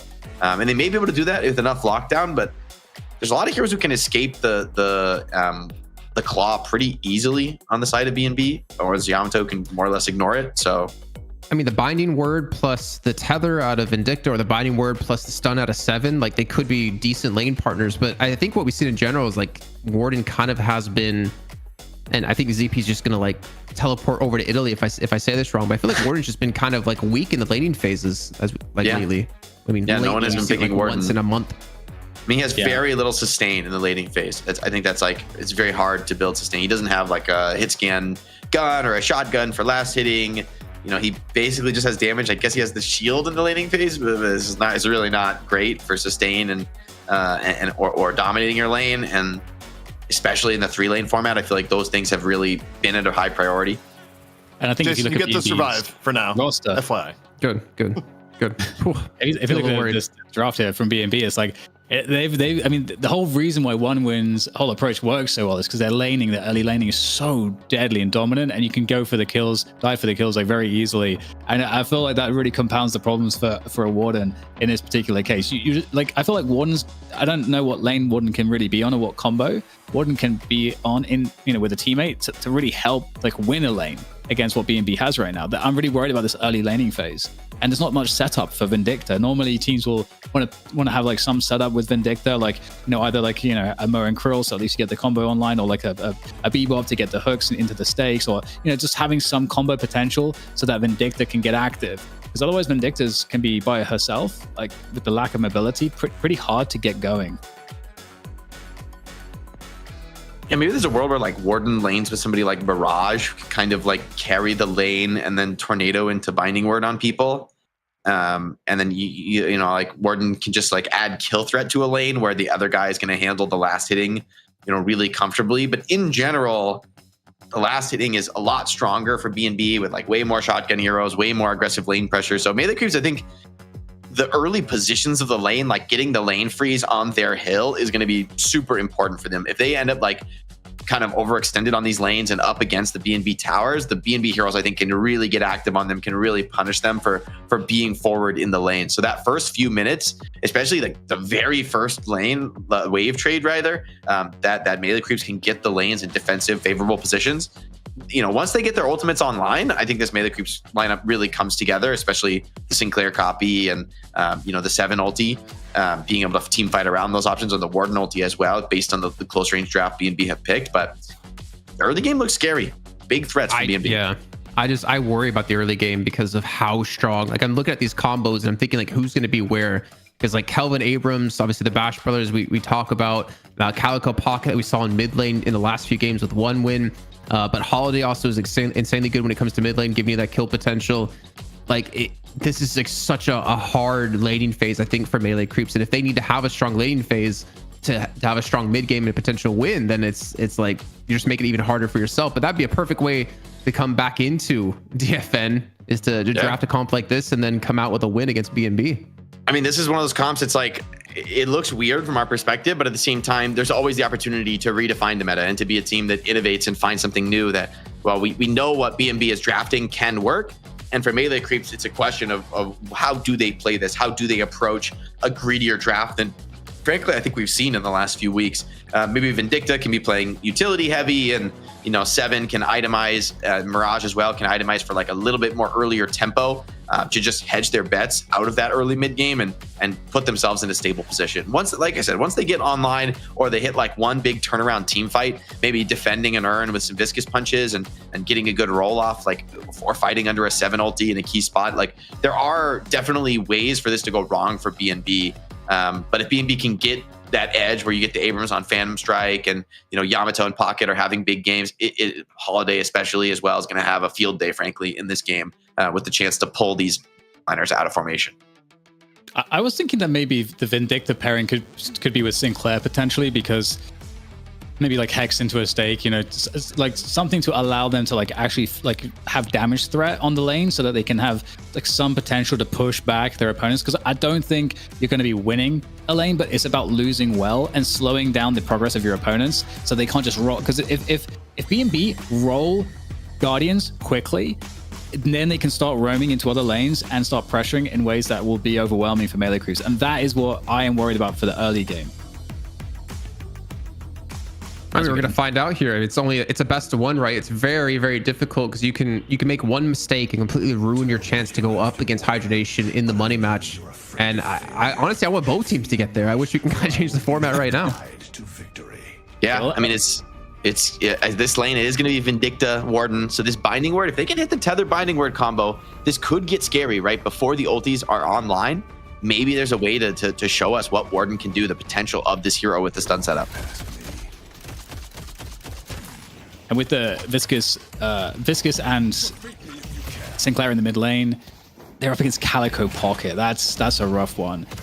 Jake, what's your estimation before we let you go of these lanes and how they might stack up and like what stands out to you? I assume you mean Jason, because I'm here. Is Jake leaving? Oh yeah. Oh my god, I mean Jason. Yeah, I do mean Jason. Holy. Honestly, I feel like we've said pretty much everything. I think the only big difference is we're seeing like a Holiday Abrams for BNB and a Yamato Kelvin. I didn't really expect those two to be paired against each other, but I guess if you're trying to deny that kill potential and you're trying to gain your own kill potential, it's pretty easy to Frozen Shelter a Warden or Vindicta and then turn that into a relatively cool kill. But as a last note before I go, I just want to remind chat, there is a very special treat after this match ends that you're going to want to stick around for in the break.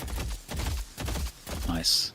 All right, let's see what that is. We are getting treated to the Ido Pocket. It feels like it's been a while since we've seen Ido on Pocket. Yeah, it's basically the only thing I care about in North American Deadlock. I just want to see Ido on Pocket, man.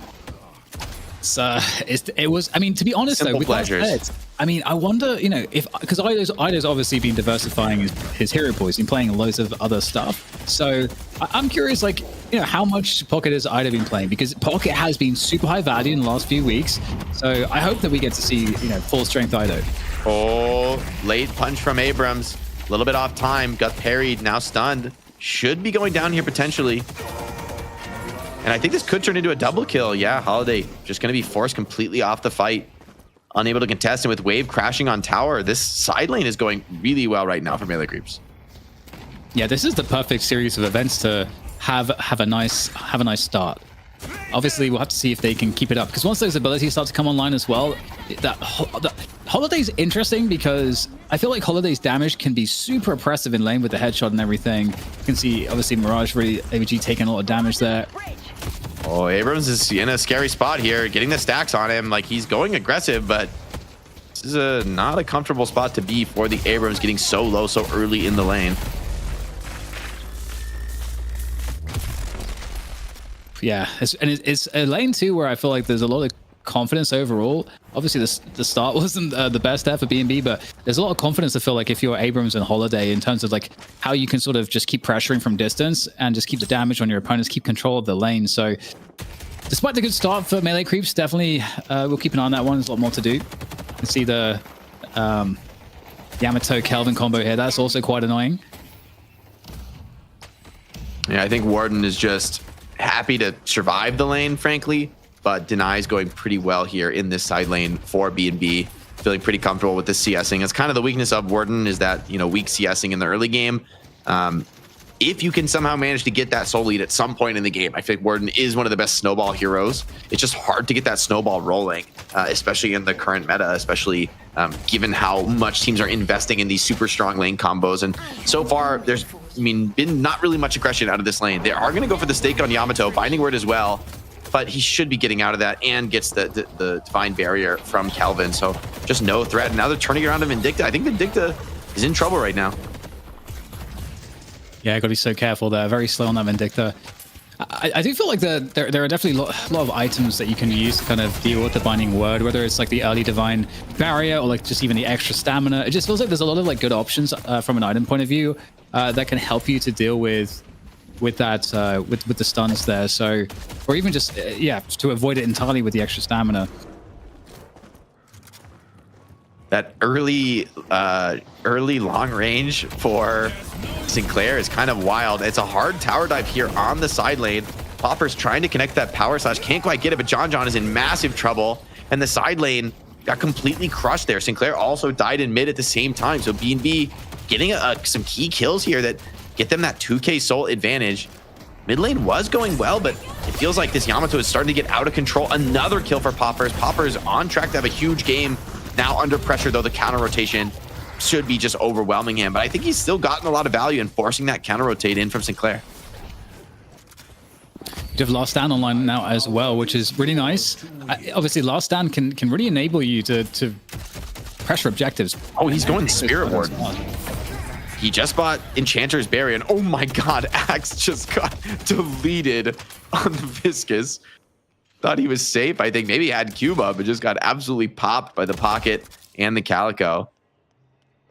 Yeah, that burst damage is actually kind of out of control. Now that I think about it, the Spirit Warden makes a ton of sense this game, though, right? With the heavy group up from B&B, like the playing around the lifesteal of the ulti could be potentially huge here. I mean, you could see John, in theory at least, getting like big cleave on the ulti and just lifestealing through everything, especially like trying to fight inside a Kelvin ult or something of that nature. Quick little catch there. Oh, some good damage onto Ido. Not going to finish him off though.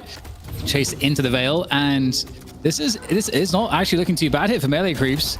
And can we get a finish? Is that connection on the Crow? It is not very much damage though at this level, but that, yeah, forcing some respect from B&B. B&B can't just take full control there, and yeah, we can note those lane swaps that happened on those previous deaths, and that actually seems to be working out. You're seeing Sinclair on the right side lane there, alongside the Warden. Okay, I think Dan's had his fire alarm going off here, so I'm going to cast for just a little bit. We got Vindicta on the mid lane, playing for the CS. But as you mentioned, yeah, that Warden in the side lane with the Sinclair, proving to be a good lane swap, because you have that threat to copy Kelvin. If he tries to go on you, you can kind of double down into his shelter. Vindicta is just dumping damage from range, really putting the pressure on this lane with the help of Viscous. Now over to that side lane with the Sinclair. Yamato getting low. And a defensive Frozen Shelter forced from pure content. I think this is still value, like getting pretty much a full heal out of the ulti. It's not the end of the world. It's a decent usage here, especially in the early game to, you know, keep you guys alive on the wave and defending your tower. But still, it's not the aggression you were hoping for. Ooh.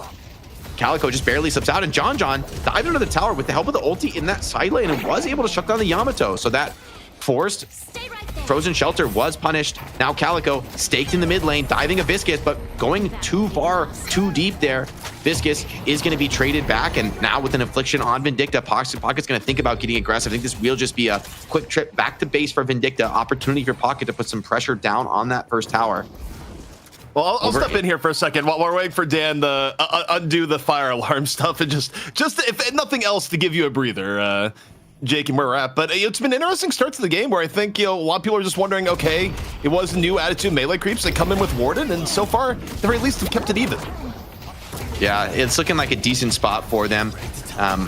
However, I think very even game right now. Once again, this Viscous under pressure under the tower, extremely low, trying to get bailed out by Vindicta. It does bully Pocket away for a moment.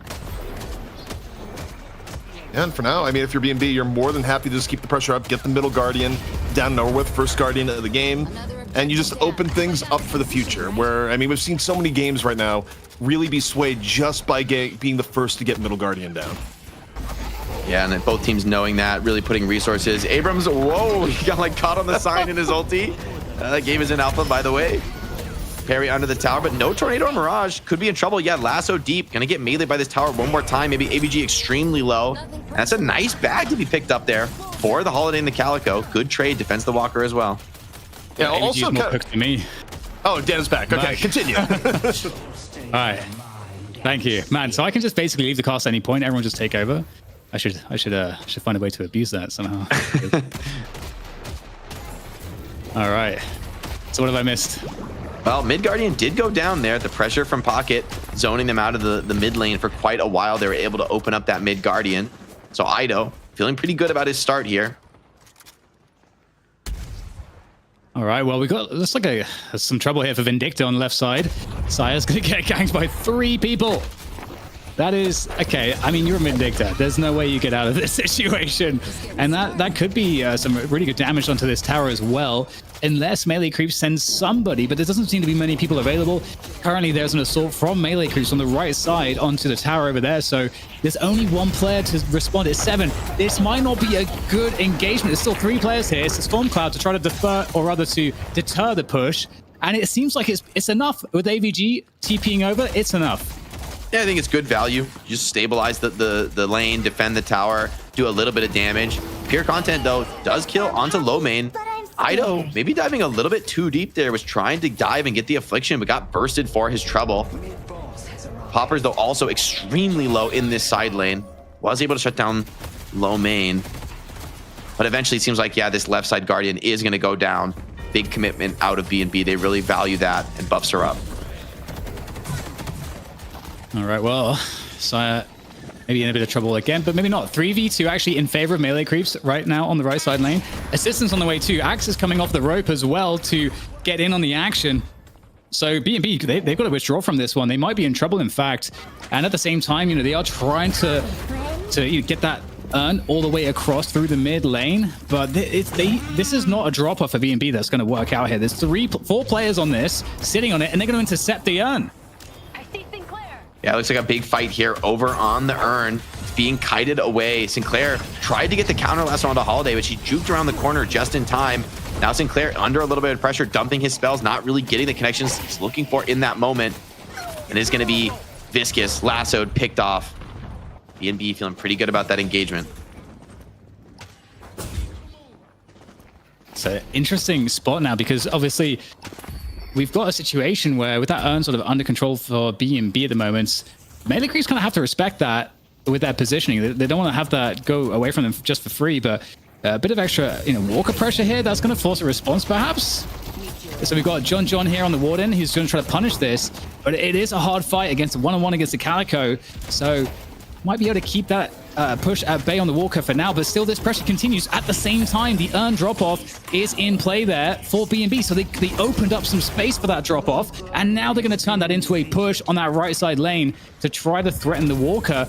And it looks like it's going to be a 4v4. No, actually, in fact, B&B, I think, have the numbers advantage on the right side.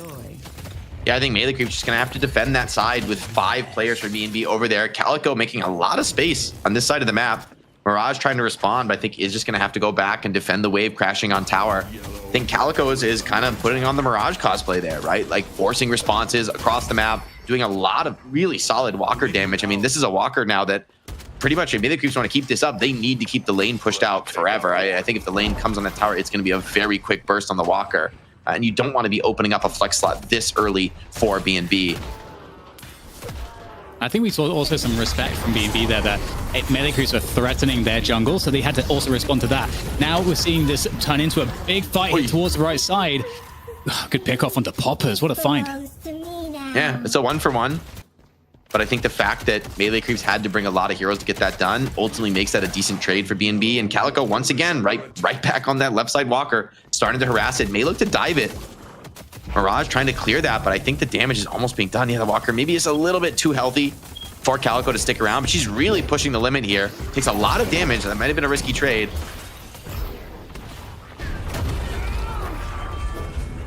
She is going to get cleaned up in the end.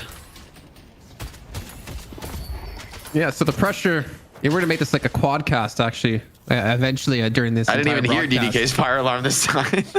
No, I think it muted in time for this one. But yeah, the counter push coming out of Fishcake, just opening up so much pressure. Unfortunately for him, it was Saya to rotate in to kind of help out and to lock down that kill. But B&B instead, in the meantime, we're going to be going for a push on the middle, getting so many of these walkers down decently low. This one currently about half HP as John was able to take down Gibbs.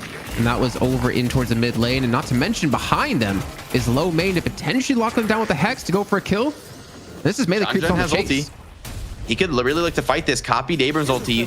BNB escaping for the moment. Rabbit Hex onto Abrams. He is going to be able to slip around the corner. And this is a big moment. I'm curious to see if we take a look at the John. I really want to see his items here, because if he's building Spirit Warden, there's a moment here where he's going to start to get really strong, especially if he gets that Majestic Leap and these group up team fights. I mean, we talked about the threat for Melee Creeps into the late game.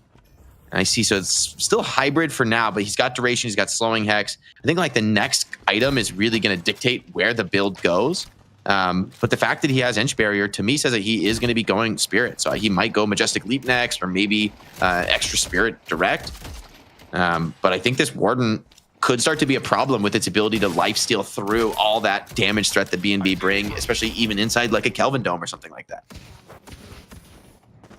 And I'm really liking how even this game actually is so far, especially because if we consider our threat, like how we were threatening about it in the early stages of the draft.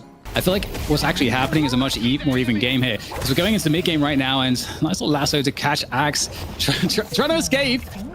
Oh no, this is a very dead Google, presumably. Oh, I almost thought there's a chance with that big chunky heal, but not going to work out. But still, we've got John responding there on the left side, but it's a 2v3 for Melee Creeps, so they've got to be very cautious. They want to keep that Walker up, but I don't know if that's going to be possible. In the meantime, this fight over the urn here on the right side of the map as well, certainly going to be very interesting to see who comes on top here, because Melee Creeps do have players in position to try to fight for this. BNB are a little spread out around this urn position. They're looking to find these engagements. Bit of extra chip damage there using the Assassinate. But overall, it looks like Melee Creeps will continue to actually hold position by this urn. Oh, what a shot there onto Ido.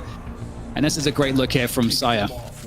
Yeah, Ido caught between a rock and a hard place. And meanwhile, John showed up in that left lane for the 1vx and was able to not only hold his Walker, but get 2 kills. And I mean, this is what we talked about, the challenge for Warden. It's not so good in the laning phase, but you win a couple team fights, you start getting a few kills, you hit a point where 5k souls, this is a really key moment. I'm curious what he's going to buy at that shop there. John hitting a potential here, playing around that ulti tempo, another urn going the way of Melee Creeps. It's starting to look pretty good for them as they've opened up a 12k gap here, Dan. Yeah, what a big gap. And especially, again, we Arcane Surge. Okay. That's a sick item, actually. All right, talk to me, man.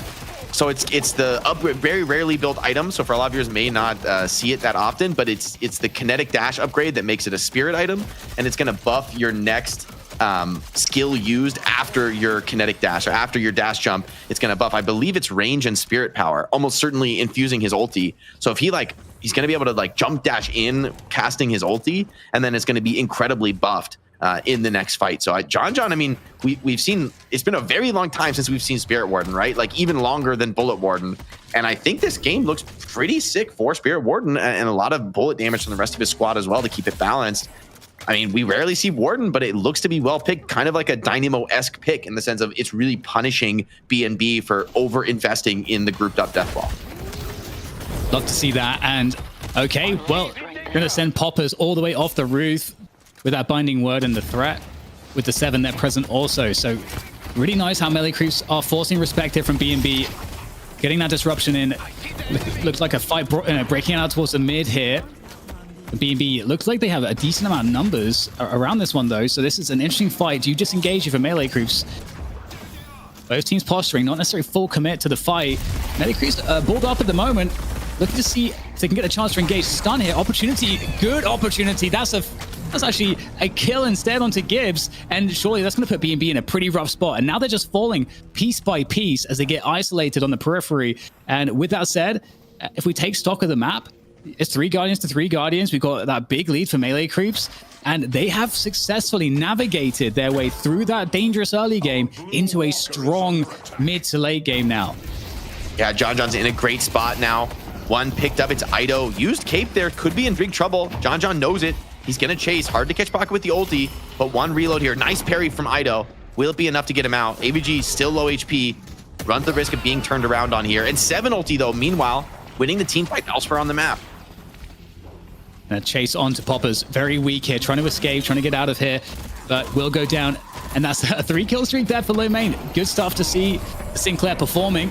And John, well, rather, we're seeing Yams taking down John. John is pressuring up onto that tower, occupying some attention there. 2 players there for BNB on the right side, but that's going to leave this fight vulnerable here for BNB. Melee creeps looking to push this one all the way to the Walker. Ido coming in off the top rope to see if he can try to decide this push, force them back, and he's going to force that respect as well. They're going to have to fall off here, even though they have numbers. Can't push into the Walker. So with that said, some lane push on the right side by the Holiday. So right now it feels like it's kind of an even game on the lane push across the map here for both sides. But again, we look at that soul differential, and it is of course still melee creeps with the edge, but there is a lot of creeps up on the BNB side of the map at the moment.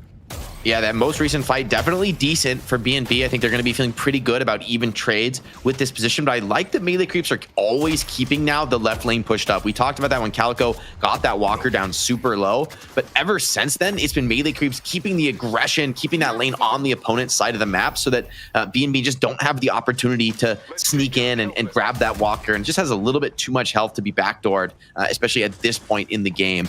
Pocket's trying to push that lane out, but melee creeps just won't leave the lane. I mean, they have 3 on this side of the map. Even Pocket could be in trouble, forced to cape out already. Oh, what a catch there. That's nasty. And just in the prison, in the cage. Sire, there's no way to escape that one. Not before the Frozen Shelter is over at least. And that's a great opening on the bridge here for this fight. Now the chase onto John. John doesn't have really any assist. Oh, that's nasty off the jump pad. Last stand comes out though. Is that? No, it's too late. It's too late. Too little. Too late. But in the meantime, we've got 3 players from melee creeps trying to take down this left side Walker. That would be a nice consolation prize. And BNB are going for mid boss right now. I mean, this is a very high risk play. They already lost the Walker. Melee creeps has time to reset. And they don't quite have the 7 ulti, but it's coming up soon. Like if this 7 ulti comes on the line, okay, I don't think it will be up. And maybe just with the Yamato ulti, it'll be too much to deal with. Sinclair in big trouble there. They're going for it with the goo ball like bouncing around here to see if they can get the steal, but it's going to be going to BNB as intended. And there is that Storm Cloud coming out a little bit later, but straight off the rip off that cooldown, but it's still not enough. The fight is just too scrappy here. They couldn't set it up with good timing, good positioning. And so that's going to be that's a big compounding situation here for BNB to the good. Where now, not only are they just closing in as the lead on the souls, they stand to game now. They stand to take advantage with the rejuve as well in the bag. Yeah, I think they've equalized the game from a soul perspective now. And then the key question is, can they use this rejuve? With that left side Walker so incredibly low, it's going to be very difficult for melee creeps to defend. Honestly, I think this Walker might go down before before the players from melee creeps even spawn. Holiday wants more than the Walker. She's setting up to potentially kill a defender. Calico once again showing up in the opposite side lane, taking the Rabbit Hex, really unafraid of this. And it's going to be both sidewalkers, looks like, going to be going down now. And BNB really getting the most right now out of this rejuve. Yeah, the Calico Walker harass has been really annoying there for many creeps to deal with, and having to try to defend like everything at once, mid and the right side simultaneously. And BNB being quite nimble, quite agile there in how they're repositioning, you know, falling off that right side, falling off the mid, but the damage has been done. Took down the Walkers. And I like this though, you know, BNB with the rejuves, they're not overextending really. They're getting some of their wins and then falling off, working on the jungle to try to extend that soul, or rather to begin to extend the lead. They are now 1k ahead. This is the first point now where BNB have been ahead in a while. And Pashi pop on the 7. Conversation about scaling. Yeah, I think when we look at the ultra late, I mean, I do like what Melee Creeps are bringing in the ultra late, but there's always the threat of these heroes like Yamato and Kelvin kind of breaking the rules and being able to do what no other heroes in the game can. And Kelvin being able to isolate targets in a way that there really is no counterplay other than miraculously surviving, or I guess you could think of E-Shift as some kind of counterplay there, or Yamato being able to tank the stuns. I am just really curious to see how John scales. I think Spirit Warden in the ultra late becomes this like unholy god of once you get like refresher and unstoppable and monster amount of spirit damage. I mean, it's a lot of souls to get to that point, but has one of the best ultra late potentials, being able to ulti and then dump a bunch of damage once you also get the bullet farm going. For B&B side, I think it's really on Pocket and Yamato to be those big carries. Maybe Calico can participate in that, but I think Abrams farm is in a position where maybe more of just a pure stunner in the late game. And what's really interesting in the last like 30 seconds is I feel like Melee Creeps did a great job of just buying time, threatening that they would go for the urn drop-off, forcing repositioning for B&B. But at the same time, not like Melee Creeps weren't taking any fights. They weren't anywhere on the map to be exploited. They just kind of gave up, just this time when the Riju was active. But now it's gone down. They can start to move out on the map a little bit. They're still carrying that urn. Well, rather, the urn actually is walking back at the moment. It's going to be picked up again by John. So now they can start to think about maybe working on that, but they have to deal with this mid-pressure first. Calico once again in the face of that Walker, and it's going to be a full-on team fight. Frozen Shelter popped on the roof. That's going to segment the fight, make it a little bit awkward here, but it looks like B&B needs to try to pull back here. They are starting to get isolated. That is peer content dead on the Kelvin. Nice lasso connected, though, to isolate low main, but nice TP coming in from the Sinclair. That's what you like to see on that Sinclair, and this is going to give more fight control for Melee Creeps. They're trying to find these kills as we get this retreat from B&B. How many kills can they chase down? Look at AVG go there on the Mirage, just tapping away, peppering with that gun, and there's John. E-Shift isn't going to really create any kind of problems to get that kill, and Melee Creeps coming out pretty well off of this. Yeah, and the chase on the Yamato ulti is running out. Sinclair has her dead to rights, and B&B overstepped the mark there, tried to pressure that mid walker, but the clapback is immense. This Melee Creeps roster is pretty insane on the counter initiate. Now, diving forward is the 7, wants to pressure Pocket, help with a Viscous Punch, maybe getting him low in the corner, but it's a scary dive with a high HP mid walker. Players of Melee Creeps, there's not many opponents alive to stop them, so it seems like they will be able to get this mid walker, but they're very low. It's a scary proposition. Calico, meanwhile, trying to rat a side lane, maybe getting pressured while John caps the urn. Yeah, this is crazy that John gets the Sun for free. If we think about how they were holding onto the Sun for a long time, and the fact that they win that fight in mid, and now it's compounding really nice. We turned around. Creeps. Oh, wow. This is beautiful. That's a trade at least. B&B, Jake, they're in a spot where they could have taken some advantages. Melee Creeps, great discipline, great positioning, and they picked the right moment. They found a mistake. They punished, and look at the value that they've gotten from this. 7 getting absolutely nuked, very low HP, and yeah, just is securing this kill, making sure he can't escape with the help of that Frozen Shelter. Deal with the E-Shift. Nice pickups with that trade. John trying to turn though with the ulti. I mean, they have to run. Look at him, the Warden. He's active. He's getting into the fight, not taking any damage. Is that Diviners on him already? Oh my God, this Warden is looking very, very scary, but the ulti's out now. Maybe overstep the mark. B&B continuing to fight back. It's a bloodbath here in the jungle. Yeah, enough sustain for some of these B&B players. These playmakers really causing problems. Still got the Yamato, Pocket, and Holiday left to deal with as they try to follow up on these fights, chasing them down. And oh my God, the jukes? If there's a way to survive, surely not. Indeed, Lomain gets taken out, and I was feeling like, okay, maybe this could actually be okay for Melee Creeps if they can stem the bleeding. But you can see that B&B, they've got to deal with the lanes. They've got to get the lanes balanced out right now. So there's some breathing room here for us Melee Creeps try to respawn, but 164k to 161. We're kind of tied up once again.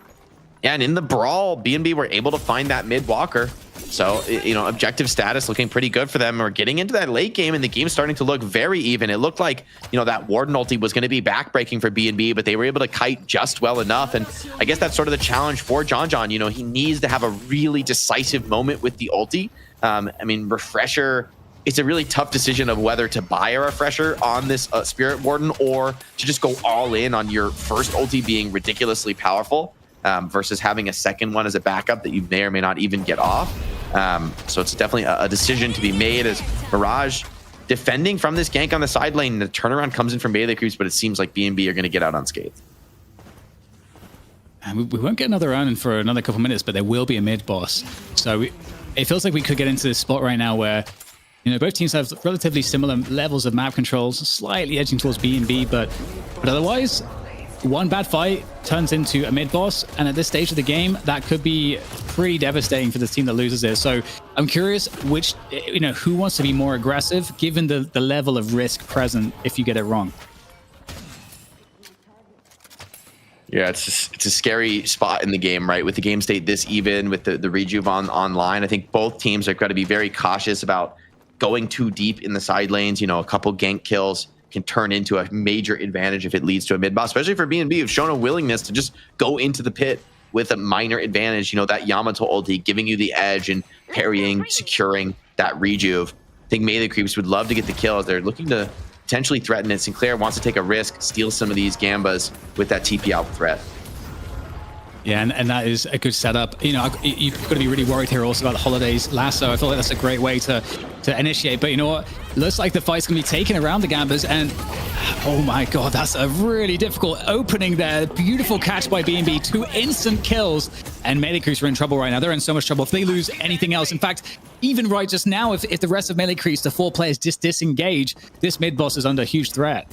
Yeah, there's a really risky call to try and steal the Gambas, you know, with this immense threat of the mid boss. And B&B, I think, are really happy to say, oh, look, you want to be on our side of the map in a committed location? We are just going to bring 6 heroes, bring the hammer down on you, and immediately pushing mid wave right into the mid boss. And this is a scary spot to be. I don't know that Melee Creeps are even certain that this is going on right now. It could be a bait, so they really got to be scared when it comes to threatening this contest. Yeah, and there's not even a thought for Melee Creeps to try to contest this one. And this was what we were worried about for Melee Creeps. Now, can they do the same thing they did previously and just find ways to delay? Previously, they used the urn as one of the tools in which they could try to do that. But they don't really have much to work with here. And we get a big movement from B&B towards that left side, where they see a couple players there extended, trying to clear out those lanes. And this could be very dangerous here. B&B looking really devastating. Cloudform gets sucked in by the lasso, cancelled out, taken down. Poshipop is out of action, and that is the rest of Melee Creeps sent back to base. It's a huge pick off with the help of the rejuve. They're going to catch this lane, and that's going to be 3 lanes now pushing into the base. Calico and Yamato is still quite close. Pocket going to be very far from the fight, so definitely a moment where you got to be a little bit cautious as Melee Creeps, but they're up 1. They got the rejuve. It's time to start taking some risks. Warden is going to get this claw into Calico, who just has the E-shift to stabilize, but they could be trying to turn. It's a risky punish. Big ult, Return to Shadows should be getting Calico out of trouble. And yeah, it's just too dangerous to chase that fire onto the map for Melee Creeps. That's really the value that Calico Fishcake has been creating all game. You know, pressuring opposite side lane, a bit of a budget Mirage, but when it comes to the AoE, the brawling, sometimes a better choice than Mirage.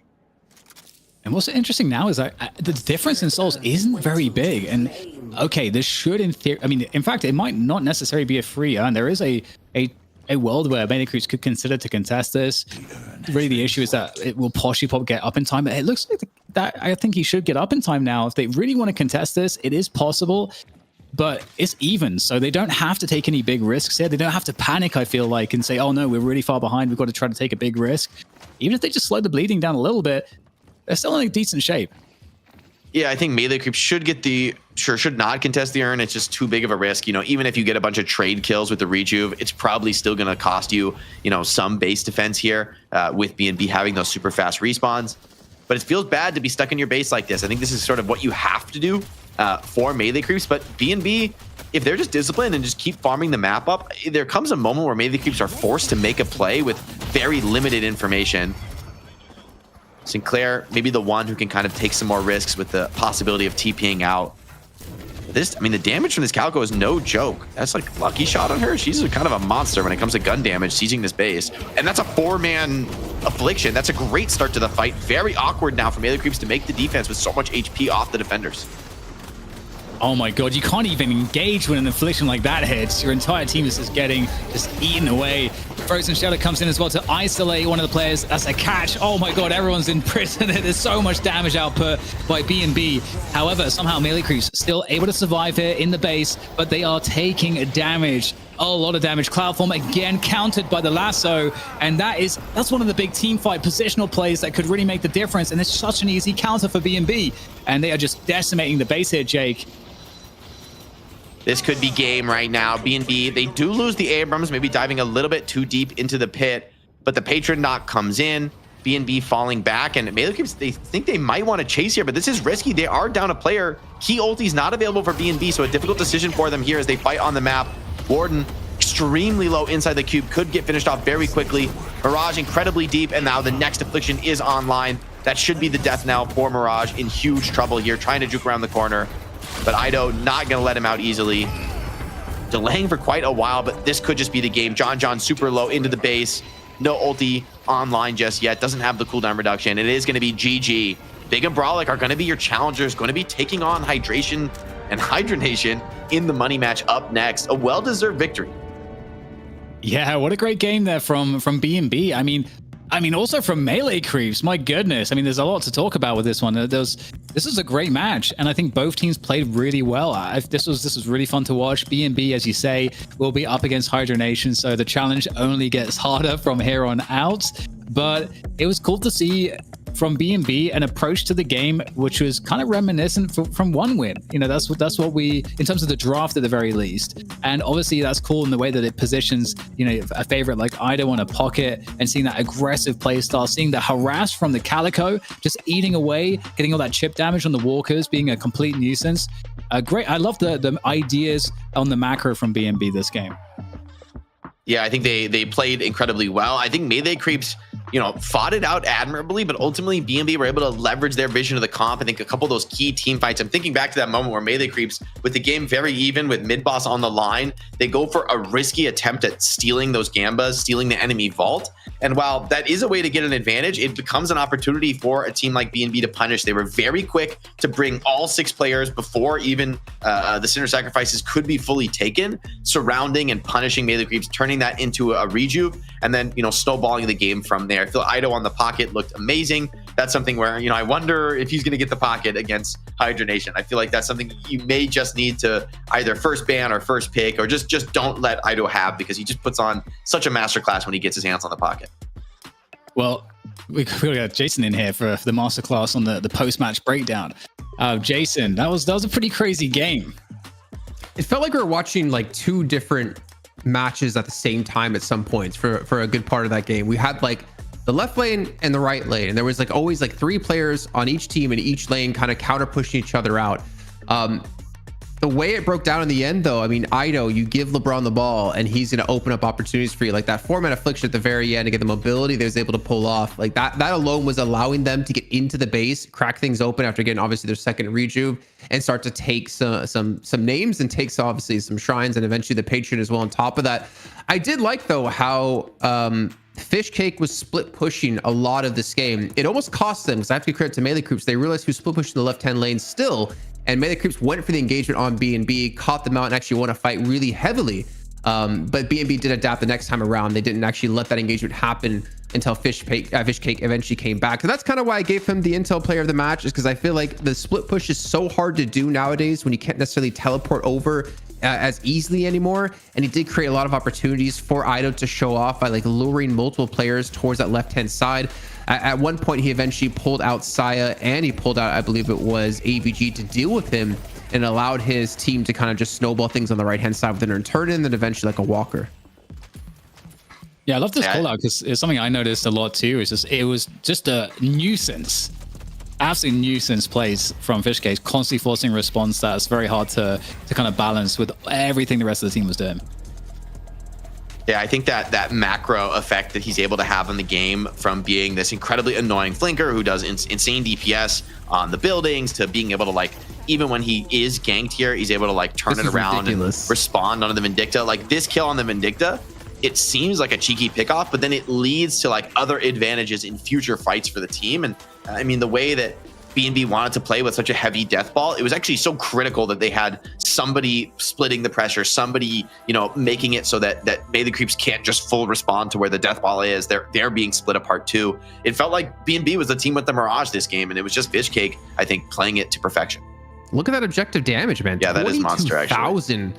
Like, you can't really underestimate the threat he pulled off. Obviously, Ido doing 47,000 damage was insane as well. But like, yeah, the pressure and the alleviation of pressure he was able to give to his team by kind of forcing one person to respond to him And because of the early start they had by taking that left lane and getting that early pressure on the walker, they had to keep someone there to keep him honest. And eventually it forced multiple people on melee creeps to actually stay on that left lane. As you pointed out, Jake, they had to constantly keep it shoved out to make sure that he couldn't just get that walker for free.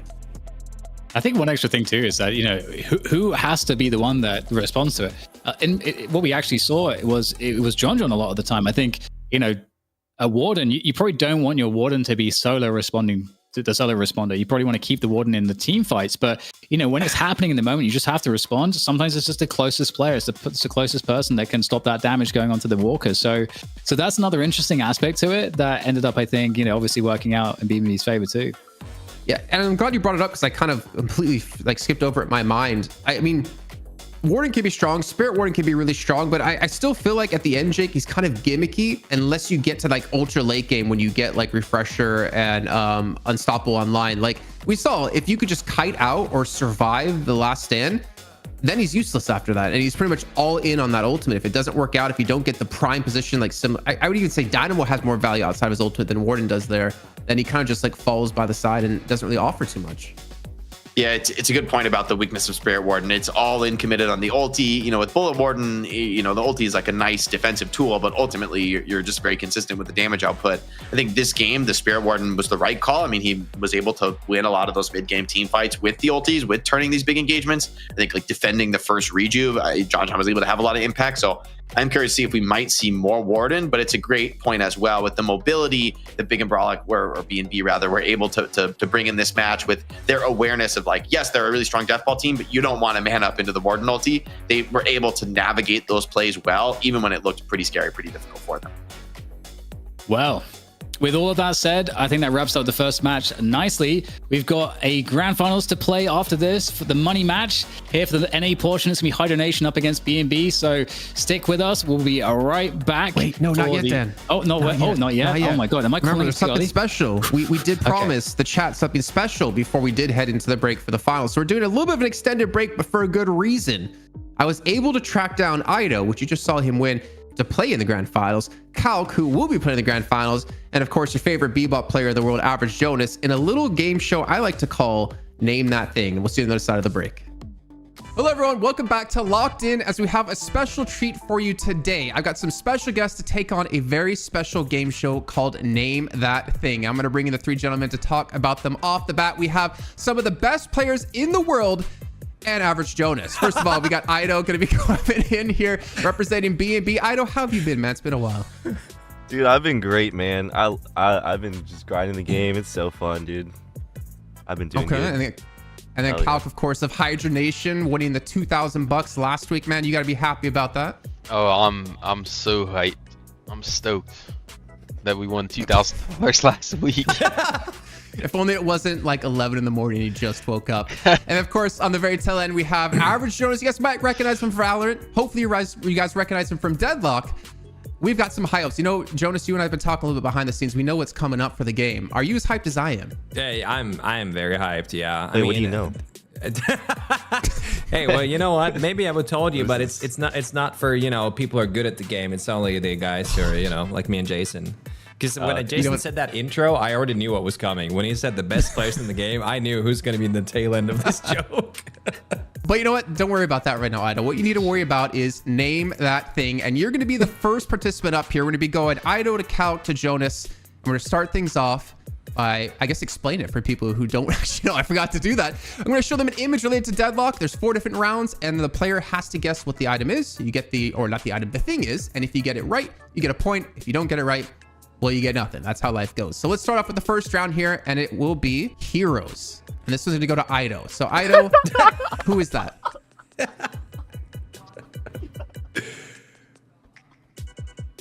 Ido? I mean, I'm a little worried you haven't answered already. I think low-key, my gut is kind of telling me it might be Calico. I think. Calico? Yeah. You're right. It is Calico. Okay. So next up is going to be Calc here. Calc, who is this? Abrams, of course. Abrams. Look, His you don't have to model. think about His it like old model. Ido did. His old model, but you know what? Yep. We'll use it. It is Abrams. Jonas, here's your hero. Why do I get that? Excuse me? That is Jonas, this much is so more easy. Are you difficult. kidding me? No, what is this? Is that a hand? Yeah, that's definitely a hand. Do you have a Jason. guess? We're running out of time here, Jonas. Jason, why are you doing this to me? Bro, why do I actually... fuck. Who's got a hand like that? Wait, am I stupid? Do you guys know what this is? Yes, I don't know. Pretty obvious. I don't know. I don't know. All right, you know what? I don't know. It's not Bebop. That's his original hand, actually, before it became a robot. Dude, I don't know. I actually don't know. Okay. All right, so we have no guess. Is that your final answer? Yeah, no guess. Yeah. It's obviously Raven. Bro. Jonas, Oh my 0 God. points for Bro. you. Unfortunate. So Oh my God. We're going to move on to round 2, though. We have hero abilities. So you're going to see an icon of an ability, and you have to tell us what hero that is, because let's be honest, most pros, and even myself, don't know the name of all the abilities in the game. So starting off here with Ido, what is that? Or what hero is that? What hero? Yeah, what hero has this ability? If you can name the ability, you get an extra point as well. Okay. I got it. Yamato. Shadow Google. Transformation. That's what it is. Shadow Transformation. Final answer. It is indeed Shadow Transformation off Holy. Yamato. Congratulations. 3 points for Ido here. Calc, your turn. This is Shiv Serrated Knives. Shiv Serrated Knives. He did indeed get that. So 3 points for Ido, 3 points for Calc. Jonas, here's your ability.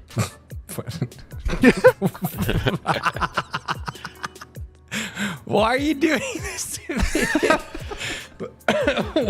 What did I do to deserve this? You said yes to doing this. No fucking idea what this is. You pull out the unreleased heroes stuff. If this is another unreleased here, I'm gonna be pissed. Oh, it is. Jason, what? Bro, Dude, Don't worry. Don't worry. It gets easier from here. I swear. it can't get harder. Oh, it can. Trust me, it can. Is that Slork? oh. Wait, Slork? Really? Yeah. Fathom. Is that your Slork. final answer? Yeah. All right, well, Jonas, unfortunately, 0 points for you. That's overload by Wrecker, of course. If you didn't know that, my I God. mean, that one was Dude, kind of obvious. I was actually thinking about Wrecker. I'm not even kidding. You actually I've never zoomed even in on played this. You actually zoomed in the old, you bastard. Getting So let's flashbacks. talk. Ido's at 3, Calc's at 3, and Jonas, unfortunately, at 0 at the moment. But you know, Jonas, we got 2 more rounds. Don't Yeah. worry. Yeah. Moving into round 3, we got items. Now this one, I mean, you guys buy items all the time. You should know the names. Ido, up with you first. What is this? Mystic Reverb. Final answer. Wow. Didn't even need to think about it. Congratulations. Yeah. 4 points for you. Calc, Phantom Strike. my lord. This man probably uses it all the time in games. Now, Jonas, I don't buy it. 0 points. Jonas, you got 4 this, for bro. Calc. 1 point. Come on. And 4 for Ido. You got to at least get 1 point here to show you truly know about Deadlock and you've left Valorant in the past. What is this?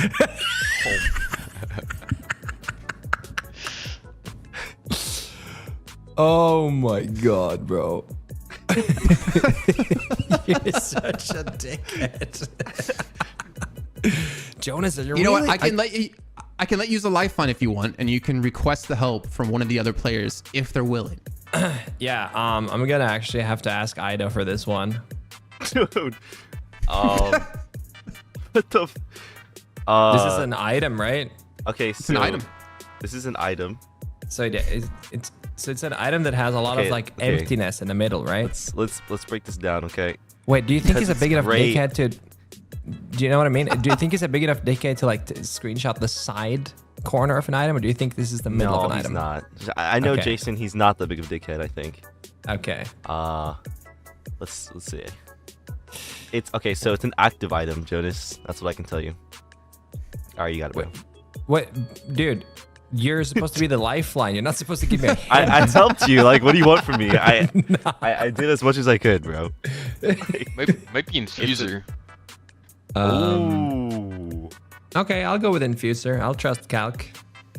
Infuser? Yeah. Let's All see. right. What's the item for average Jonas here at 0 points? Siphon bullets, obviously. Oh, we should have known. Are you kidding me? Wait, what part of the item did you actually? It's not even an active item. The bottom of the heart. So you can see on the corners of the picture, the bottom left and right, there is there's a little bit of black in there. That's to give really you zoomed Oh, in. it has like the shape of a heart, bro. It does. We're stupid. Yeah, We're I weird. should We have. That's suck. my bad. Not guys. really. Nah, that's my bad. I should have totally seen that. Yeah. You can't Yeah, even that's tell. No. It's okay. He's a bebop player, guys. You know. True. I'm not Round with you, 4. Jason. So I'm going to show you guys position on the map and an image, and you have to tell me where on the map it actually is in the cursed apple. Okay, Ido, you're coming up first. Uh, Thought this would be a little bit easier. is that like the center of pit? Mid boss? Pit being like mid boss. Yeah, I think so. Final answer. Yes. 5 points for Ido. Mid boss. It is. All right, Calc. You got to get this to keep up with Ido here. Moving on to you. Where's this? I think that's the mid arch and blue lane. Wow. All right. He is on point here. So we got 5 points for Ido, 5 points for Calc. You know what, Jonas? If you can get this last one, I'll give you 10 points. Okay. I'll give you the potential for a comeback here. You ready? Okay. Okay. Where on the map is this? I actually know where this is. Wait, this is Don't give me a hint. Don't give me a this is hint. before you spawn in. Is that your final answer, Jonas? No. Come on, Jonas. Yeah, I'm gonna say that. I'm hearing Jonas and I'm hearing Ido say Yeah, no. I'm No, gonna Jonas say- is right. Yeah, I'm gonna is say he? that. Yeah. All right. For 10 points, Jonas. Let me see. And the comeback. Fuck, you were right. I didn't think Yeah. See, I knew it instantly. I literally knew it instantly. I didn't think he would actually get That one was I the hoping easy. he That would one go was so 0. easy. That one was I so thought- easy. I thought that Ido knew, and he tried to like swerve me off, so I couldn't win. Well, you know what that does mean? Jonas comes out in first place with 10 points. Calc with 5. And Ido with 5. Oh, it's so easy, guys. Oh my god. You got to give him some credit. He had some very difficult answers or questions to answer, and he got one of the hardest ones at the very end. But thank you so much, gentlemen. Before we go, though, make sure you check out Ido, Calc, and of course, Average Jonas over on their Twitch streams. And continue to support Deadlock here, not to mention Locked In. Make sure you guys like and subscribe, and we'll see you next time.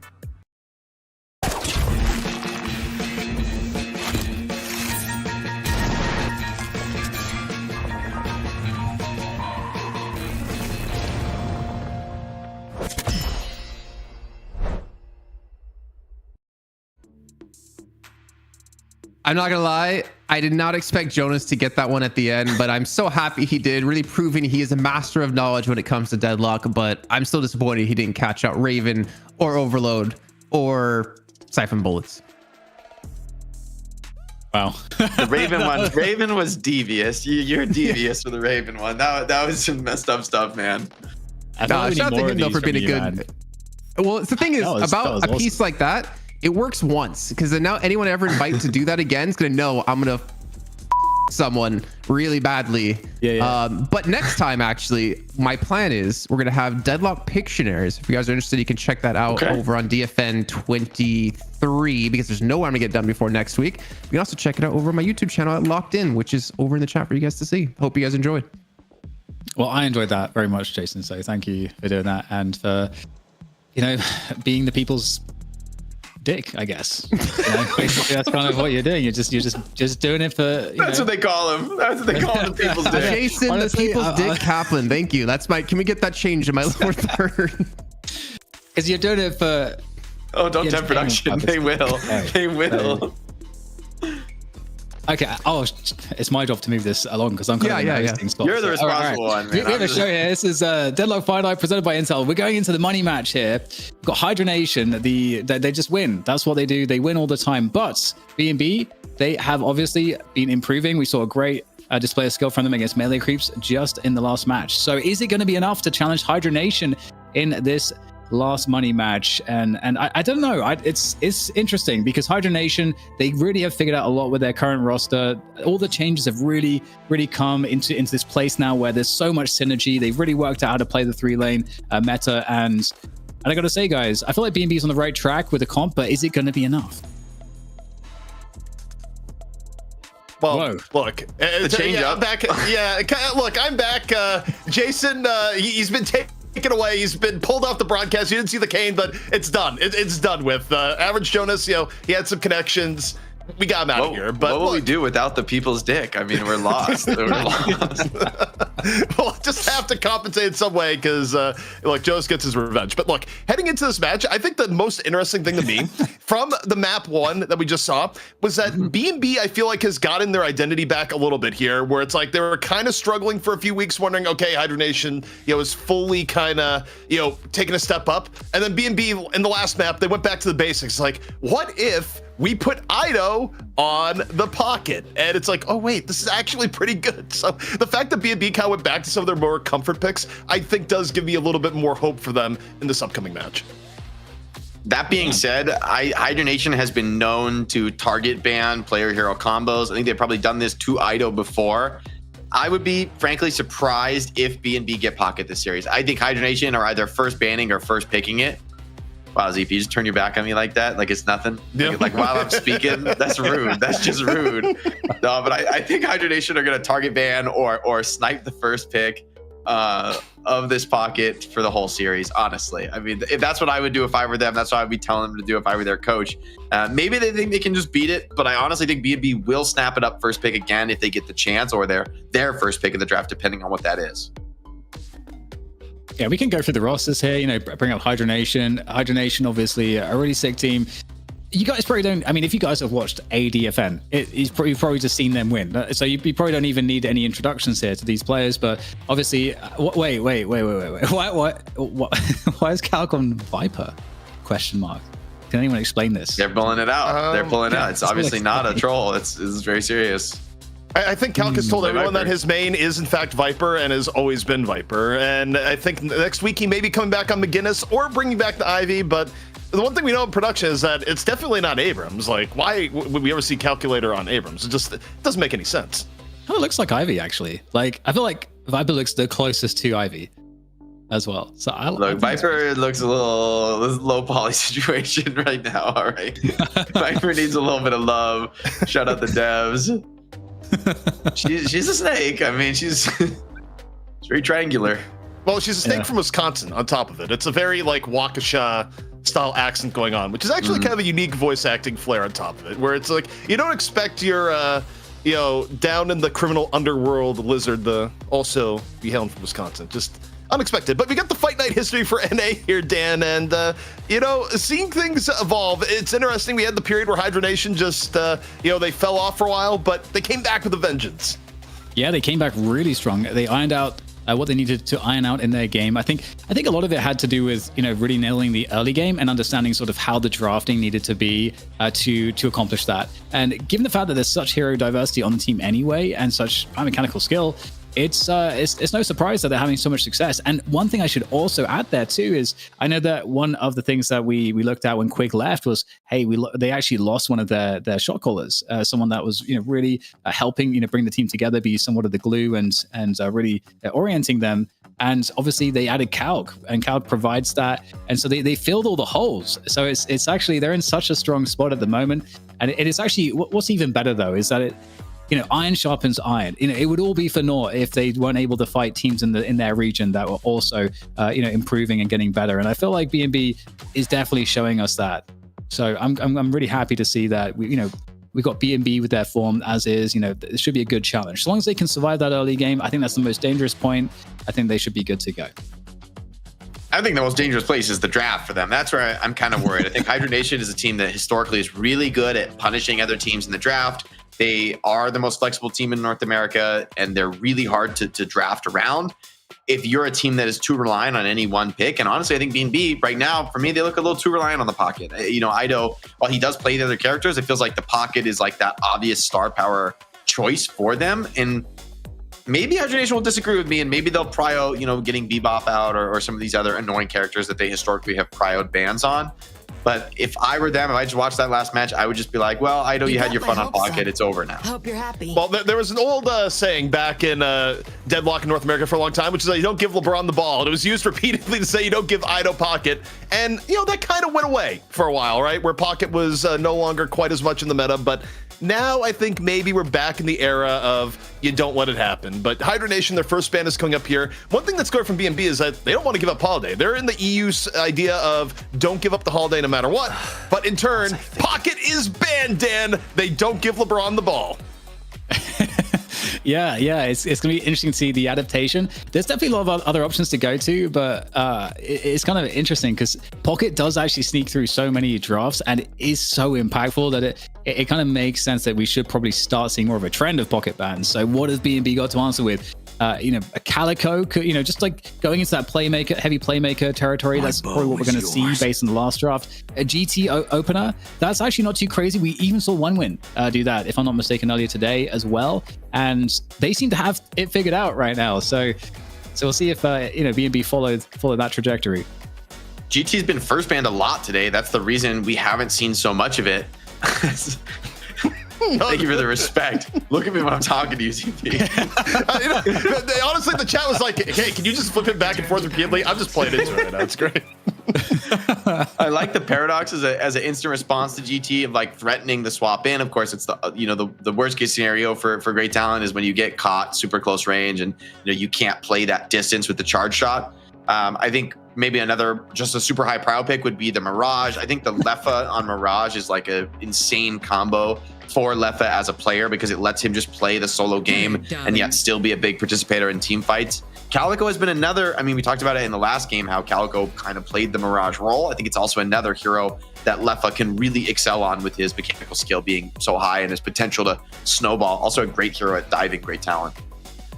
Yeah, I think the interesting part here is, for BNB, what do you value coming up next? You would think the Mirage would be in play here. I think NA is probably going to value the Mirage a little bit higher than what we saw from EU, which is interesting because EU historically has been, the highest on first pick, first ban Mirage, but okay, comes on in. You get the Mirage out from BNB.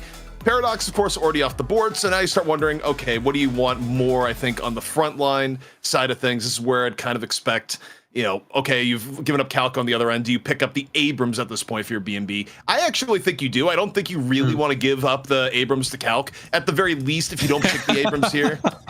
Dude. Well, okay, that isn't me. That is not me. The production has gone wild, and just as I'm upside down, we also got Kelvin being picked up right now. That guy's blood's all rushing my head. Dan, what do you make of this? Honestly, not sure what to make of it. Between God, there's just too much happening right now. I got to get a grip. Okay. It looks like ZP's got a pretty good grip of like the ceiling. He's got those monkey toes. It's a really good gaming chair, guys. It's once you connect, you can't leave. What's that unreleased hero? Is it like the shark or something? It looks like a little shark. What am I? You're talking about Fathom? Yeah. He's just pulling a Fathom here, just chilling. We get the Sinclair out of Hydra Nation. Definitely, people. It seems like that third pick is definitely working out more for people. Like it seems like it's found its place right now. This band's interesting to come on through. I like that we got the Mirage from BNB because they lost the Calico, and we saw that split push was like really important for their macro. So they secured that in the Mirage. Okay, all right, this is gonna keep focused. I also like the Sinclair as a sort of response to the Kelvin. I think stealing the Kelvin ulti is like another really strong steal for Sinclair that allows him to have that. It's kind of like a huge reason you pick Kelvin is for the ulti. We gotta rescue ZP from the International Space Station. I'm on the vomit comment. That is the DFN middle spot right now. But Kelvin coming in from BNB. I think from what we've seen so far, makes sense. Sinclair though coming on in. I really cannot look at the middle picture. It is driving me wild right now. Just close your eyes, ZP. Yeah, just close your eyes. Think drafty thoughts. Abramson for Hydra Nation though. I do love the comfort picks that Hydra Nation is able to get here. They get the Abrams for Calculator. I'm starting Calculator because I want to say Young Calc by habit, but for BNB, I can't. Just someone else, please. What's the response here? There's like 7 is still in the pool. although I feel like with the Kelvin, you may want to go towards like EU. We could see something like a Shiv. We haven't seen as much of that in NA, but I think it's an option. Yamato, okay, another frontliner. I think also Lady Geist. You know, just since you've already picked the Kelvin and you have a GT, it feels like you need to put a premium on those like close range brawlers who can leverage the Kelvin game style. But Hydra Nation so far have a draft that looks very comfortable for them. A lot of like playmaking potential, a lot of stuns on this draft, like deceptively a lot of stuns. I mean, Paradox with the wall silence, Sinclair with the rabbit, and then Abrams, of course, bringing a lot of stun control. So nice. It is going to be the Mo for BNB.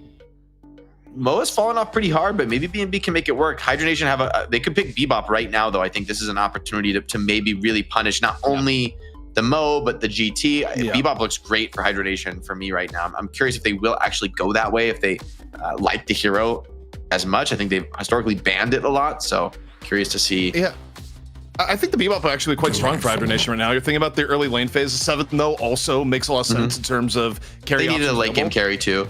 Yeah. So I mean, overall, pretty strong lineup. The question is, what do they finish off with here? Do they get anything on the support end of the spectrum? Do they, where do you go here? Because teams have kind of got away from the idea of like, oh, you need a Kelvin or an Ivy no matter what. Even though Hydra Nation has played the Ivy in the past, clearly it's not going to be a calc play on the Ivy like they did in that one Cursed Era. But instead, the Dynamo. bring out the Dynamo and. I mean, okay, they did it before. Hydration looked good on it, and why not bring it back out one more time where you think to when we saw it earlier today, it even worked out for VP, right? So I definitely think this is probably the right angle to go to.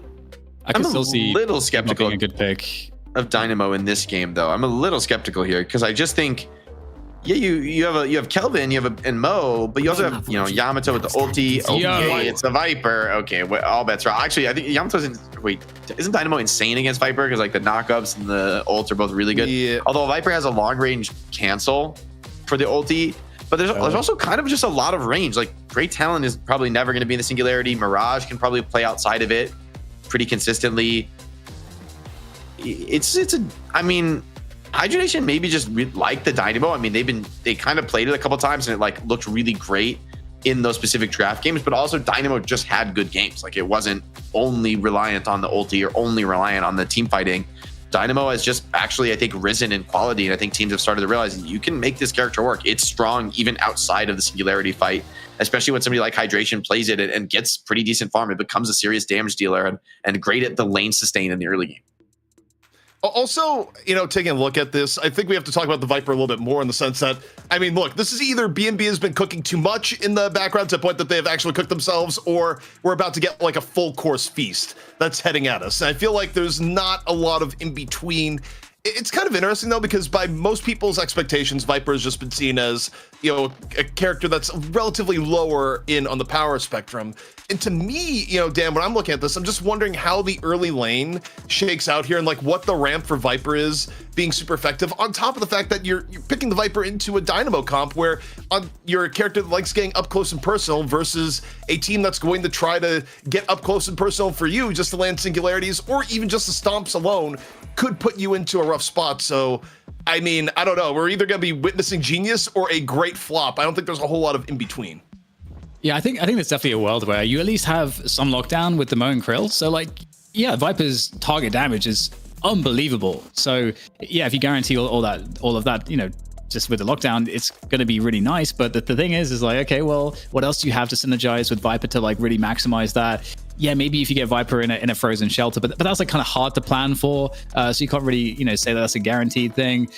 And other than that, I can't really think of too much else that BNB really have to set up the Viper to. And also, I mean, there's so much. I feel like again, like the Dynamo feels like a pretty nice counter between the stuns and the Singularity. The stuns from 7 as well. There's a lot of lockdown from Hydra Nation that seems to be a problem for Viper. So I'm trying. I don't know if Jake, you have like some kind of. This looks like an abysmal Viper game. I mean, like I like there's so much stun control on Hydra Nation. Like virtually every hero. I guess Calico doesn't have a stun, but everybody else does. Whoa, okay. As we're really getting wild here in the draft phase. But honestly, BNB are gonna need to get wild with the Viper here. It's gonna need to be some crazy stuff to make this hero work, because honestly, their draft feels a little bit like lost at sea, spinning in the void. I just not clear on like the way that they want to play to win. Maybe this is just like a game plan of like go for the lanes, but they don't have the most group up on the Kelvin.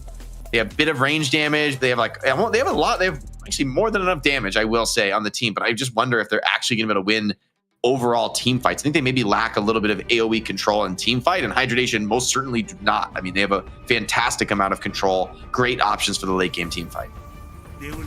All right, CP, what do you make of all this? I know we're all just cogs in the machine at this point, but yeah, I mean, the triple washing machine caster composition has actually never been seen before, and quite strong in its own right. But I mean, obviously, when you look at this, you're doing the Kelvin Viper lane.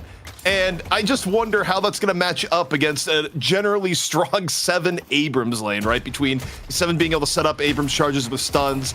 On paper, it feels like something that would be rough for Viper, even with the support. But, I mean, look, I think the people want Viper Cam here no matter what. We don't see Viper a whole lot. We want to see either the glory or the destruction in real time. And, you know, my thoughts right now are totally focused on the right lane. We'll see how it pans out. I just put the house on Hydra Nation. It's not the most return, but I very low faith in this B&B draft. It's like too much cook from my perspective. And Hydra Nation are an insanely good team, you know, even if you get into like a decent phase. I think overcooking it is super scary. Cal tried to get something there, just trades a little bit of lifesteal. Takes a lot of damage though from that latent poison. Yeah, I mean, it's one of those things where you're trying to find any which way to make it work in your mind. But Viper to me is the one hero I feel like in the pool that doesn't get played, and that there's probably like there's more than just a good reason for it. It is maybe because it just doesn't stack up at all. Because with Dynamo that wasn't getting played, or even the Warden, we can see that, you know, there's the spots where it does make sense and you can make it work. But we've never seen that with Viper, and I don't think it's just because we've never seen it that we can say that is, but it just from like the more like first principle point of view, Viper's just too easy to deal with. It just seems like there's too much counter to the stuff that makes Viper's kit good. Yeah, I think this side lane though is potentially a strength. Ido gets the first kill. He's gonna dive deep under the tower. Risky dive, but with the help of Mo, they have the sustain to tank the tower. And I think this is really the lane of hope for B&B. I mean, Yamato and Mo together are incredibly scary, incredibly threatening, a lot of dive potential. If they can get a wild snowball going, they could blow the game wide open, and I think that could create the opportunities for Yams and Poppers to also come online, for maybe even Fishcake on the Viper to make something of this game. But elsewhere on the map is the key for B&B. I think they need to be at least doing decent in the other lanes, allow this Yamato and Mo to really snowball and get rolling. That'll be really fun to see. I really hope that they're able to do that. The Yamato Mo combo is really, really nice. Nice way to secure some Yamato dominance. And, you know, one of the things that, you know, we look at right now, especially is this mid lane. It does unlock a lot of the map. And the GT Mirage, you can see that that's respected by B&B. They're really putting, I feel like, their strongest foot forward here in terms of lane control with the damage output and like this ranged superiority that you get with that combination. And there is Dynamo Calico, so it's definitely no joke, because the sustain there is pretty insane from Dynamo Calico, and like the setup from the Dynamo with the knock up as well is really nice. So it's going to be interesting to see how that plays out. But from the range point of view, Jake, I feel like B&B should have the edge. Yeah, I mean, I think if they can maybe play at range, but I don't think Hydra Nation, I mean, as much as they have the Dynamo, they don't necessarily need to play at that range. Like, they have Abrams, like, who will eventually build Phantom Strike. They've got Flick, who's, I think, going to be a key playmaker on the Paradox to catch people and get those initiations. Not to mention somebody like Sinclair already sending the Divine Barrier, though, going to keep Mo alive. It's the combo, though, big threat of turnaround potentials here. So Hydra Nation got to be cautious in this lane, especially before they get their ultimate online. Good early damage there on that Guardian as well, so doing a good job on this harass. Oh, parry by Ido under tower, putting a lot of damage down, I think. Did I see that, or was he parrying a creep? I'm not sure. Yeah, I didn't catch that. But in terms of the damage on the tower, though, it is definitely pretty solid. And the Hydra Nation, definitely, they've been really consistent of late. So it's good to see that B&B, you know, take an early lead on the Souls. They are getting some tower damage. We're not really seeing, I feel like I'm not seeing any like signs that are super concerning just yet in the early game, at the very least. We'll see obviously how things go once we get some more abilities online. But so far, doing a good job in getting the pressure on and not really losing any lanes too hard or really at all at this point. I mean, if you're going to run this cheesy draft with a lot of late game carry potential, you need to have solid lanes. And so far, they're doing that, right? Like, they're checking the box they needed to check. I think there's still, you know, more to be done, frankly. But this is still a winnable situation. A lot of pressure on the Mo.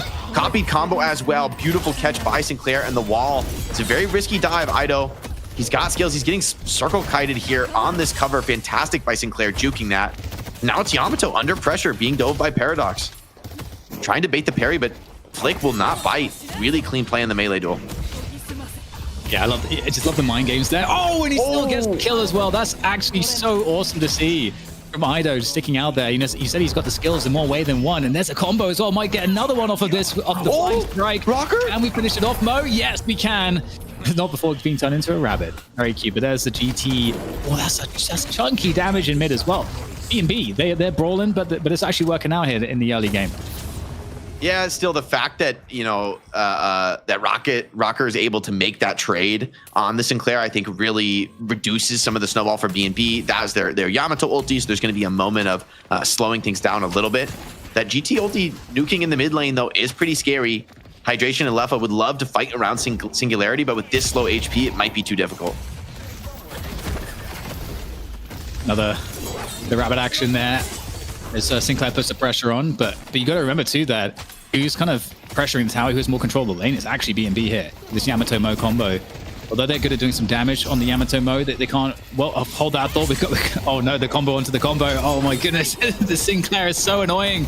Will we get out of here though? It's not looking very good. Gibbs goes down, and that's going to leave Ido quite vulnerable here. He's going to have to back out. Ult's coming up in a couple of seconds, but doesn't want to stick around. I wonder if the copied combo gives you that permanent health on Sinclair. I feel like it should, but I just don't know if it actually works properly. Right.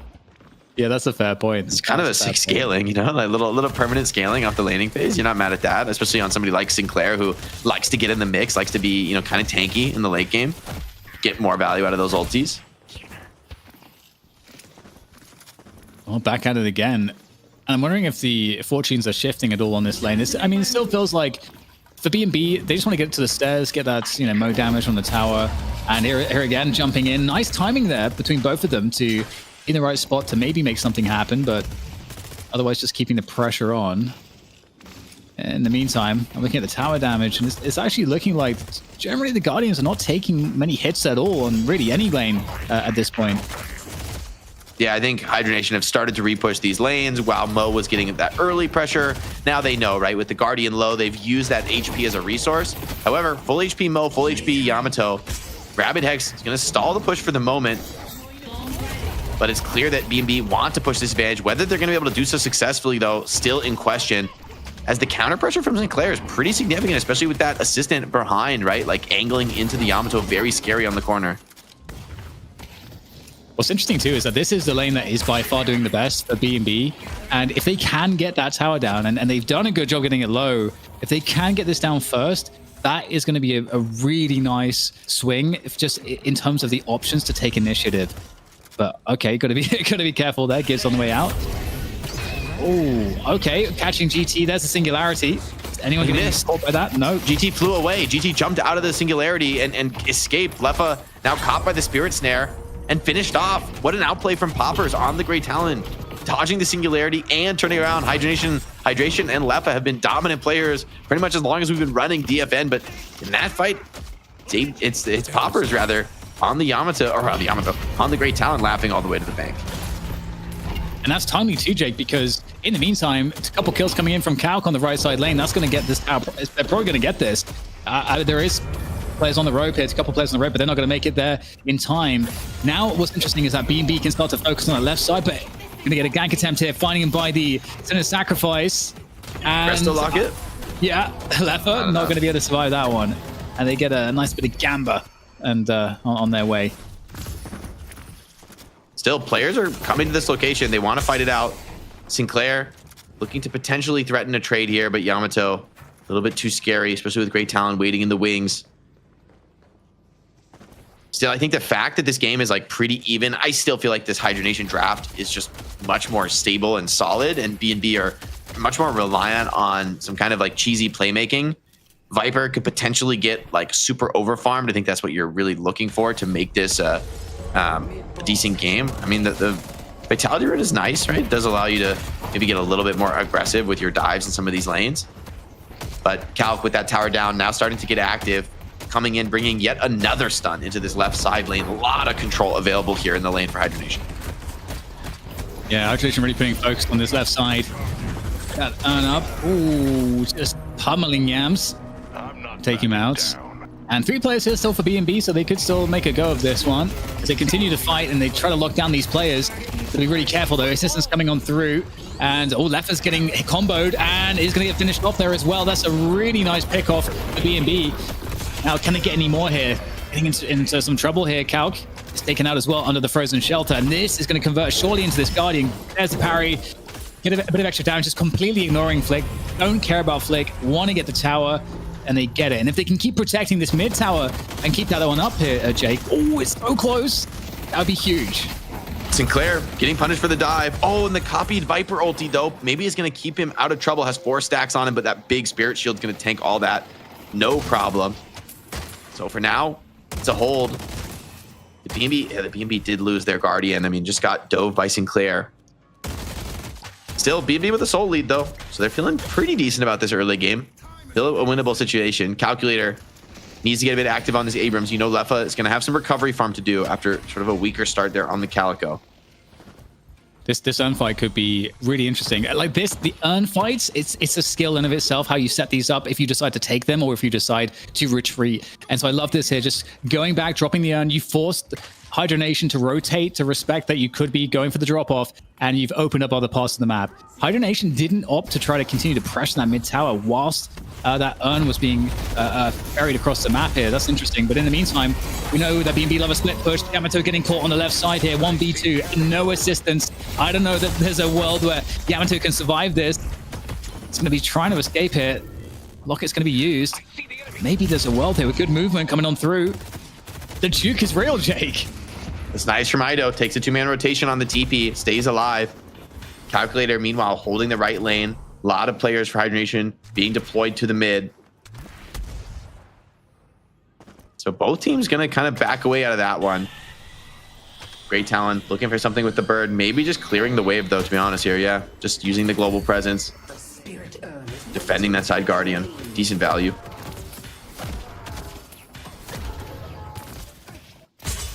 What's interesting here is that the urn can be attempted again, potentially. And there is a response, though, from Hydra Nation. A few players here try to stop this pickup from happening. Frozen Shelter is dropped down by peer content, and that's going to be very helpful here. Ido's going to go down, but can they trade it off? Left is so weak, and there's the pummel coming onto Calc as well. 2 players low here for Hydra Nation. Can B&B finish them off? They're trying their best. They will take down Calc, but they're going to lose another player. Peer content is out of the picture here. Lefa finally gets taken out as well. And we get the conversion potential there for Hydra Nation onto the Guardian. They continue the fight. The knockup comes in, and that's the Guardian as well. Big value. In the meantime, we've got B&B. They focus on taking down that right side Guardian. So now, Guardians are all equalized. Guardian for Guardian. But the urn pickup is going to go Hydra Nation's way, so they're going to have a bit of control over this next objective. And with Hydration having that singularity online, I think this is a fight they are interested in taking on Hydra Nation. They kind of want the fight to take place quickly. Few ultis not available, pure content in particular without the frozen shelter. And if Hydra Nation choose to bring the numbers, this could be a good fight for them. GT pushing on the side lane. Very risky position for GT. Looks like Sinclair is also going to take that 1v1 and defend. Yeah, it looks like they are interested in it. At the same time, there's 2 players there that can pressure the left side lane. Obviously, the Mirage player, Yams, has the ult up, so he can use Traveler to get to the urn fight if necessary. And they create a mismatch there. That's going to create a numbers advantage if he's able to TP over there. And also, we get the Viper in the picture as well, but Viper's not there. And in fact, this is not good in the situation on the numbers. It will be Hydration getting the urn deposited. B&B, again, don't have the numbers to really contest it, so they have to give it up. They respect it. And same time, Viper doing a lot of solo pushing here so far and farming. Yeah, it's decent, but no real damage on the Walker. Rocker is just like too prepared for that, knows the push is coming, gets the defense in. Viper pushed away easily. It's a potentially threatening hero, you know, getting farmed in the late game, but I'm just worried even in the late game, we know like these heroes can scale super hard, but in this level of play, no matter how much scaling and damage you have, you know, a really good team just isn't going to let you press your buttons if they're just locking you down with stun control after stun control. And the bait there from the Yamato makes Calc overextend. Beautiful positioning from the Mo, waiting around the corner for that chase down. Nice fake back there from Ido, who took the zipline knock, but I wonder if that was like an intentional let himself get knocked and bait the chase with the rest of his team ready to save that. Yeah, I think it might have been. Either way, the result is really good for BNB because it gives them more control too. Because Hydra Nation had to be like, okay, well, we got to just hold 2 players on the Walker. We feel like you could be pushing this right now, which gives BNB more control around the map. They use that control to pick up the urn, now cycling across the map to try to get that drop off. And again, Hydra Nation in a reactive position. They've got to take players. They've got to get them in position to defend the urn deposit spot. But we just get a fake out again because BNB, you know, they've done it before. They might do it again. It didn't look like they're set up for to fight for this. Yeah, Calc went back in on the side lane, but once again, Mo is waiting from around the corner. Now he's in trouble, being dove on his own Walker, maybe going down. Although, hold on, was that a parry onto the Yamato? Still, full power strike is enough to take down Calc. Swap under tower, though, from Paradox, likely going to lead to the death of the Mo, who's trying to slip out. Is super low HP, is going to be caught by Flick.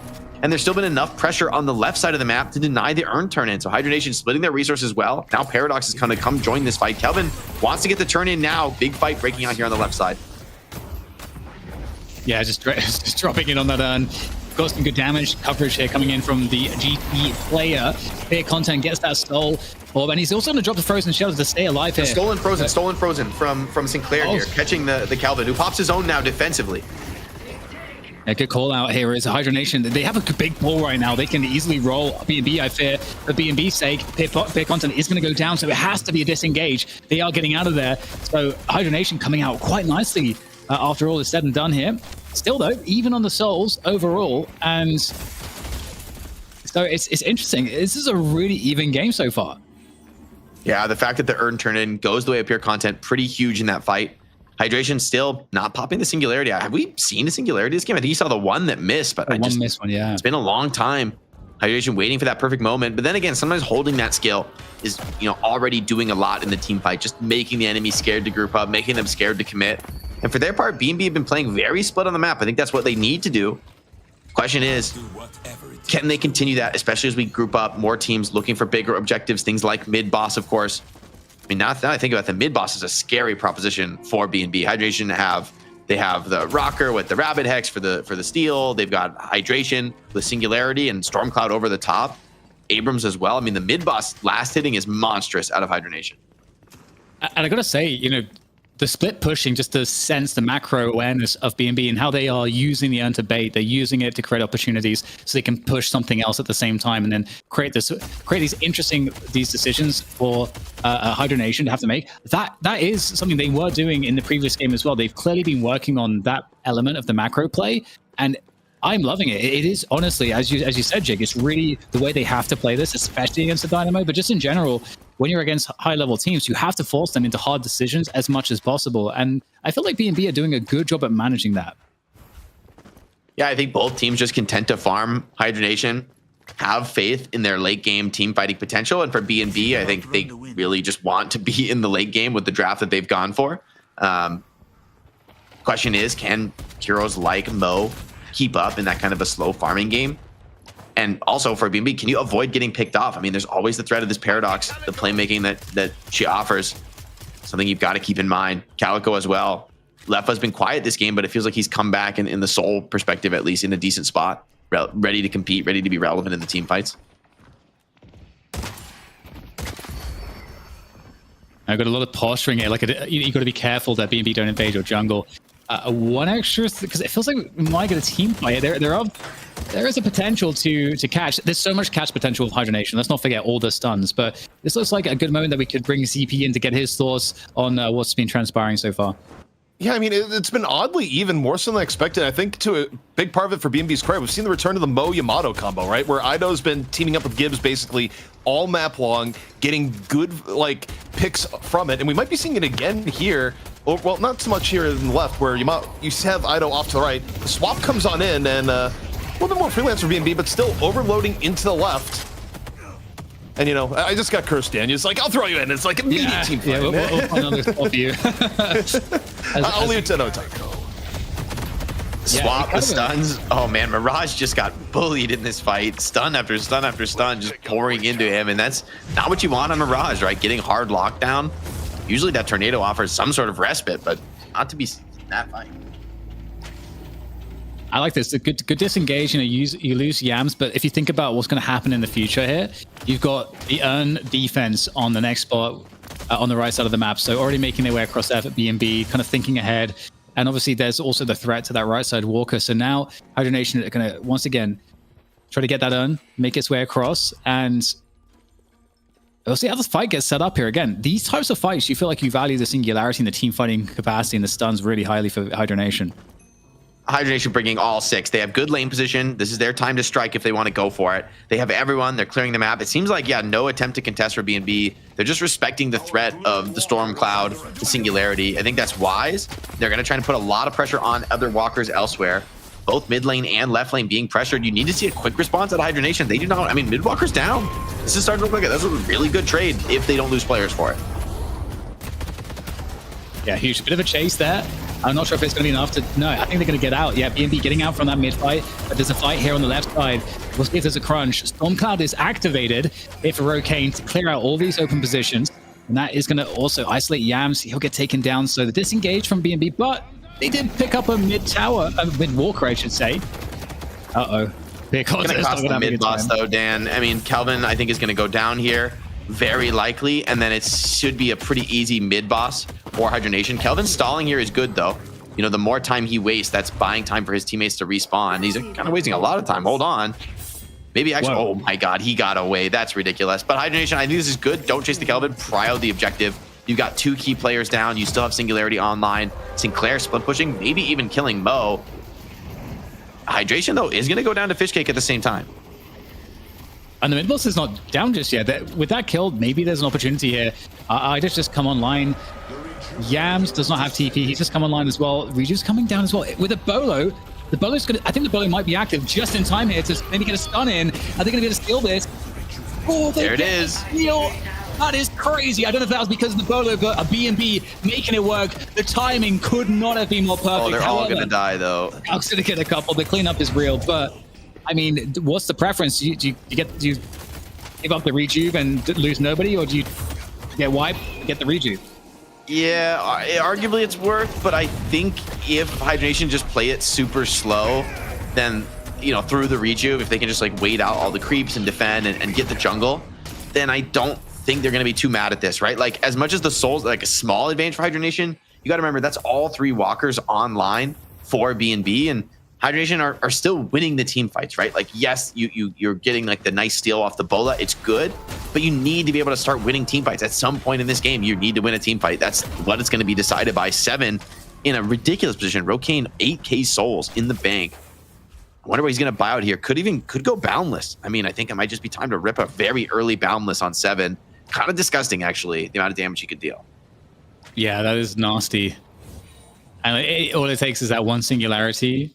Plus, so he's gonna go toxic, superior duration. Okay, so he has like, I think that's permanent uptime on the 3rd skill with the superior duration and toxic at the same time. This 7 is going to be doing a lot of gun damage, well, spirit damage as well. Just going to do monstrous damage with his left click. Something that you really have to be worried about for BNB in the long fights. I think they really need to get on top of the 7 and gank him, but I think Rokane's going to be very aware of that, and he has a huge front line to protect him. Nice combo find again. The CP was definitely mentioning how much that has really been a decisive factor here for BNB, getting these pickoffs, and they're threatening this right walker. After all said and done, yeah, still 3 walkers online, and BNB still keeping the pressure on, and with the rejuve push, they are creating a world here where Hydra Nation have to just keep on defending and defending, and as everybody fans out, and we get pressure on mid and left lane, ZP, let's bring you back in. Yeah, I mean, it's been interesting how things have been evolving here so far.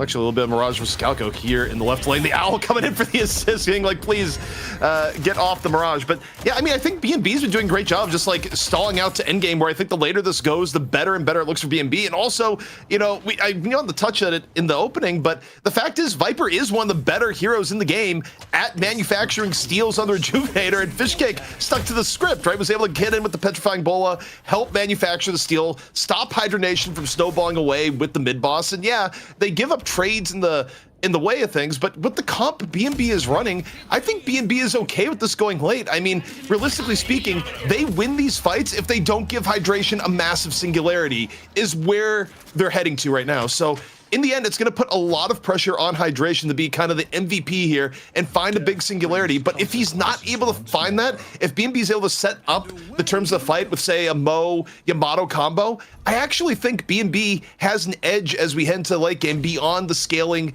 as it is, right? So we're really set up right now for a very interesting late game where you just have to wonder, does Dynamo have it in him? Because I think Hydra Nation at this point will succeed or fall based on Hydration able to be set up for a good singularity. Ido did just grab the refresher on the Yamato, so I'm going to be a very durable, very tanky Yamato with double ulti in the big team fights. BNB also posturing aggressively on the turn-in, not allowing it to happen for now for Hydra Nation. Hydra Nation, though, look to be fighting instead on the right side of the lane, prioing the trades elsewhere. Calc going in even on very low HP does pull Kelvin deep out of the fight. Frozen Shelter tanking a lot. So is Abrams. Wonder if there's going to be more help coming in. I think there is from Hydra Nation. They want to catch these last kills. So much pressure coming in here from BNB. They're also taking down the Guardians out on the base Guardians on the left side. Viper does a lot of damage to our objectives. So like this harass from all like sides at once is feeling overwhelming right now for Hydra Nation. They're trying to mount a defense on this price side at the very least. They'll take out Ido, but they are taking losses elsewhere. There go the base Guardians on the left side. Again, you cannot underestimate the amount of damage Viper can do to objectives. Yeah, I mean, they have the lucky shot. They're playing like the rat game here, getting objectives, trading. Great Talon would love to get the earn turn in, but is extremely low HP and maybe punished, maybe traded. Does not get the earn turn in. Hydra Nation winning a fight here would be massive for them. Mo has combo, but so far unable to use it. Turn in goes the way of Hydra Nation as they look for more kills here on the side lane. Mo desperately running for his life. Think it's going to be too little too late. The rest of the squad is right on his tail. Yeah, not looking good here for the Mo. Wait, he's tricky. No, not quite. Yeah, and it's a rough one too, because if that earn went the way of BNB, you don't feel quite as bad about that. But now we're starting to see somewhat of a lead extend, and now the pressure is going on to BNB's side of the map. And we're starting to see 7 come out. There's the E shift, and also extra damage coming in from Calico. This cake. Yeah, life still here. There might be a way to actually sustain through this with some extra help here. Yeah, it looks like they're going to be battling Calico and forcing it back ever so slightly with the extra assist coming in from the Mirage. That's a lot that you have to use to try to keep Calico off of you. And there we go. We get the finishing shot. So Leper just stuck in a position where he can't fall off, gets taken out. Big focus from Hydra Nation on this right side now.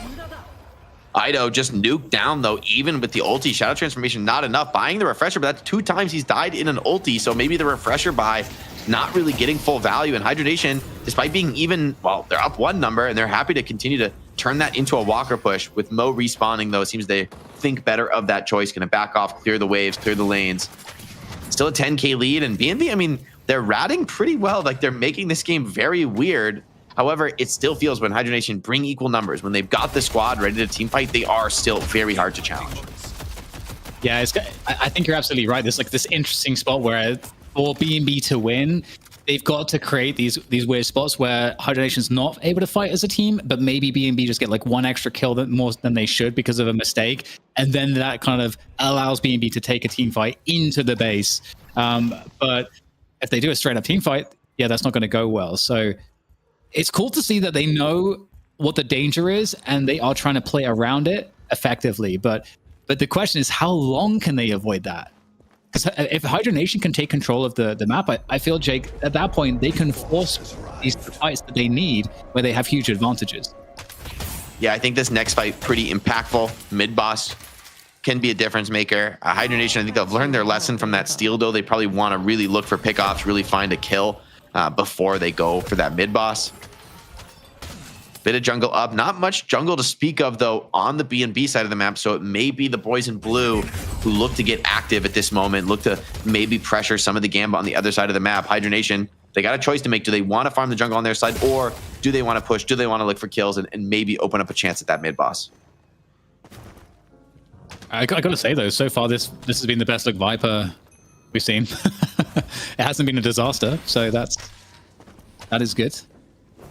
To be fair, Hydration, I think, did win on it, actually, which is maybe the only time anyone's won on it is DFN. True. Yeah, I think this will be the third time it's played. It has not looked terrible in this game. Spirit buff, interesting. Who's going to take that? Okay, there's going to be Hydration, so he'd maybe love to start fighting. I mean, so many cooldowns on Dynamo, getting the Spirit buff as well, a lot of the nuking potential. I mean, Dynamo's a very serious damage threat in these fights. Gibbs is going to pick up the urn, potentially threaten a turn in here, but it's a long road to that drop off, and Hydra Nation do control that side of the map right now. Again, I wonder if BNB are going to use this as bait to try to open up the map a little bit and not try to actually force a team fight. Because again, I think they're so aware that they don't want these big earned team fights right now. I don't think they can ever win one of those. And Hydra Nation, they're just sitting in the middle of the map. They're forcing mid boss. This is perfect. I mean, this could actually work. BNB is extremely far away from the mid boss right now. The Roar's coming in and they're showing no signs of backing. I think this is actually the right move. You do have Singularity, you do have Stormcloud. The ability of fighting on this Rejuve is actually insane. I mean, see if Fishcake can replicate his success before. He's going to go for it in very early with the Frozen Shelter. And BNB looking for the moment. Here goes the drop. There's the Bolo. Is it a steal? Can we get it? Fishcake actually gets the BNB once more. Get the steal, and this time getting some of the kills, the opening kills that they need to try to turn this fight in their advantage. He shifts in for Fishcake as he tries to reposition around the fight, start getting that damage in from the side. But there's all players except Peer Content up here. They are steamrolling Hydra Nation, and Lefa and Kalka have to get the hell out of there. And this, oh, what a huge swing. This is such a, Jake, that was a great play by Hydra Nation to go for it, but it backfired.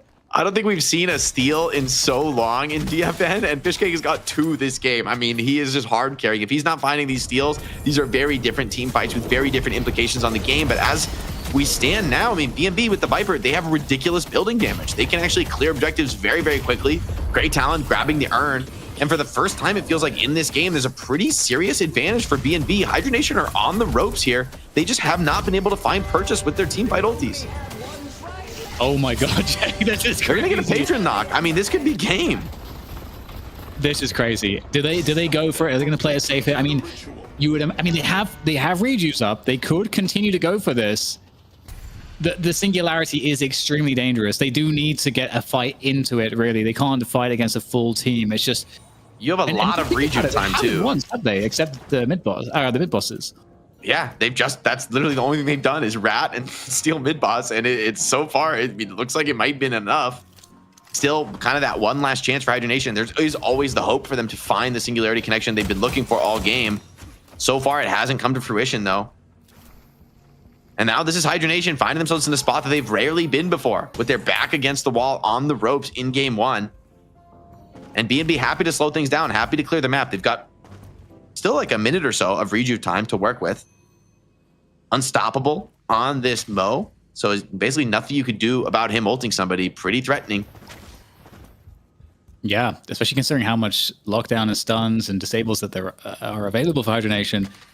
And getting the rejuve is so big for B&B strat because it allows them to have that map control advantage. So it allows them to just continue ratting, and it just forces Hydra Nation to just constantly have to defend, to not have the info on the map to know how their opponents are positioning. It's so valuable for what B&B need to do to win. Yeah, everything rests on this next team fight though. If Hydra Nation can get a big decisive win, I think they can definitely swing the game at least back to even here. Yamato soloing on the flank, does have a double ulti, potentially a scary thing to be fighting into. Not sure if the sustain is really going to be there for Lefa. Seems like for now, at least it's a decent trade for Yamato. Calc trying to fight as well on the other side of the map. Out very deep, maybe isolated away from his squad. This is something that BNB need to find and punish. Yeah, looks like they're surrounding Calc at the moment. Good call out. Calc gets isolated, gets killed. And in the meantime, Yamato occupying a lot of attention right now. That's splitting up the team. Might be an opportunity here for BNB to go in to try to figure out how to make this happen. Ido unable to escape. Big pick off there. Leffel was working on that one for quite some time. There is the Storm Cloud forced out very low here. There it is. We're going to get the ship to try to get him out of there. The quantum entanglement. So low. Hydration, though, still has Singularity. Wants to turn this fight around, needs to turn this fight around. Players are dropping like flies. The squad does find a decent connection here on a few. Is this enough? It seems like it won't be. Big and brawling. Looks like they're going to be winning game one. Only Flick left alive to defend. Weekend Patron being nuked by Viper. And the Viper gets its second ever win in Deadlock Fight Night. The crazy cook from B&B. I lost my house and I'm not even mad at it. 66% win rate. That's crazy. The fact that it actually, I mean, it worked so well with their strat. It enabled their strat because I feel like the one thing that was the problem is the team fights, and the mid boss is something that you have to team fight. It's the one team fight you can't avoid. And the bowler for the steals was just 2-6 EP.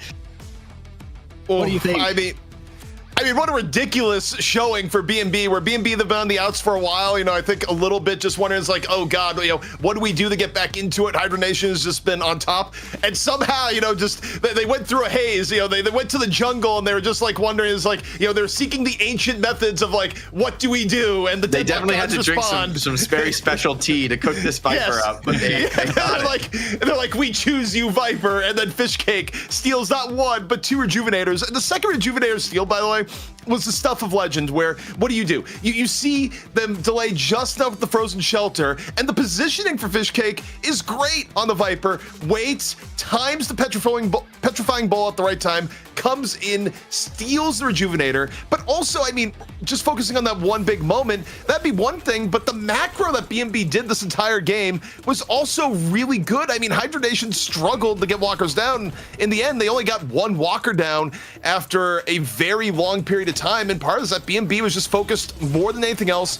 on lane pressure, avoiding bad fights. And when they looked for fights, half the time it was the Mo Yamato connection, feeding Ido, you know, the old-fashioned way, right? Like, you know, back you could go back a month to CEU doing Mo into Yamato gameplay.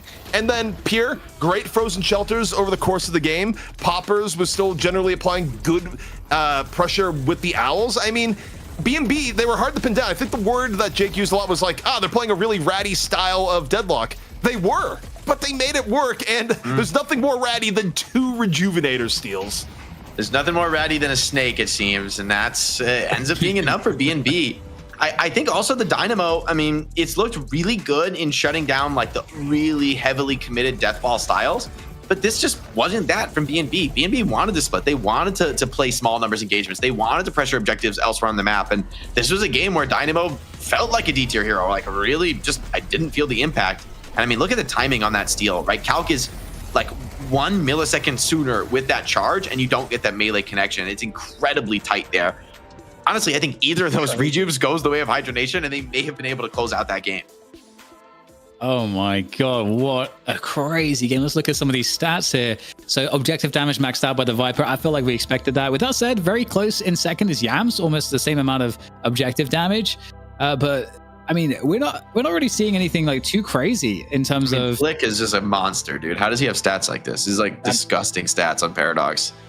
8, 3, 17, 35k hero damage. Jesus, they lost, man. Yeah, the funny part there is that a lot of players, whether on Hydra Nation or off, will always make the note about, you know, Flick is probably, for as good as he is underrated at times in the terms of talking about Flick's Paradox, relative to, say, other paradoxes that we bring up a lot, like, you know, MKLS or something on the EU side of things, right? But, I mean, Flick has always done this in terms of being very consistent and high damage, but also, I don't know, I think about this game and, like, how it panned out. I do just think B&B was almost playing a rope-a-dope, right? Where it's just like, you know, keep the game even, avoid major team fights, don't give Hydration any big 3 or 4 man singularities to put the game away, and just let your comp, which I think was better late game, continue the flourish in power. And so long as they kept it even, which they did, they created a really good scenario for their composition to outscale Hydra Nation in the end, and they did it all the while having really pristine focus on lanes and not even letting 2 of their walkers go down. So I think B&B's game plan was really good, but I'm also very interested to see how Hydra Nation shifts things up on the next map. Yeah, I mean, this is really cool. They knew the strategy. They got a draft that worked super well for it. It's clearly an approach that they like. We saw it in the previous game, just a different version of it. Will they be able to pull it off again? I would assume that Hydra Nation will probably tool their selection out so that it's a bit better to deal with that type of strategy and comp. I guess we'll just have to wait and see. We'll take a quick break and we'll be back with the second match. Are we going to have an upset? Are BB going to take down Hydra Nation? It is unthinkable, but maybe the unthinkable will happen. We'll see you guys after the break.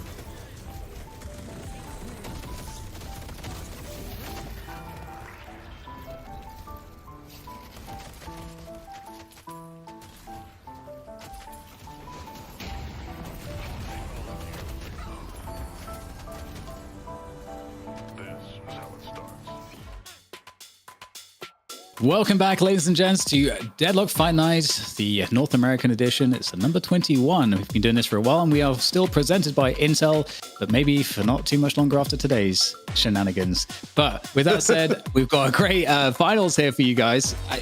What a crazy upset for the first map.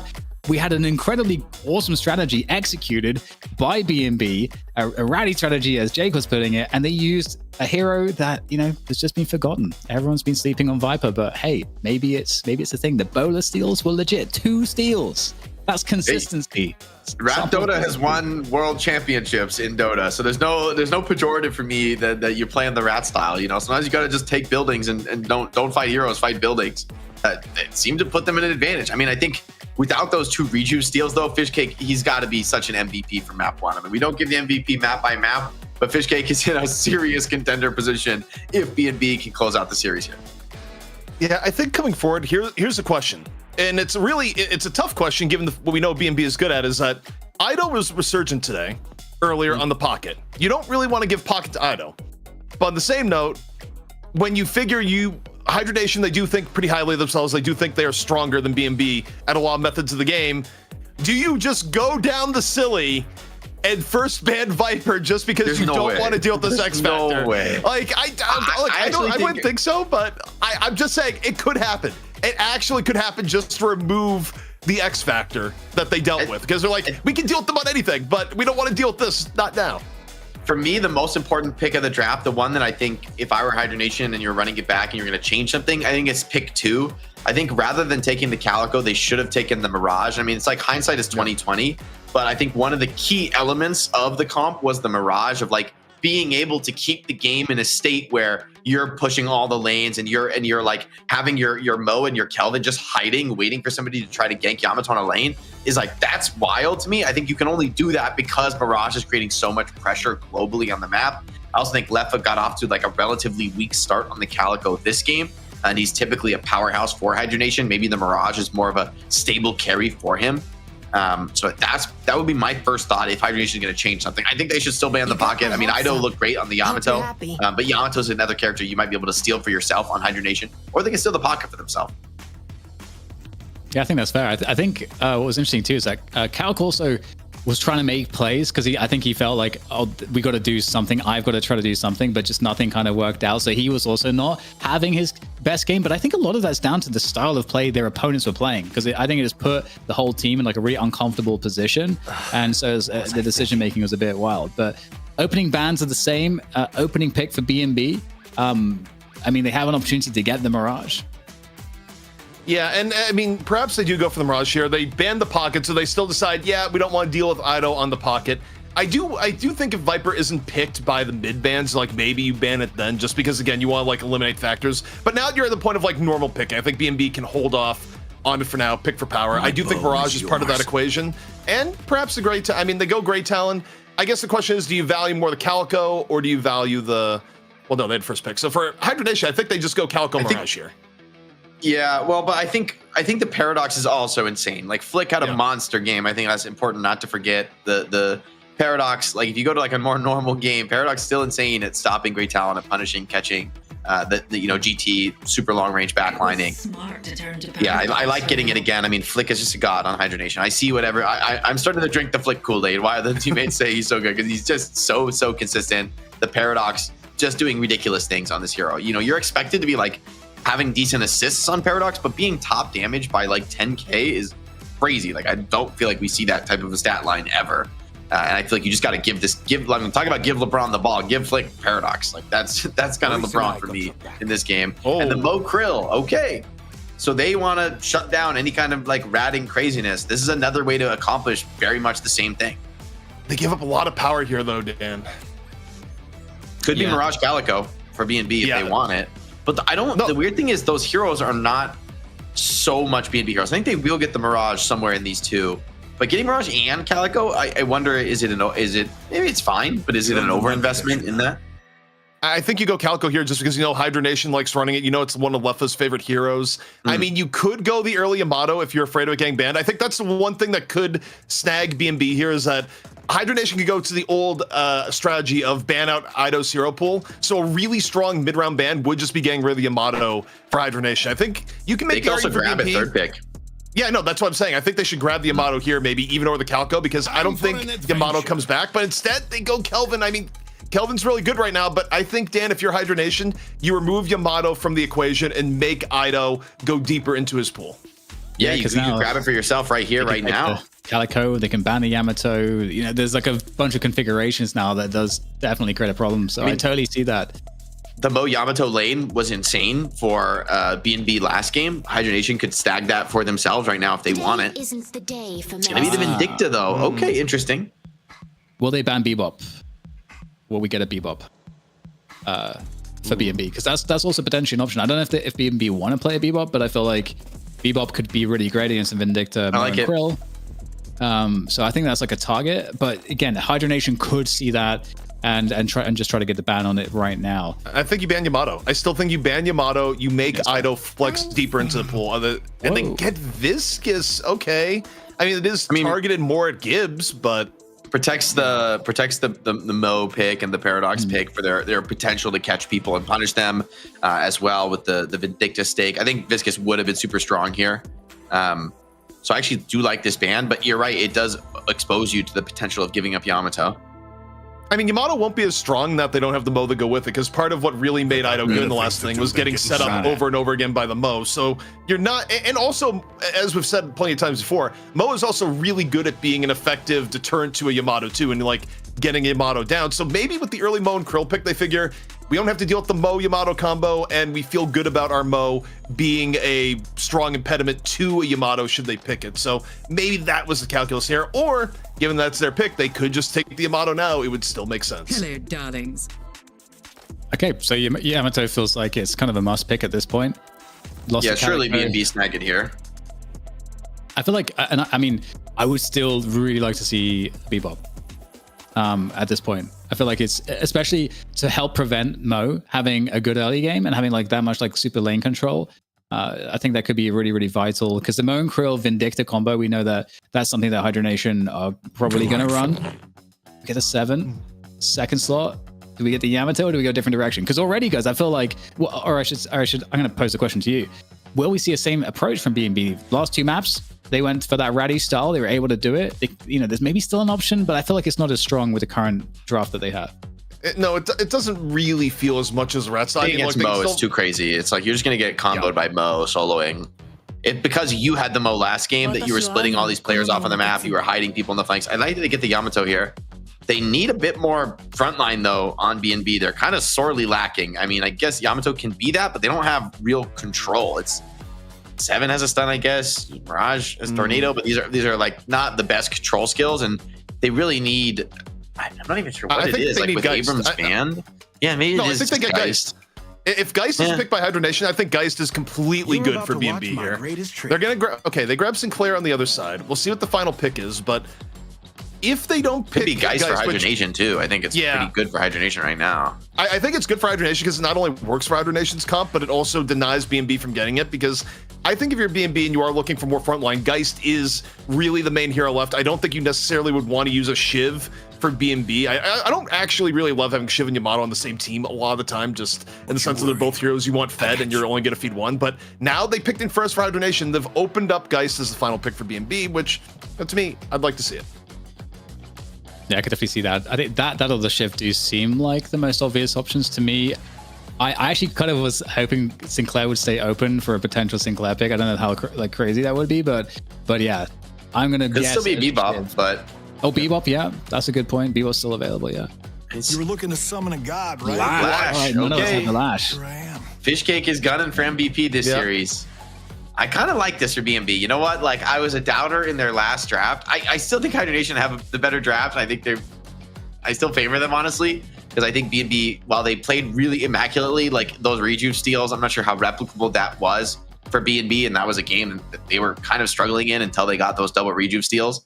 So I still have a lot of faith in Hydra Nation, but Lash is that same style of hero of like, you know what, no matter how dark the game gets, we always have a chance to just like crush you with a massive team fight and flip the game on its head. And so Hydra Nation are going to have to play a very clean game to deny that. We know what Fishcake can do on the Lash. Also, I will say I don't really love the look for BNB right now in the sense that Sinclair has a veritable buffet of great ult clone options where you can clone the Shelter, you can clone the Stormcloud, you can clone, Lash ult, and even at times, I mean, cloning Great Talent Owl can like pay good dividends. So, I mean, the level of flexibility you're going to have with Sinclair in this game is actually ridiculous with the team comp that BNB ended up going with. Yeah, that is kind of scary. Sinclair is kind of scary. We'll have to see how well it's integrated for Hydra Nation, but in terms of the early game, their early laning looks kind of nice, I feel like. I don't really see any issues there. For BNB, it doesn't seem quite as strong. I don't know, how do you guys read the relative strength in the early laning phase? I mean, you got Yamato and Mirage who can maybe be pretty decent. Lash, I mean, I guess you can't, like the fact that Lash can't stand on the mid high ground, I think does kind of hurt him, although we don't see that so much in high level play. I am really curious to see who matches up against the Mo in particular. If it's like another Hydration Mo in the mid lane, I think that's going to be the toughest lane overall, since BNB don't really have the strongest laners. They don't have any of the heroes that we've seen be sort of used as counters to Mo in the mid. And so I think we could see mid lane getting out of control. If it is like Calico Mo, that is a freaking terrifying lane. Like the threat to dive under your tower is immense on that lane. And, you know, I'm not really seeing the BNB heroes that respond well to that. Actually, I think if you put Mirage in middle, Mirage +1, I think you can hold the Mo off at the very least. Like Mo, it's kind of been established that Mo doesn't love laning against Mirage. Getting farmed on the passive, that makes sense. Yeah. So I think like realistically, as long as you put Mirage there, and I mean, I think Mirage Yamato could work. I think Mirage even like Kelvin could work. Mirage GT. Like there's a bunch of different combinations you can do to put that in middle and give Mo like a tough time. So in a way, if you're Hydra Nation, I wonder if you even put the Mo middle, or you expect the Mirage middle and then you send Mo somewhere else to try and get more value. Because I don't know if you, as Mo, you love the matchup versus Mirage. It can be quite difficult. Yeah, and I think, I agree. I think Mirage, Yamato, Mirage, even Lash could be kind of nice against that. Because, yeah, I mean, like, Lash can obviously just, like, jump in, jump out. Like, there's a lot of, like, ways to get the damage in, the stuns. And I guess, like, you always have to be worried about the Vindicta combo. It feels hard, for sure, with Hydra Nation, just looking across the draft in general. And I feel like I'm looking at this in a way where I'm like, okay, everything feels a bit better for Hydra Nation. What could match up to potentially be okay against it? That's kind of how I'm looking at this. So it feels imbalanced in that way. I don't feel like BNB has quite the same synergy strategically as they may have had in the previous match. This feels like they're gonna have to play more straight up against Hydra Nation, and that is obviously where Hydra Nation's going to feel very comfortable. So that's a problem. One thing I'm wondering, bring up. No, go ahead. Go ahead. All right. Well, I was going to say, I think Infernus is going to be pretty important this game, because I'm looking at the damage for Hydra Nation, and I think Infernus is a really key component of that. And that's one thing I'm wondering for BNB is like, yes, you can have the 7 ulti and stuff, but Infernus is actually pretty sick at dealing with some of these like static heroes, like 7 when he ultis. If you just like, you get free burn on him in Infernus, you can kind of DPS through the 7. You do reduce his outgoing spirit damage with the burn. You know, even you know, somebody like Great Talon, right? Like trying to be up in the sky and just like pumping damage. If Infernus starts shooting you, you need to start running. You need to like deny him getting the burns on you. And so I am pretty bullish on Infernus if he's able to like not get basically lash ulted. I think he can kind of do a ton in this game if he has like a strong game farm wise, and then avoid some of the key stuns in the team fights. I could see Infernus kind of being explosive here with a lack of hard control that deals with him. You know what is not going to be as effective, though, the last time we saw it from Hydra Nation, is going to be, if it is like Vindicta, or rather Leffa on the Vindicta, right?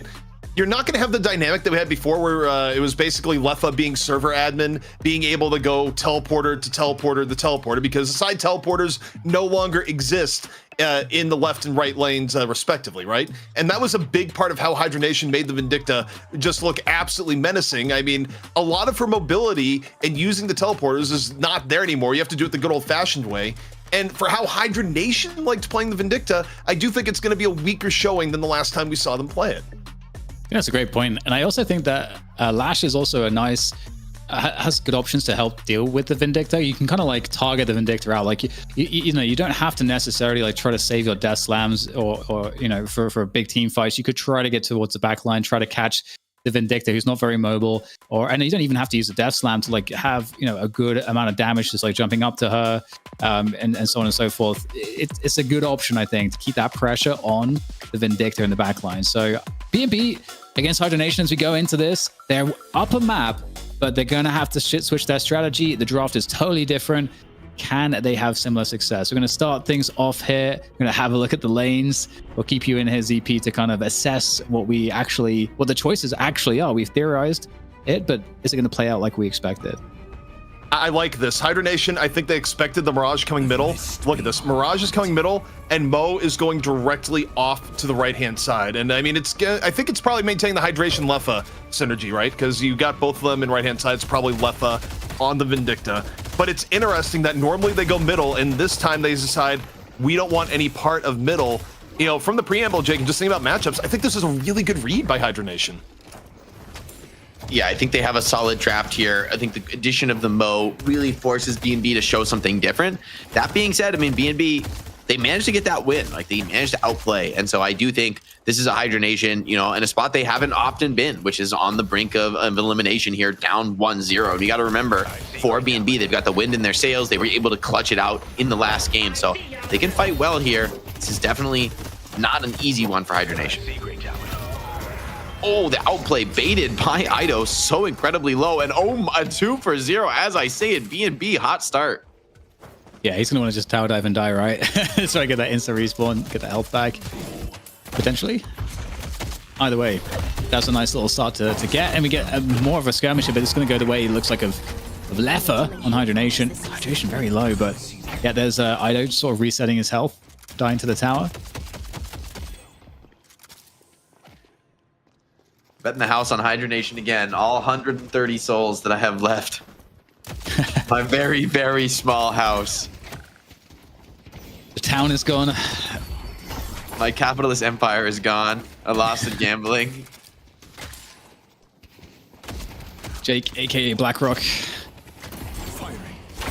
All right, They well, got me. this middle lane's interesting. Calico and Furnace against, what's that, GT Mirage. Is that Mirage?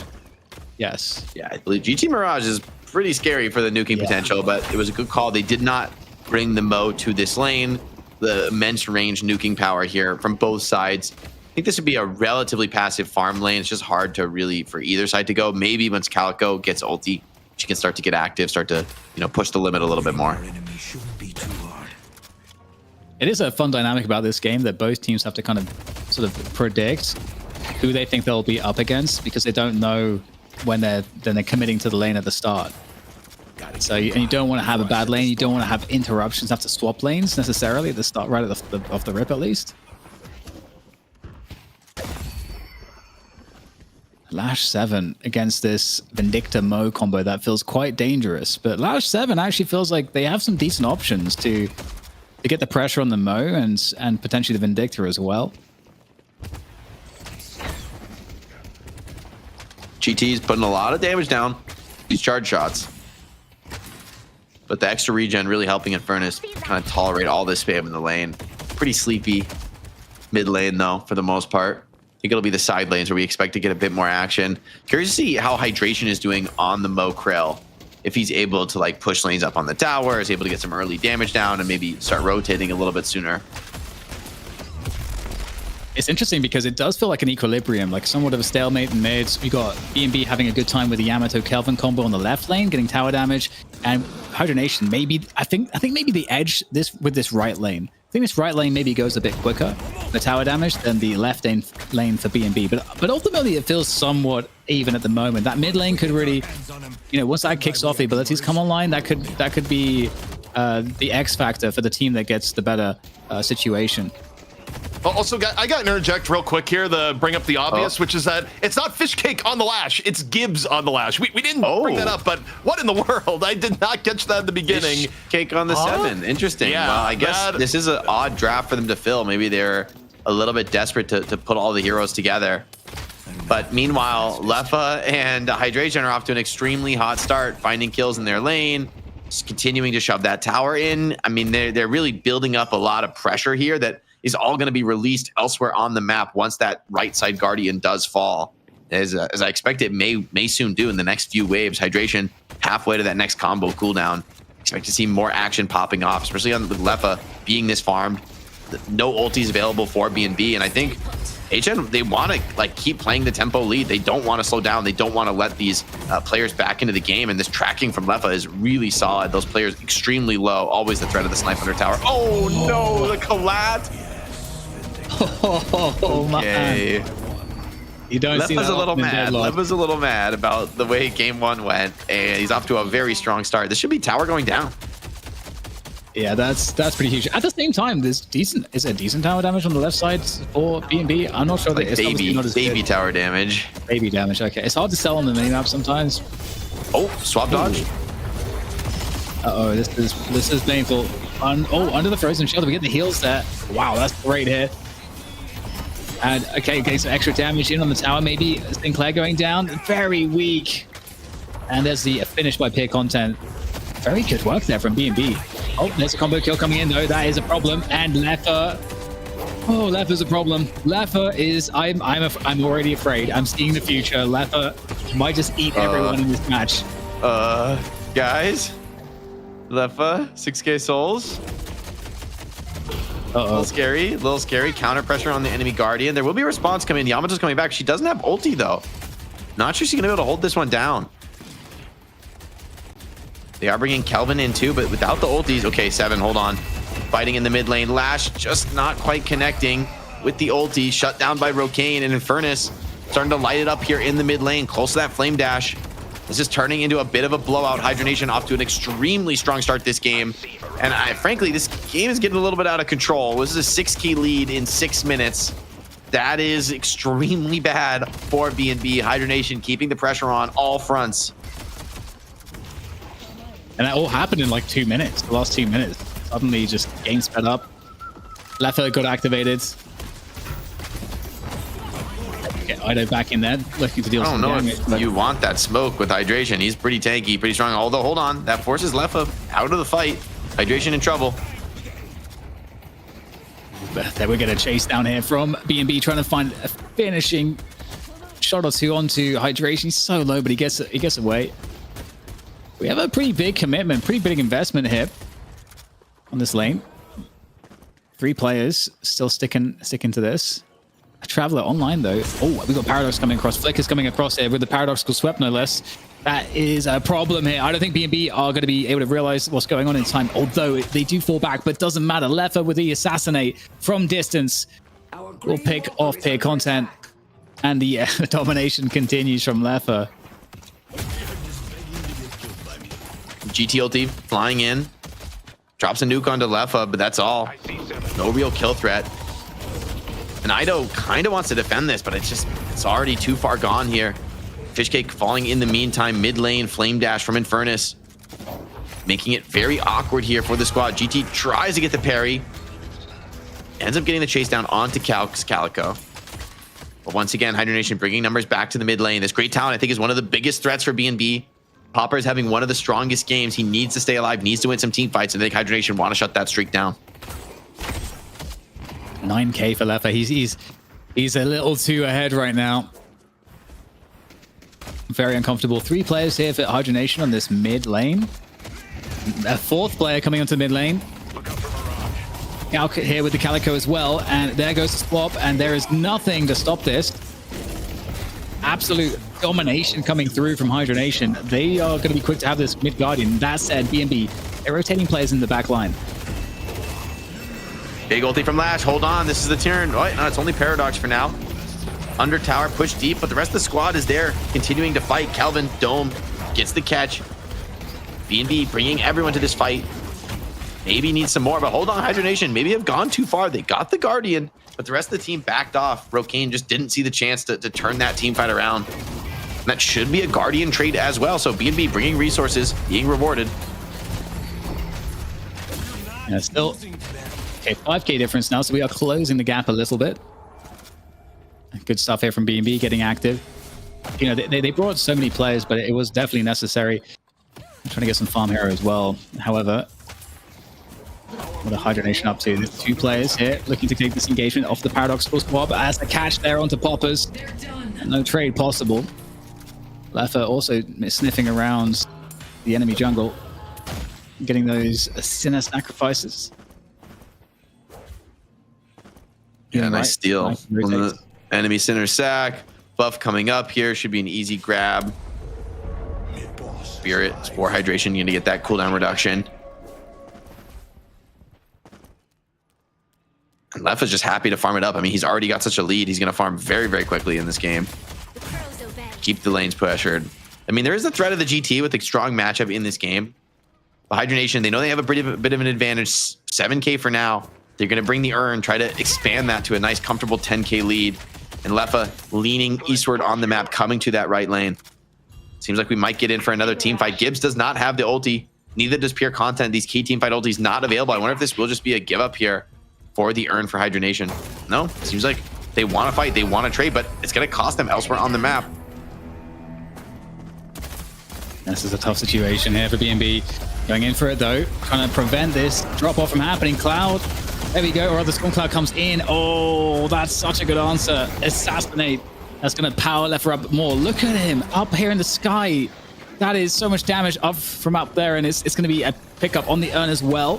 He looks to get this in, but looks like Ido has other ideas. So it's just like trying to beat him down, but another Frozen Shelter coming online finally here from Pure Content. This might actually help here, isolating some players in that fight, and Leffa's getting in close here now as well to try to bully Ido, and it just seems like the numbers game is just too heavily in favor of Hydra Nation, and it is starting to snowball, I feel. 12K the difference now between the 2 teams. It's a rough 7 game because you're not being countered by hard stuns in lockdown the way 7 sometimes is countered. You're being countered by bullets in your head from Rokane and Leffa just shooting you. Like, you can't Stormcloud. You're just dying from long range. And that's a major problem for the team fight for B&B. Typically, you're relying on this 7 ult to zone people away, make it so they can't fight, but they just turn on you, focus you down, and there's no recourse. There's not really a hard save for B&B. I mean, I guess you could Kelvin ulti the 7 ult, but that kind of defeats its own purpose. Lead expanding here. 13K for Hydra Nation. They lost game 1, but it sure doesn't feel like it. Well, in a moment of relative respite from the Chaos ZP, this sucks for B&B, right? Yeah, quite a bit. I mean, what is the thunder of the storm relative to the bullet from Leffa's gun right now, is what I'd say here. I mean, you see Fishcake goes like, it's a great opportunity to drop a storm cloud. The problem is that Leffa is so goddamn rich by comparison that he's just able to go, oh, I'll drop Assassinate, and your storm is immediately quelled, right? It is a really, really tough position to be in right now for B&B because they're already really far behind, and Leffa has been really just leveraging the amount that he's ahead pretty heavily with heavy roaming. And also, I just wonder how much B&B is out of their comfort zone here, because the fact that their hero pool got put into a spot where they pick Lash, but they need to put Gibbs on Lash right now, I think is dropping Death Slam under pressure. It doesn't seem ideal as Gibbs just gets mugged in the alley. Like, I'm not seeing the appeal of this team comp for B&B and the personnel they have to play it. It feels a little bit like a draft loss to me so far. Yeah, I think that's a good way to surmise it. I feel the same way. Are you on the same page, Jake? Yeah, I think Hydra Nation, in picking this Mo Krill, they forced the game into a much more stable situation, and I still feel B&B basically cheesed last game to get the win. I mean, props to them for being able to execute a cheese. Like, that's not to take anything away from them as a team, but Hydra Nation has engineered a much more stable game, and they're reaping the rewards of that, right? Like Flick now having another huge game on the Paradox, so many opening pickoffs, so many team fights going their way. The raw damage is clearly in Hydra Nation's favor. The team fighting with Rocker, putting in a really impressive show here on the Sinclair. And B&B, I mean, they're really struggling to make connections with these Lash ultis, at least ones that actually define the team fight. I also feel Kelvin is a little bit lost in this draft. Like, no shade on Pure Content. He's a strong Kelvin player. I'm just not sure what Kelvin's role is in a draft that doesn't really have much of a overwhelming frontline presence the way Kelvin normally wants to play. And I mean, we've been farming a little bit at this point, but like, not the team's really been engaging in team fights, but yeah, this gap of 15k roughly is being kind of holding steady, slowly expanding for Hydra Nation. And you know, we're gonna get the next urn spawning in 30 seconds, and that's gonna be a spot where I feel like Hydra Nation could, you know, they're gonna bring a challenge to that. And it's all about whether B&B want to go for it, or if they are going to want to try to trade maybe other objectives. We'll have to see how they interpret it, but a team fight doesn't feel good for B&B at this point in time. Yeah, they're struggling here, struggling to even come out on the map. Now they've got a few ultis online. I think playing around these team fight ultis, looking for those big connections is what they need. But there's a connection there. Flick with the swap in onto pure content, forcing him back. Hydra Nation happy to kite the start of this engagement though. And it's the buffs are going to be their reward. Stormcloud over the top. Maybe this is enough. Doesn't seem to be enough damage able to be delivered there onto the 7, but Yams is already down. And now the re-engage comes in from Hydra Nation. Stolen 7 ulti over the top from Rocker. And B&B falling to pieces now. 3 down already. Should just be cleanup crew for the rest of the squad. Very healthy here on the Sinclair. He is domed in with the Kelvin and the 7, but playing his way out of this incredibly well. And you got to imagine the rest of the team is waiting outside to bail him out. Yeah, great movement there to duke as much damage as possible. Staying pretty healthy. Okay, Urn is now being carried across the map by Flick, Paradox. And at the same time, B&B have to try to defend this mid walker, so that they're not in the great positioning at the moment to challenge. But with that said, it's like Flick is being quite defensive, taking that Urn in a very safe route. But still, B&B, no challenge whatsoever really for that Urn. Looking to instead focus on some of the jungle, working on that right side lane, but just completely giving it up. And given that the Urn's in their territory, I think that really says a lot. Yeah, I mean, Hydra Nation, I don't think they even expect this. They're assuming that B&B is going to mount the defense. They're not even really trying to turn in. But once they see all these players showing on the right side Guardian trying to pressure it down, yeah, it's going to be clear signal for Hydration to grab that turn in. Brocane going to watch the tower go down, maybe deny some souls. No reason to like take any kind of risks here. Just not necessary. I see 7. And right now, Hydra Nation, they're moving as a pack. 4 players in that mid position. B&B also in their own formation there on the right side, but there's not a lot of farm left on this side of the map, so you don't want to be wasting time. So they're going to be forced to rotate across.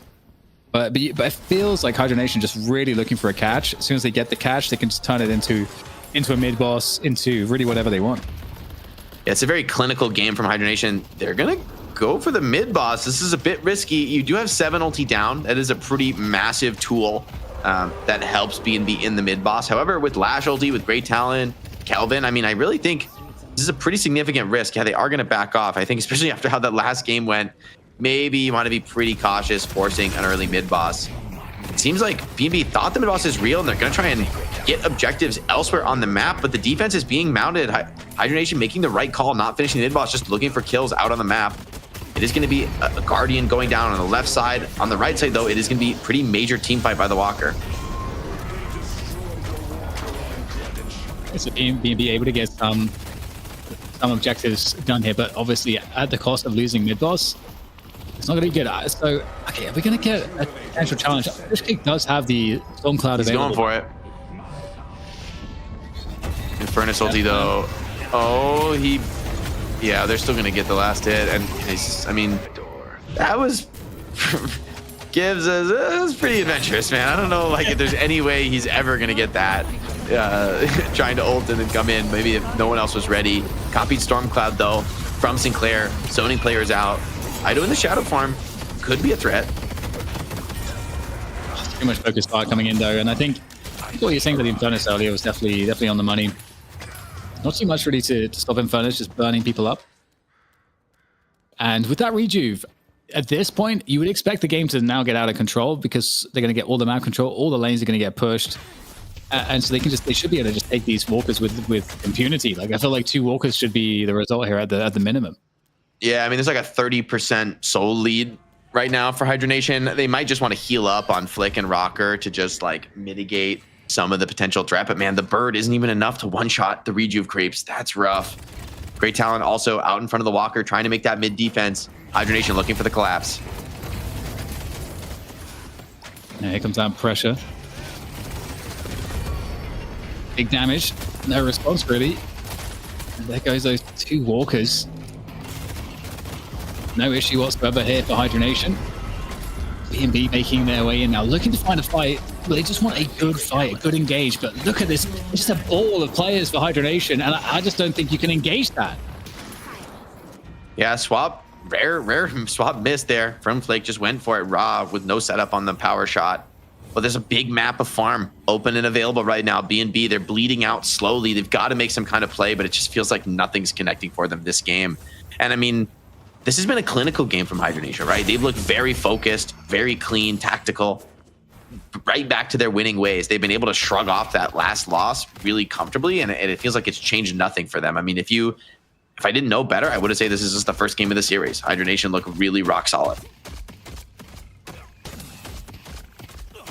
Looking really good from Hydra Nation. I mean, it's just really executing the fundamentals, making sure that you maximize your advantages, don't give any option for your opponent. All the things that Hydra Nation are obviously great at doing. And they're going to be carrying that on across again. And I feel like at this point, Jake, even if it's a bad fight, you got to try to go for stuff at this point. Yeah, you really need the 7 ulti though. I think it's like a few seconds away. GT Bird comes in, but they're so scared. Like they're not even on the map. Yeah, I agree with you, Dan. I mean, as much as Rejuve is too scary, I think BNB, like, they're just going to bleed out. I mean, the advantage is going to get really out of control. I mean, arguably, the advantage is out of control with a 43,000 soul lead. I mean, that's like a 6K item on every player, more than a 6K item on every single player on Hydra Nation over BNB. Jake, you say bleed out, but like, you say bleed out, but Gibbs is literally a dehydrated mummy on the floor right now. It's Yeah, 12K Lash. Like, in all seriousness, you have never seen Jacob Lash this broke in a game of professional Deadlock, I feel like. It is absolutely brutal, the soul gap that has eclipsed here. And I just feel like the path to victory for BNB, I don't know. I mean, I don't really know what would need to transpire aside from like Hydra Nation getting a DC and the person not being able to come back, period, because we're just that far gone right now. You gotta think the soul lead is big enough where you could be down a player on Hydra Nation and you still have a soul lead. If you take off like a 30K soul paradox or whatever, you're still winning. You're still stronger. And it's only getting worse. I mean, there's a big, block of creep camps on the left side that Hydra Nation are able to grab right now. And I mean, in fairness, Hydra Nation are doing exactly what they should do. They're just expanding the lead and running every single urn as it spawns. And the fact that BNB haven't contested the last 2 urns, it feels like it's like, well, when are you going to contest an urn? I mean, you're just, maybe this next one, you're out on the map at least. You got a couple lanes pushed. Maybe this is the moment. But man, look at these gun items on the Infernus. He is strong. He's got a lot of tankiness. He's got the E-shift.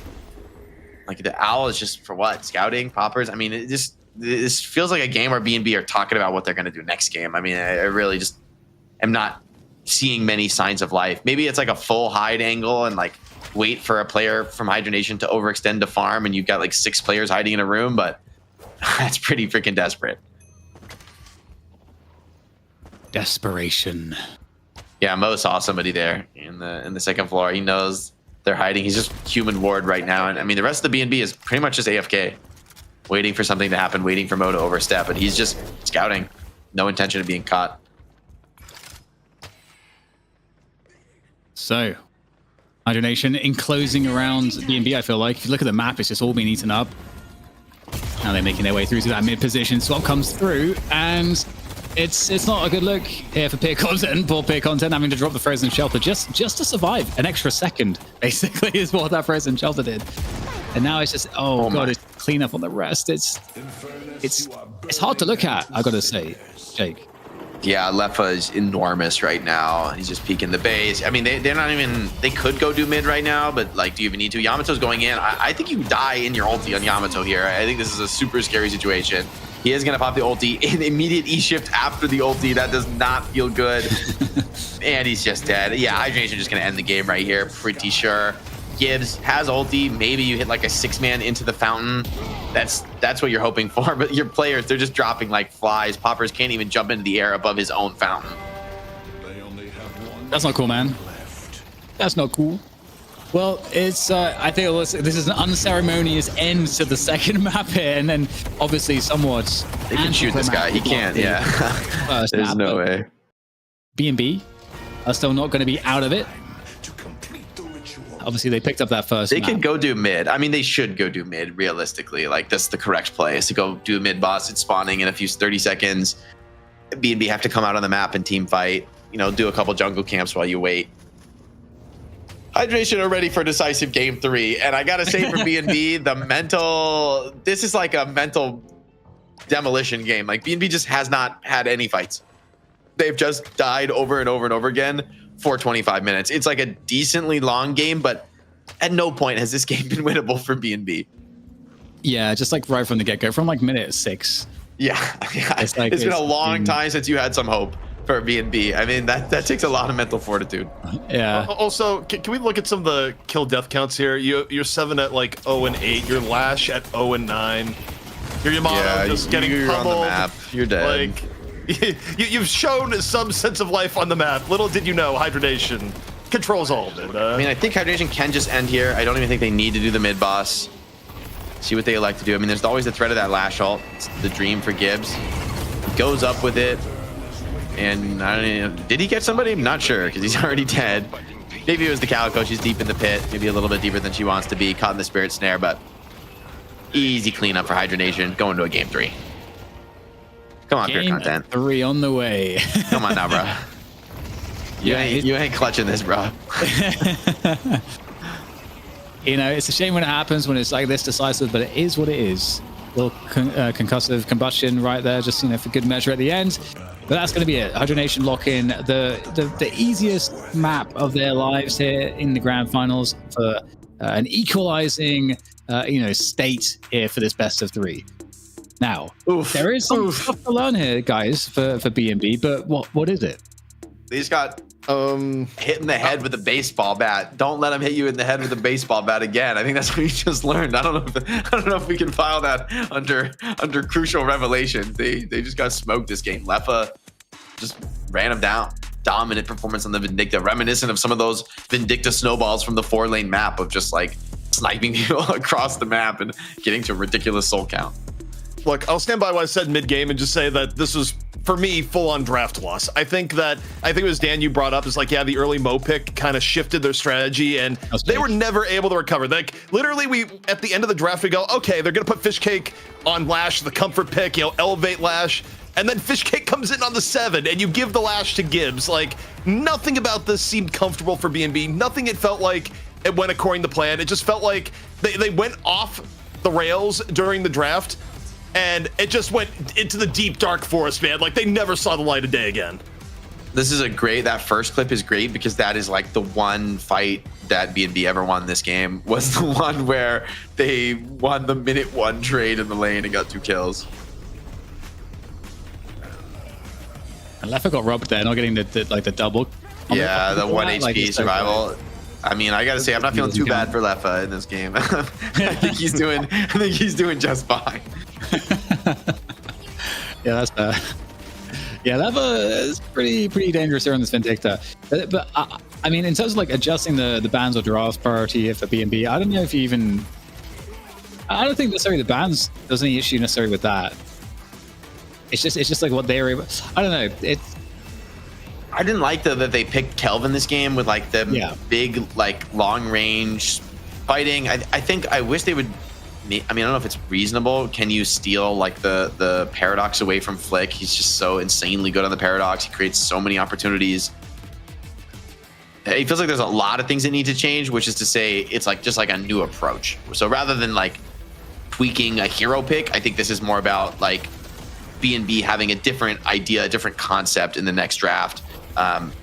You know, it kind of got smoked by a Mo pick. Like you had to know Hydra Nation was going to change something in this series, and I think they just weren't ready for that early Mo steal. And okay. No, it's just, you think about other ways that they ran it here, right? I think the other thing that really came to play too is that you look at the comp they end up running with, the lanes never really felt ideal. It does go back to the Mo steal, and then it just comes down to the fact that like they weren't able to pick up other things that went well with it, and also Leffa just got like enormously ahead to like kick salt into the wound. But you know, the idea of like going Kelvin before you've actually secured other things that work well with Kelvin, I don't know.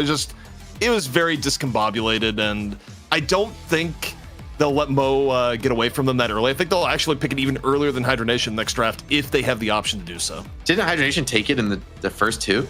They so did, you're gonna so they would have to pick first Mo? pick. I think they would have to in this case. Yeah, but then I don't know. I'm worried about that. I feel like then you give them like Mirage. First pick Mo is some wild stuff. But I mean, in fairness, the like hiding plays on Mo in the game one were like a key factor for really putting Hydra Nation on the back foot, making them play a lot more passive, shutting down Calc when he tried to gank those side lanes on the Abrams. There's something to it. Yeah, it's an interesting one. I do agree about the shift of concept. I feel like the Kelvin kind of committed them into like a more normal comp as opposed to like the heavy playmaking, 1-win-esque type of stuff they had going on in their first map. But you know what? It's time to go to a break and find out all the answers. If you stick with us, we will deliver you the final map of the money match here for the North American portion of Deadlock Fight Night number 21, presented by Intel. We'll see you shortly after this.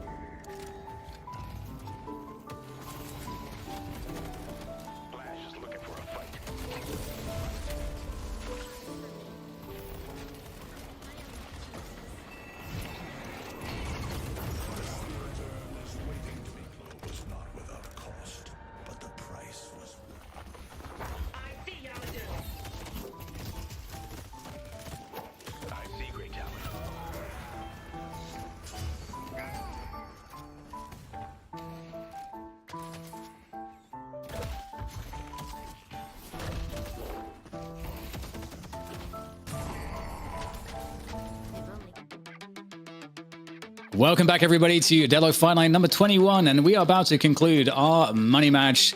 Will Hydra Nation once again claim the title, or, given the fact that they've already lost a map in this series, will they be defeated? It is all possible here at DFN, and I'm here with ZP and Jake to find out.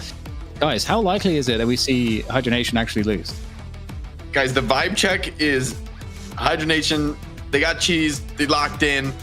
They put up a serious dub on the board, and they're about to put up one more. I mean, we've seen this before from them where maybe the first game is pretty competitive in a series, and then they just like find their footing. They find the answer to the way a team plays, execute on it, and they're just immaculate from there on out. And I honestly, I've struggled to see what BNB just need to change so much after game 2. It's hard to keep the faith here. Yeah, I mean, in the end, to me, it all comes down to the draft, where Hydra Nation has proven that, generally speaking, they have a way deeper pool, the draw from draft-wise. And I think if you're Hydra Nation, you just continue doing what you sort of did in the last game, right? Is that you target things that BNB likes to play, you take them for yourself, and you go, BNB, what are you going to do, right? The first ban here should be interesting in terms of what Hydra Nation targets. I mean, surely Pocket again, right? They banned Pocket the first two. I don't think they're changing that. I think it's good and it's correct. I would do the same thing in their shoes. Yeah, you don't give LeBron the ball in this case. Especially after such a beatdown game. You want to keep Ido on the back foot, keep him off a comfort hero. Like Ido having a great game on Pocket is exactly the opener into the game that BNB are really wishing that they had last game. Yeah, and you look at this here, Dan, the question for BNB, do they stick with the holiday ban or do they open things up for them? I would like to see them open things up a little bit and see where it goes. And they get rid of the Vindicta. So honestly, not having to deal with Alefa being server admin, not the worst opening call, but I do think the snap call from Hydra Nation might be the holiday. But if they do that, Dan, it's going to open things up to get the Mo in the first 2 for BNB. Yeah, but already I feel like we're off to a better start. But we'll see. I like that BNB our second pick too, because I don't think there's any one pick the Hydra Nation can get that is like backbreaking in this game. Oh my God, it is the Mo first pick. That's devious. That is devious. You called it, ZP. You called it after the last game. I respect. This is a crazy pick, but I think Hydra Nation are just saying we can beat you with any heroes in the game. You were really annoying on the Mo in game 1, and we know it shuts down your ratting playstyle. And that's like all that they need to win. And so even though this is like an off meta to go this early in the draft with Mo Krill, it gives up a lot to BNB. The question is our picks like Holiday, maybe this will be a Mirage or a Calico, will those actually be enough? And I'm a bit skeptical because I think also Mo is a good hero in his own right and has good matchups even into somebody like Holiday who wants to get in and get out. You're caught by the combo, you could be in trouble. I think Mirage is, or Calico. I think it has to be Mirage or Calico just to play into the capacity. Oh, GT. I mean, they've been picking GT super high prio. Now I think I really want to see Lefa on the Mirage. Actually, he really impressed me last week on it. It looked like an amazing hero for him. He's so good at getting farmed. It has such a great landing stage. His aim is so immaculate. Just like a lot of great things for Mirage for Lefa for me, and I think it fits really well in this game. Puts a lot of pressure on GT. Has a good escape potential. If you get caught by somebody like the Holiday, they're gonna snap it up. Yeah, and the thing about picking the Mirage is that it's not just good to get the Mirage in play because he's a good general hero, it's also the best hero to lane against Mo in a lot of cases, right? So by picking the Mirage, you've not only improved your team and got one of the best heroes in the game, you've also gotten the double benefit in that your Mo doesn't really have as big of threats to like ruin the Mo's early game as before, and you could probably stack the Mo middle and really get a devastating lane. Getting the Paradox on top of it, honestly, perfect drafting as far as I'm concerned. I would still love to see the Bebop potentially. Maybe it's just a case that they're not comfortable playing it, but I still think Bebop is kind of nice against what we're seeing from Hydra Nation to like even out those lanes, just pair it up against the Mo, make sure you like get that mid lane win, etc., etc. But there's obviously other options here as well. Like Calico is probably still a good good option to get because it plays into the kind of more aggressive play style that they went with in the first couple maps of today. And Calico, we saw great movement from, was it Fishcake, who they were just constantly pressuring and split pushing. So at least they get their split push now. Now the Mirage is gone. Bans here, I wouldn't mind Hydra Nation banning out something like a Viscus since they already have the Mo and Gibbs is so good on the Viscus. I wouldn't hate getting that out of the pool. It's going to be the 7 ban for BNB, so they don't want to deal with that. overwhelming objective team fight pressure that Seven brings, being able to storm cloud over the top of the mid boss or the urn fights. We've seen that be really impactful in a lot of these games. Both bans making a lot of sense to me. I actually kind of would have preferred B&B letting the 7 through, since they do have the Holiday, who's pretty good at shutting down 7. Yeah. So, but actually, I'll tell you what they should ban. I think they should ban Sinclair. B&B hasn't really shown any proclivity to picking the Sinclair. And okay, they banned the... It's interesting to decide to ban the Abrams here. I mean, you know, for B&B, maybe they respond with Kelvin. We'll see. But for me, in looking at this, I don't know. I do wonder if that was the right choice to go here, because B&B, maybe they steal the Sinclair, but I think if you give the Sinclair over the Hydra Nation, you're almost giving up too much power, especially with what Rocker has proven to be really good at. Because, okay, you've got an Infernus. I don't think Infernus was necessarily at risk of being sniped, but I think one of the next 2 picks here will for sure be a Sinclair. Yeah, it does feel like the Infernus might be the first error in the draft, major error. Maybe the 7 ban potentially as well, just again because the lasso presence is really a counter. But I like the Abrams ban from Hydra Nation just because Abrams is like very powerful. Again, we see it from 1 win. It is very powerful in that kind of strat where you're going to go very aggressive into the mid game. And this is, I think you described it perfectly. The fact that you open up the Sinclair pickup, which would have been another good pick for B&B, is definitely another problem as well. That was well said. Yeah, I think the Sinclair makes Infernus's life pretty hard. You know, being able to like hex him and control him. I think Infernus doesn't really hates being hard stunned and locked down. And there's a lot of that on Hydra Nation right now. Really, they're bringing a ton of stunts to the table, a ton of control for these team fights. It's going to be a Shiv. That is an interesting pickup. You know, I could see, I wouldn't like, this kind of like, it's weird because it almost forces B&B to pick Kelvin. And I don't think B&B want to pick a Kelvin with the draft that they have so far. But at the same time, I think if you give Kelvin to Hydra Nation, it's pretty rough. Like, and you're out of bans. So there's like a certain logic behind this. I think makes a lot of sense. Yeah, because you open up the Shiv Kelvin lane if you don't take the Kelvin. Now I wonder here is that your front line is still kind of lacking. I mean, we've seen teams make it without a big front line, but I don't know. We kind of said this at the end of last draft. Here's what I'll say for sure. You have a Holiday. I definitely do not want to see a Lash. Like, I will flip the table if you go Lash. Surely it's like a Yamato here I still or something. think Like, Yamato or Geist would be good. But you're right. For Ido, you probably want Yamato here, given where you're at. Like, yeah, and he did have a great game 1. Oh, it was the Bebop! Oh, okay. Wait, what am I saying? Ido plays Holiday, like a lot of Holiday. So okay. pool-wise, Ido is already spoken for with the Holiday pick to begin with, because that is Ido's ultimate, like, play this all the time movement hero. So yeah, that makes sense. It should fit his that's why we had the swap up here, and why there's no Yamato. Is this me a fish cake Bebop or like a Gibbs Bebop? I'm curious to see where that goes. Gibbs, I guess, because Calico will be fish cake, right? Because that's what okay, yeah. And the Yamato, right? I mean, this is a very greedy draft from Hydra Nation, but this is also something that they've popularized in previous weeks of just like actually just winning all their lanes with a bunch of greedy heroes and hitting this like monster snowball stride where not only do they have better late game, but they're actually beating you in the early game. I think that the big hopes for B&B are really like the Calico and the Bebop, as well as GT and Holiday. Calico and Bebop, I think, can have really strong early games, and then if GT and Holiday can get some team fights in the mid game, I definitely think it's a much better draft for B&B than they had last game, and I think this sets up for a much more competitive game 3.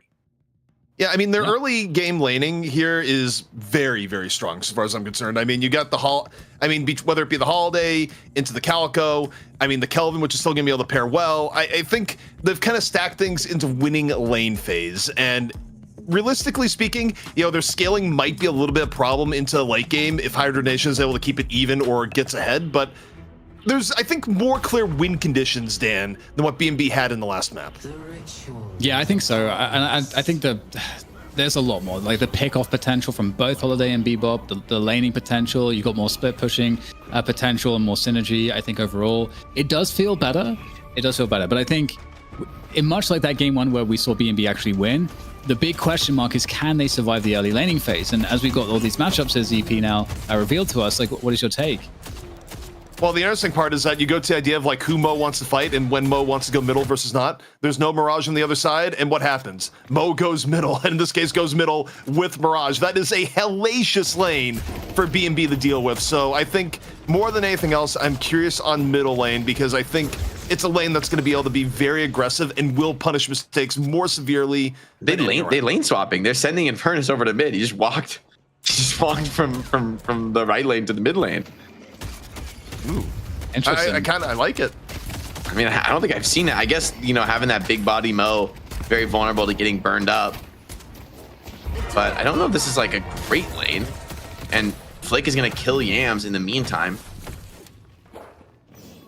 Yeah, I think something that we've seen that seems to be the strongest against the Mo is the Bebop. Like Bebop, Mirage are the first two heroes that come to my mind when I think of like what's good against the Mo in a lane. So they've got that Bebop holiday lane. So maybe they're just trying to like index to have the strongest lane possible on the left side against the Paradox. And I can't see who's with Paradox. Hold up. Just one last note. Gibbs is the one on the holiday. It's not Ido on the holiday. They put Ido onto the Calico. Okay. What in the Gibbs mystery heroes, like Gibbs being onto the hero we expect other people to play, is blowing my mind this series. That's all I got. Okay, well, we'll have to see how it plays out. Definitely a pretty curious set of circumstances. Mid lane obviously is always a big focus. Mirage Mo is nasty. It is so nasty. And you can already see some of the lane control that they have. The oppressive damage of the Mirage is nasty. Yeah, Lefa's just so great at getting the most out of this hero. Isn't there some pressure now in the mid lane, but it's a nice disarm from Hydration, who's really starting to put the damage onto Calico. He's full HP. I mean, I don't think he's going to dive right now, but I think it's going to come soon. Furnace trying to burn him, but yeah, Furnace is dead. Yeah, nice damage to the wall from Hydration. Yeah, that's nasty. And that's kind of I mean, we're playing it fine there, but I suppose if you're very, very low, it might actually be better because the Mirage is out on the lane anyway. You wouldn't be able to like show your face or do anything. So it's probably better to just deal some damage and die. Yeah, just like put some pressure on the lane. At the same time, though, you didn't really put much pressure out in the end. I think Hydration and Lefa, another game where they're off to a super hot start, and like that's the dream for Hydra Nation as a team. They want Hydration and Lefa to have a great start. We've seen this from them. I think it was like 2 weeks ago where they were just crushing mid lanes left and right, a lot of times off the back of the Mo. And Ido is struggling to even get the connections from this melee skill. Like he's getting hard pressured in this lane, and Furnace isn't really able to change that at all. And I think it shows a good argument for why you like the Bebop against the Mo, because Mo sustain is too nasty. So if you have to play by the tower, if you have that hook threat, we can pull them into the tower, then you at least get a lot more. There's a lot more danger out there, and it's easy to get the connections onto the Mo. But this is not the start that you want to see. 3K difference already in the first 4 minutes. Oh my god, he's knifing Walker. This is illegal behavior in the mid lane. Oh dear, yeah, this mid Guardian is going down real fast. This thing is going to go down real fast. The prediction's still open. I'm betting my house on Hydra Nation.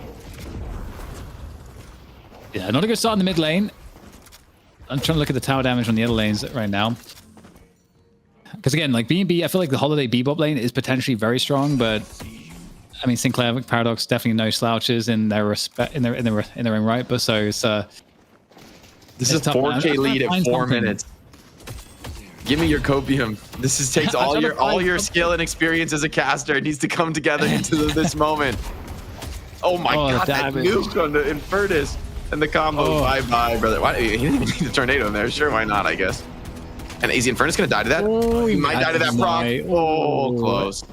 Maybe he had like Infuser active or something. I don't know if he even has that in his build, but I know there's some Mirages like to run an early Infuser for those big chunky pops on the Jin's mark, but yeah, I mean, I don't know about Copium. I'm just like trying to see if there's like an edge somewhere. He just lost Mid Guardian at 5:05. Is it the fastest we've seen? It's absurd. TP instantly from Lefa. Getting active in his side lane now. That's a problem. Now Lefa can start to like snowball this one for Hydra Nation. Okay, a bit of a fight here for B&B under the tower. Dive coming on through. Nice jukes. Oh no, Fish Cake, is he going to survive? Why is Fish Cake always on low HP? Every time we look, it's just on low HP. Fish Cake, no. Oh, he dodged the damage. So Hydration got no lifesteal off of that, and a little bit of a late, or rather an early tornado. So Ido does get a kill back. but it's just across the map. It's a full court press. Hydra Nation, everybody everywhere is keeping the pressure on. I will say for BNB, right lane is their one hope, but now Hydration showing up, breaking up that 2v2, bringing in the combo potentially. Similar trajectory to the previous game in terms of timings and soul difference right now. Dodging the frozen shelter and getting back out here again. The Mo first pick seems to be, I mean, you got to hand it to Hydra Nation, just really figuring out, hey, this is the pick that destabilizes your entire game. If we just take this away from you, we'll first pick it, you've got nothing. And they're a team where they can take anything from you. Any pick you rely on, they don't need to ban it. They could just steal it from you. I mean, and I think like they could have just easily done the same with the Pocket. With the overall first, they just chose the Mirage in this case. Or rather, the Mirage chose the Mo in this case. But I mean, it's just, that's like the threat that comes to playing against this team. And especially in a best of 3 environment. In a best of 1, maybe you feel a little bit better about like the RNG and the chaos of that best of 1 environment. But in a best of 3, man, that's where Hydra Nation really shine. Best of 3, best of 5. The more time they have, the more potential they can reach. And I think that's got a lot to say with the way 1win play as well, because obviously they take this super playmaker aggressive approach, but they have so much depth to their relative hero pools that they have enough versatility in the draft that they can always be okay, even against a team that has as deep a hero pool as VP, which I think you could compare VP to Hydra Nation, to be honest. Oh, gank from Lefa. He's got a huge lead on the map, getting active. Easy kill on the Bebop. Does as much damage as he possibly can. But now, pressure comes in on the Guardian. Should be going down. Elsewhere on the map, though, BNB trying to mix it up on the right lane, trying to bring numbers elsewhere. I like that they're doing this, getting active in the early game. Rokane, though, on the Yamato, such a difficult target to kill. Yeah, 3 players here for BNB, so they are looking to see if they can convert something out of this right lane. Going deep here under the tower, seeing if they can find something. Fine Barry there, pops onto left, just keeping him alive a moment longer. Oh, misses the tornado actually, but oh, he's gonna get out of there. That's so unfortunate. Oh, what a sick outplay. Absolutely nothing for BNB. Yeah, and Popper's super low, and the GT has to back off. Third and final Walker, gonna be Guardian. Maybe Walkers are coming soon, not quite yet. Hydra Nation clearing the Guardians now, fully free to get active on the map. All 3 of their Guardians are very high HP. Calvin in a pretty defensive dome here, putting some damage onto Lefa, but they don't feel that they can commit. Even with that extra nuke, Lefa's super low. He is going to get out. More action here, Holiday. Ooh. Okay, that should be a dead Sinclair, presumably. On the run here. Not much HP left. There's a quick hex. Oh my! No, please no! Please no! Sinclair's to reload. Oh, I know. No way. He needs this kill. He needs this kill. No way. They're surely not. Okay. Okay. But the response is coming in. These guys are extremely low. They're gonna be dove right now. Lefa's here at full strength. Easy kills for him. Yeah, and there are the trades. And if that kill had happened, 5 seconds sooner or 2 seconds sooner, even maybe they get away. It's such good delay there. I mean, delay, I think, just in every single FPS game is so powerful. If you can do it. It's the difference. These players at the very top level, right? They're aware that their teammates can come in and bail them out. That great Talon Bird, though, stuns the Mo out of the dig. Shadow Form Yamato, though, very scary to dive. Yeah, has to cancel, though. Not feeling full confidence. The rest of his team shows up, though. Maybe would have loved to chase that down, but don't worry. Flick is on the case. Another beautiful catch by the Paradox. And it feels like last game just went on for another 10 minutes and we're just into it. It feels like nothing changed. We reset the game, we picked new heroes, but it sure doesn't feel like it. Feels like this is just a corner has been turned for Hydra Nation and there's no going back for BNB. It's like those dreams where you think you're awake but you're not, and then you wake up. But then you're actually in the same dream. Yeah. It's like another layer of the dream. Yeah. You woke up into the next layer of the dream. Yeah. Inception here. The proper term is false awakening that you're looking for here. Okay. It goes deeper into concepts of lucid dreaming. But I don't know why I'm picking that moment to interject. But hey, Lefa actually getting picked off. So it's a big kill. Lefa was one of the most farmed heroes. And now they're going to potentially burn a Guardian down. It costs them poppers elsewhere on the map. Hydra Nation, they always exact a price. This time, it's going to be an earn and a kill elsewhere. However, opening a Guardian is something for BNB, right? It's like they take an objective, they get something done as a group. If they can keep snowballing that, if they can bring more numbers, they need to, though. I mean, 12K, like, I think 1K a minute, when you beat 1K a minute in terms of advantage, it's a huge problem. That's like a threshold for blowouts for me. You know, having more than 1,000 souls per minute of lead is very, very scary. It's a huge percentage of your souls, the difference between the two teams right now. And another big team fight. In comes the Owl. Where is it going to go? Okay. Oh, he hit the wall. Oy, oy, oy. Drunk driving from Poppers. Yeah, man, it's nothing like overseas airlines. Those birds always go where they need to. All right, well, Hydra Nation able to get out of dodge here and just keeping the pressure on BNB for the time. 15k advantage, so it's only getting worse. The wound is only being stretched wider. The fact that Hydra Nation are able to pick up some of those marginal mid camps that are just like a little bit over the line onto BNB's side is a pretty big difference maker. Lev is going to grab some of his own team's defensive camps. That vault on the right side, pretty important right now. You see Flick, they're aware of it. They know they want to get this contest off. This could be a backbreaking moment. BNB, though, I love that they're bringing big numbers to this. I think they're very aware that Hydra Nation might be looking to contest this objective, and that could be an overextension for Hydra Nation as they lie in wait. Well, here we go. Chasing it down. Concussive combustion. Okay, into the swap and into the Hex and Divine Barrier for a quick escape, but 100 HP, nope, there it is, gets finished off and leaves the bag. It seems like a small bag, relatively speaking, but I mean, I think, you know, the fish cake, man, you're in scarcity mode, so it still feels pretty rough at this point. I don't think you're getting this Guardian either. You just don't have the bullet damage at this point. It is going to get focused down without any real reward to show for it. The vault was taken in the meantime by the contest from Hydra Nation that they had even more numbers. BB thought they could contest with just 1 or 2, but Hydra Nation had even more resources ready to deploy, ready to bring to bear. And a full rage Shiv is a pretty great tool to like get the quick farm on your own camps and get right back out on the map. For Shiv, it's like, it's not even an inefficient play since you need to get your rage up anyway. You don't mind as much, especially in a big lead like this, doing some of your own camps, keeping that rage on. And BB trying to pick up whatever they can around the map at this point, but you can see like the jungle is pretty much devoured on their half, which means there's not much in the way of soul value on their side. They'd have to go to their opponent's side, but they're not going to be able to get there. And Hydra Nation, they've got already a pretty big soul advantage, and they can just keep pressuring. Big gank on the right side, but BNB bringing numbers, want to turn this team fight around. This is the way you need to play from disadvantage. Bring numbers, make the trade. Flick knows that all hope is lost here. Going to go with the zip cancel.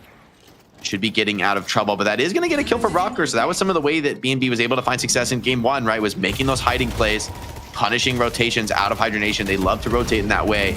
It is going to net them the Guardian. But elsewhere, Walker being pressured across the map. Yeah, Hydra Nation trying to work on that, but they have to disengage on the left side. Also trying to pressure on the mid walker as well. You got Calc there on the Shiv. We know how deadly Calc can be on a Shiv. We have seen it before. Where King gets finished off. I mean, these are good fights. These are really good fights for BNB. To be down this much, to be able to get some trades, bring positive numbers to the engagement. Now Bird's coming in. Everyone is like 1 HP on BNB, and they are going to get cut down. So what looked like a solid start for BNB ends up being brought, I would say, back to even, at least in that individual trade by Hydra Nation. Nonetheless, the lanes are all on BNB's side of the map. Yeah, and I think it's a great shout too, just to mention how these are the types of fights which you need to take. These fights on the peripheral of the map where your opponent's not going to have much of a way to kind of get assistance there very quickly. So if you find a good timing, you can maybe find some edges. But when it gets to team fight territory again, we're going to be in for some problems here for BNB. Like Hydra Nation might get to a point where they can just start forcing that mid boss and forcing that team fight. But another 3v2 here coming through for BNB, so man up advantage. There's a chance with that hook. Earn pickup for Hydra Nation. Three players have shown for BNB on this left side of the map. That's going to enable Hydra Nation to take the fight on the right side. Brawling around the Earn. This is a key contest. That objective allows you a lot more control into the next team fight. Kelvin trying to just sustain the rest of the squad, healing up Ido. Seems like both teams may be backing off for now. as there's 2 split team fights across both sides of the map. Shiv just farming up the mid lane though, allowing BNB to have the numbers advantage elsewhere. Well, you're giving up a walker for this though. Like you get a 1-for-1 and it costs you a walker.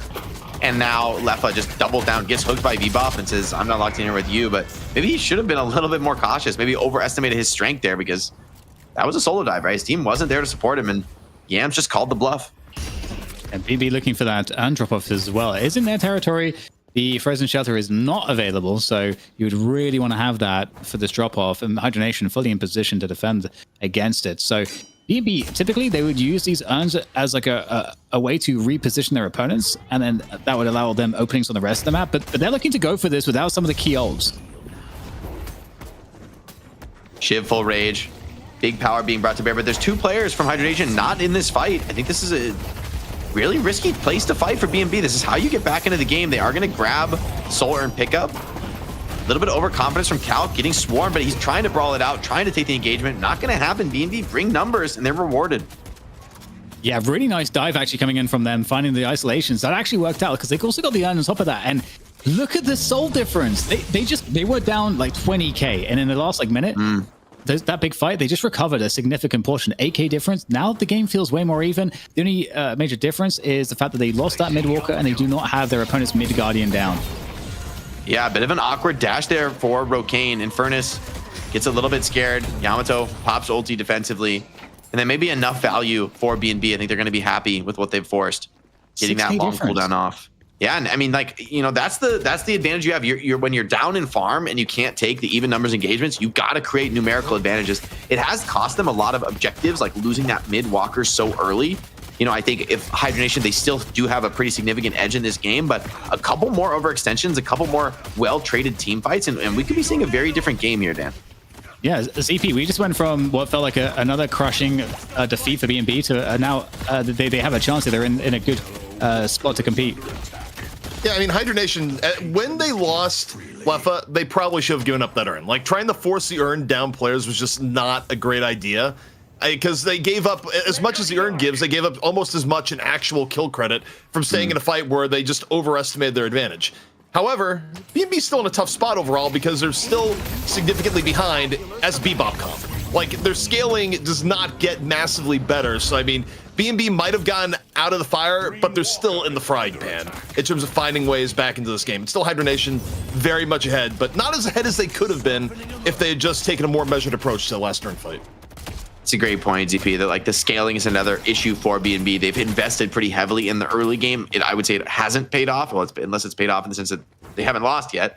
But nonetheless, Hydra Nation should be fine in an even game state. And the fact that they have an advantage may just be, you know, icing on the cake for them. A bit more fun here through for both teams. In terms of objectives coming up, it's another run in about a minute. And that might be a spot now where actually, because they're so much closer on souls, this next urn might be the thing that actually it feels like, hey, if we're BNB, we can actually team fight this with a good frozen shelter. We can come back, good lasso. They have options in these bigger team fights. So we'll have to see if that's going to be what it takes. But there are 3 BNB players towards the left side right now, and 3 towards the right.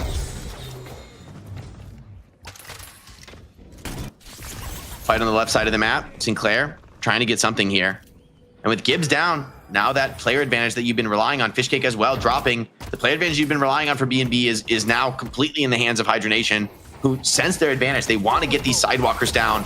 And look at this total confidence out of Rocker, charging forward on the Sinclair with the help of Lefa.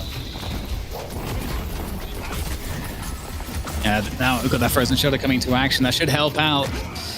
Shadow Form coming through, trying to transform, and it's going to be just an easy kill into Lefa.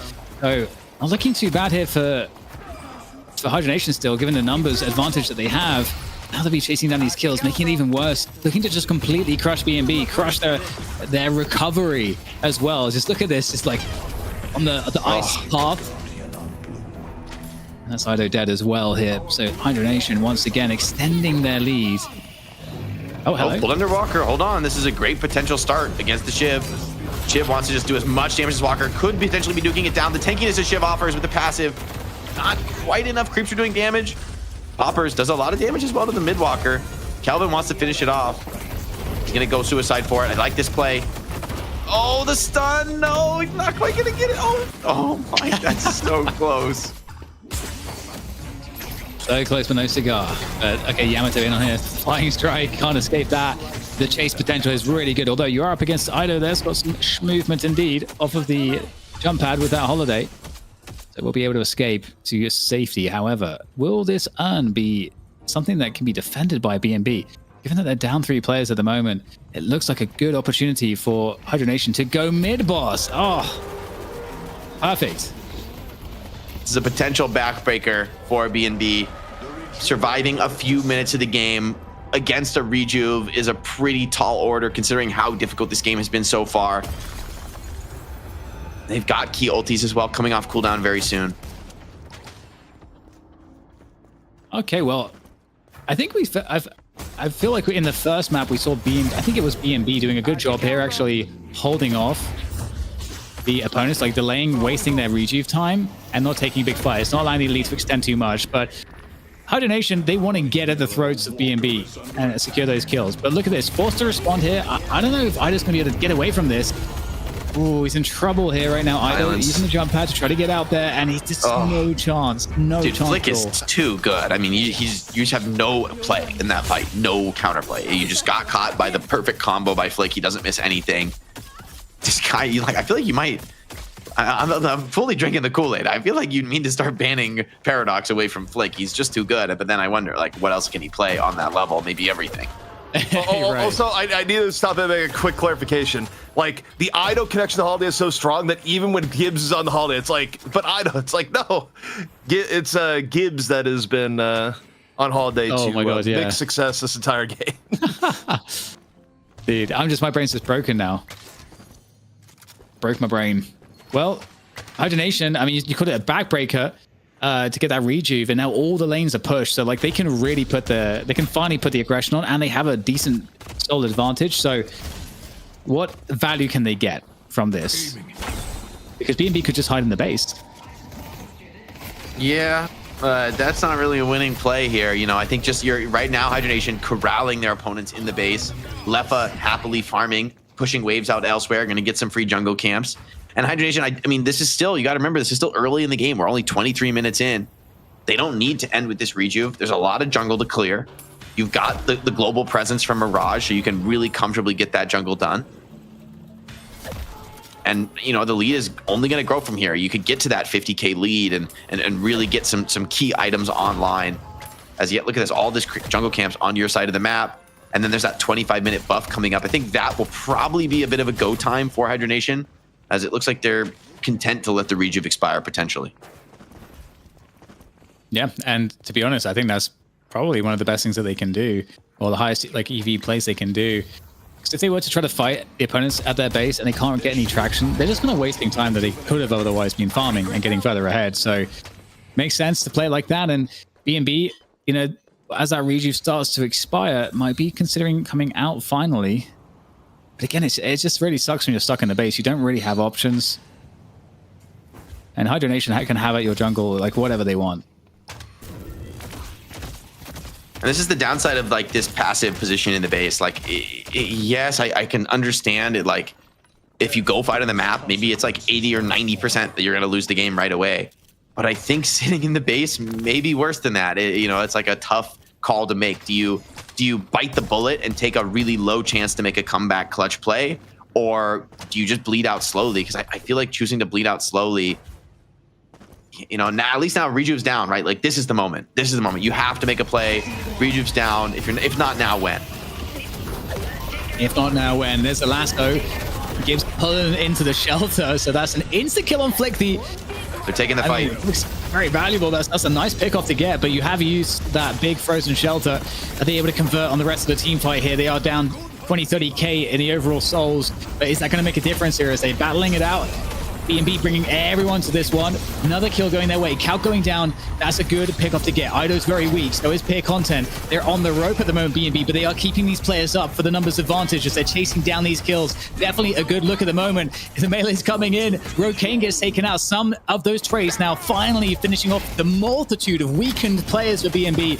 And there are just more. 3 more weak players. Everyone's getting low right now. It's just Hydration that has any health at all.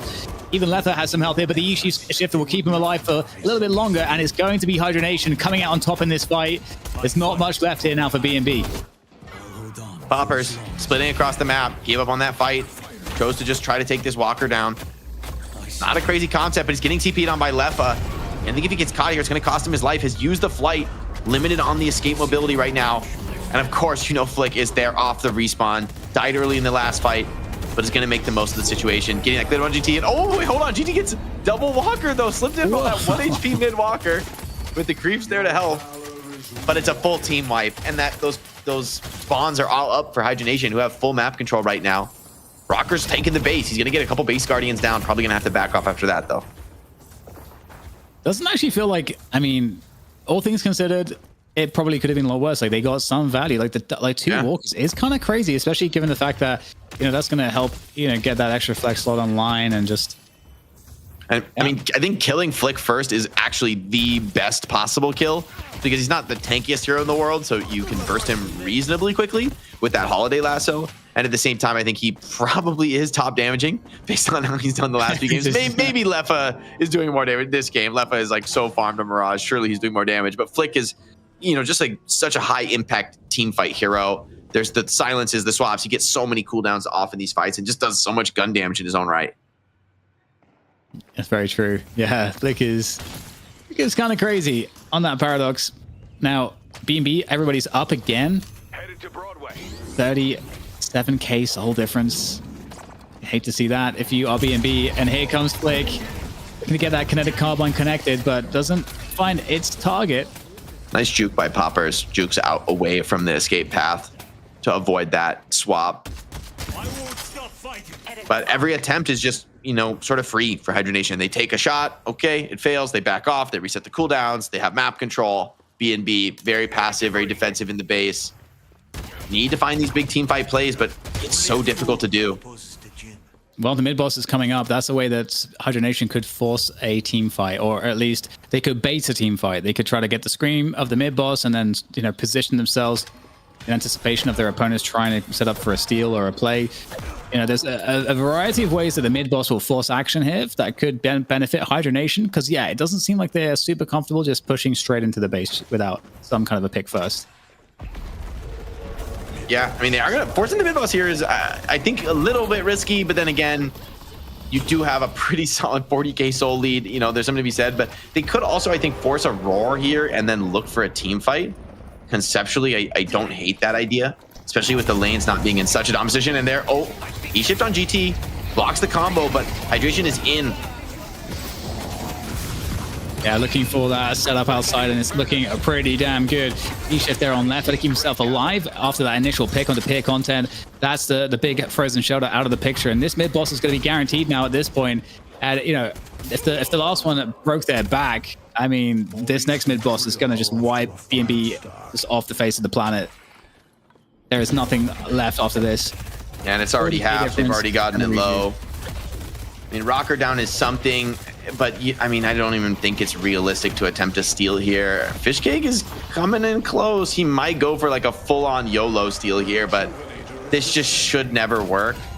Rokane might be greedy and try to not use his ulti on securing the steal. Hold on. Fight as well in the side lanes. Lefa is very farmed, though. I feel like this is an impossible fight with just how the raw stats here on the Mirage. E-Shift delaying the inevitable for Ido, and Rejuve all's well. Went to Hydra Nation. Also, Fishcake gave his life attempting that steal. I mean, honestly, this should just be game, Dan. Like, this is a position that you should really never lose from Hydra Nation. They're such a good team, man. They're back in form, dominating North America. Yeah, nothing to do here but to win with that advantage with the Rejuve. That'll push every lane, so it's going to be an easy walk. Red carpet is rolled all the way up straight outside the front door of B&B and the Patron. So just, just cleaning up these, final remaining little pieces, this final urn. That's also going to bring them close to their opponent's base as the lanes are kind of concurrently getting pushed everywhere. So everything is set up now for the final blow against B&B into the base. And I don't even think you can fight the urn down too. Like as much as you kind of want to, it's like I just don't think you can without without 6 players, you can't do a damn thing. I don't know if you can even get a single pick off without your entire squad ready to help for B&B.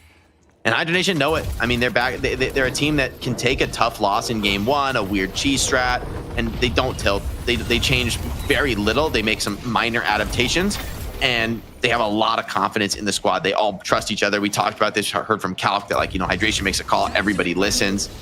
And it seems that faith was not lost. A swap on a great talent. That's so much of your damage for B&B and Hydra Nation coming to claim the trophy, coming to claim the cash prize. Fishcake in with the detonation, with the B&B players' health bars dropping so quick. Yamato willing to take the fight into the frozen shelter. Total confidence from Rokane. Yeah, so much damage here into the base. Everybody's getting pushed back. There's like nothing that they can do. Fishcake going down.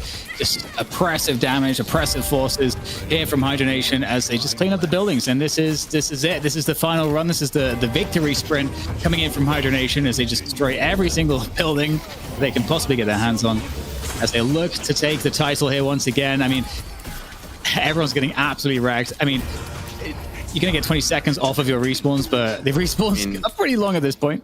Everyone's full HP on Hydra Nation. They didn't really take damage in that last fight. This game is done. It's a wrap. Transfer the cash, baby. Hydra Nation, look at that patron go. And there we have it. Once again, Hydra Nation, after a little scare, they are going to be the victors of Deadlock Fight Night, number 21 for our North American region. And I mean, they did it as they always do, with great fundamentals, great class, and they lost the first map. And honestly, B&B, like, big respect to how they accomplished that. They had a great strategy, they drafted for it, and they executed it really well against a great team. There's a lot to be said for that, but still, the difference between Hydra Nation and the rest in North America is still quite great, as it would appear. Or, as Ido would have said at the very end there, Dan, Ido had just very succinct words to say, which was GG Mo. Mo did have a 100% win rate in our NA money match, but also so did Viper. Like, not very deep analysis, but simply the facts. Yes. And, I think you got to give a lot of respect to Hydra Nation, not only the players, but the coaching staff, like how quick they are to recognize and fix problems. I think that's easy to look at from the outside, but it's very hard to do that with confidence after something like game 1 happens to you. There's a lot of strong teams in esports who take a tough loss to a weird strat in a game 1 of a best of 3 and kind of crumble from there, and the other team gets the upper hand. And with Hydra Nation, no, they make some quick, relatively subtle adaptations, and the series is remarkably one-sided. Like, if you saw the last 2 games of that best of 3, you would not have believed game 1. I think if you missed game 1, it's something worth going back and watching. It was an incredible one. Out of B&B, they really show that they can compete at this top level. But man, Hydra Nation, I'm not going to be betting against them much. Maybe I should have bet against them in game 1, but I have no regrets. Masterful performance out of the squad. Yeah, you take a look at the stats here, Dan, and it is, pretty much as expected. The Rocker also, I feel like Rocker on the Sinclair has been secretly a low-key, high carry for Hydra Nation, just making Sinclair look really good. Where, maybe at some level we have to reevaluate where we put Sinclair, because, we're a little bit down on him, but Sinclair, whether it be an NA or EU, came in very, very strong today. Yeah, I think teams have finally started to figure out how to actually use Sinclair correctly, and he is really strong in every stage of the game. And I think that's like the most important thing, figuring out where is he strong, how does he fit into a draft, so you don't pick another hero that essentially you're kind of stepping on the toes of Sinclair. Like, understanding how you min-max in that way, teams are finally starting to, I think, get a beat on that. We saw that with one win, also winning with Sinclair, with great play there too. So yeah, it's going to be interesting to see how we move into next week, how Sinclair is going to be viewed in the bans. But we've got our MVP coming up here, presented by Intel ZP. Who did you pick?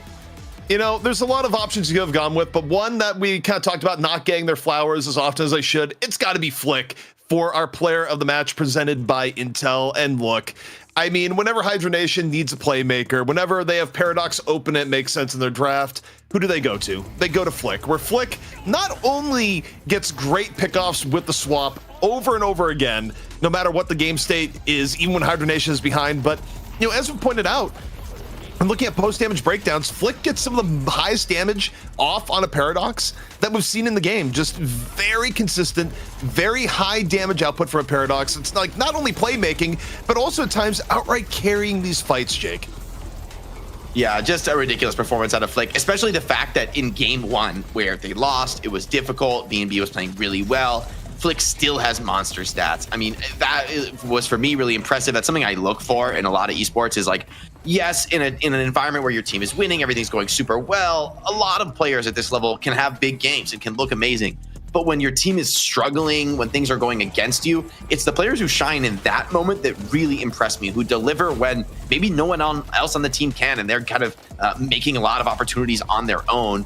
That's something that really impresses me, that I really take note of. And I mean, Flick is just a great example of that, especially when he gets the signature Paradox. It's just a treat to watch. Yeah, it's honestly interesting how low key Flick has been. You kind of have to like really just like, I think it was Calc, I think, that first said, hey, like, guys, Flick just, do you notice that he just top damages every game almost with Paradox? Like, it's like, hang on, let's just look at the context of that when you're like on a team with like Letha and Hydration and Everocane. And so it's like, okay, this is definitely a lot to this. And it's, you know, given, as you guys have mentioned, the importance of Paradox, and also I think what's interesting, which is how contested that spot was for a long time. Like oftentimes you ban the Paradox or you first pick it. Now you have the Holiday to kind of obscure that, and so to have Paradox as this go-to behind the Holiday, I think gives them a lot of strength in the draft, and to have someone play it so well is huge. And here we can see once again the balance has been restored, and Hydra Nation once again take the dub. You know, the heads of Hydra Nation definitely, you know, they had that period where, it was between like weeks 15 and 15 to 18, or rather 15 to 17, where things looked a little bit rough for Hydra Nation, but, you know, they were able to recover it. And that was also about the time that the map changed, where Hydra Nation, when the map went from 4 lanes to 3 lanes, they did not look good. We saw Hydration look poor for the first time ever in a game. And then, you know, Jake, they brought things back around and be like, hey, you know, teaming up Letha and Hydration in the same lane, that seems like a pretty good idea. Let's run with that.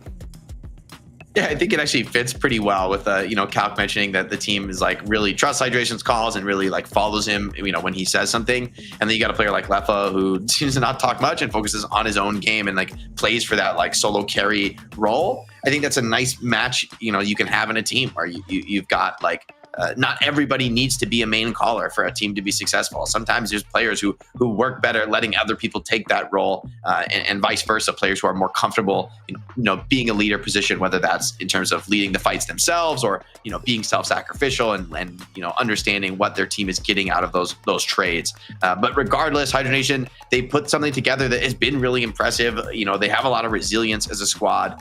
It's super exciting to watch them each week. I am very curious to see, you know, some of the other teams coming up in NA where it's been very competitive. You know, who else can take a shot at Hydra Nation? Who else can take a map off them? Because as much as it was like a strat I've never seen before in game 1 of BNB, you can't take it away from them. They managed to make it work, like constantly split pushing, constantly taking buildings.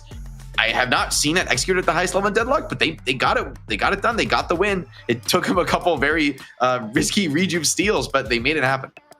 Well, we actually have Hydration, who's going to be coming on the line here for an interview, and I think that's going to be one of the first questions I ask. Hydration, congrats, you guys. I mean, you're back into winning ways. You got another streak, but this time you actually dropped a map. Like, how was that first map for you guys? It looks very uncomfortable to play against that style from BNB. So just like last week, where we gave LARP Lords Mo and Krill, we wanted to test our enemies to see if they could win with Mo and Krill. And unlike LARP Lords, who couldn't beat us with Mo and Krill while we had a sub, these guys managed to do it. So props to them, even though like it took like 2 rejuve steals, but. Okay, so, you know, we're coming in with a little bit of Mo-centered gameplay here. And look, I'm just going to rip the Band-Aid open. When, when the series concluded and BNB lost, I know had only these words to say. They said GG Mo. So, obviously EU didn't value Mo as much this week. From the NA perspective, is it the team that's playing Mo, or is it Mo the character that's just over the top right now? Your thoughts on the current power level of Mo in this version of Deadlock?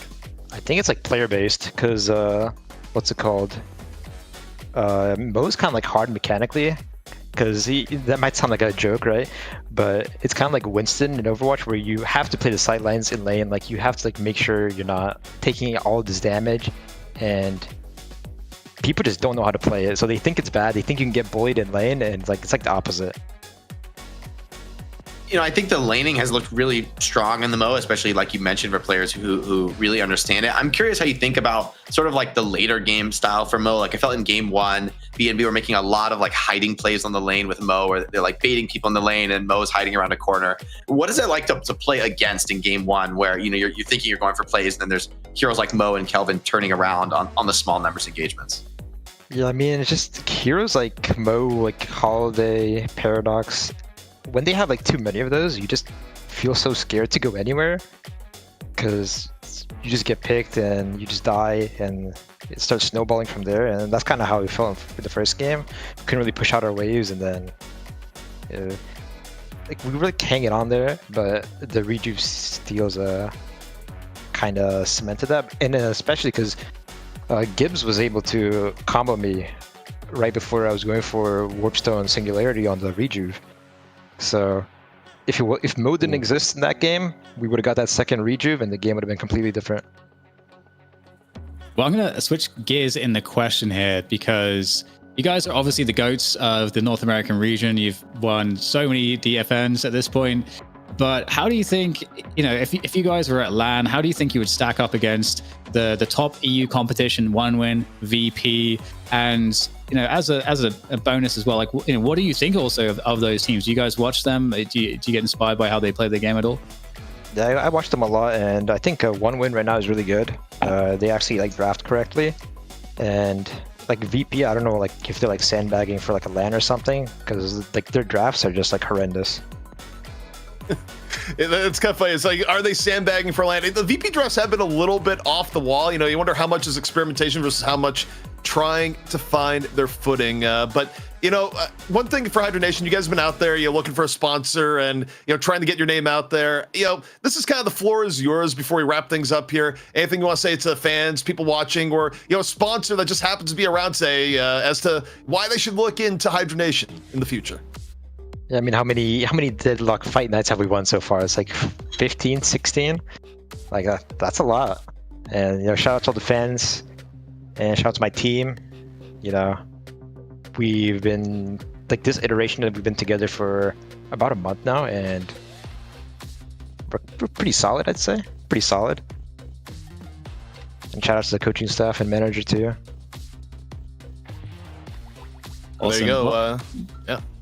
Yeah, take it away, ZP. No, I was going to say, if you had any other thoughts, by all means, but the floor is yours.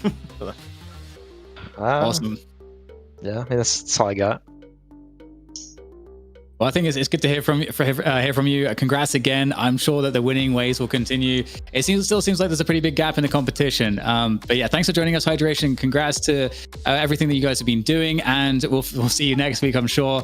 And for everybody else out there watching DFN, remember, you can always check our merch store if you want to get more connected into the experience of DFN. Here it gives you a winning advantage. These are some of the current new designs that we have.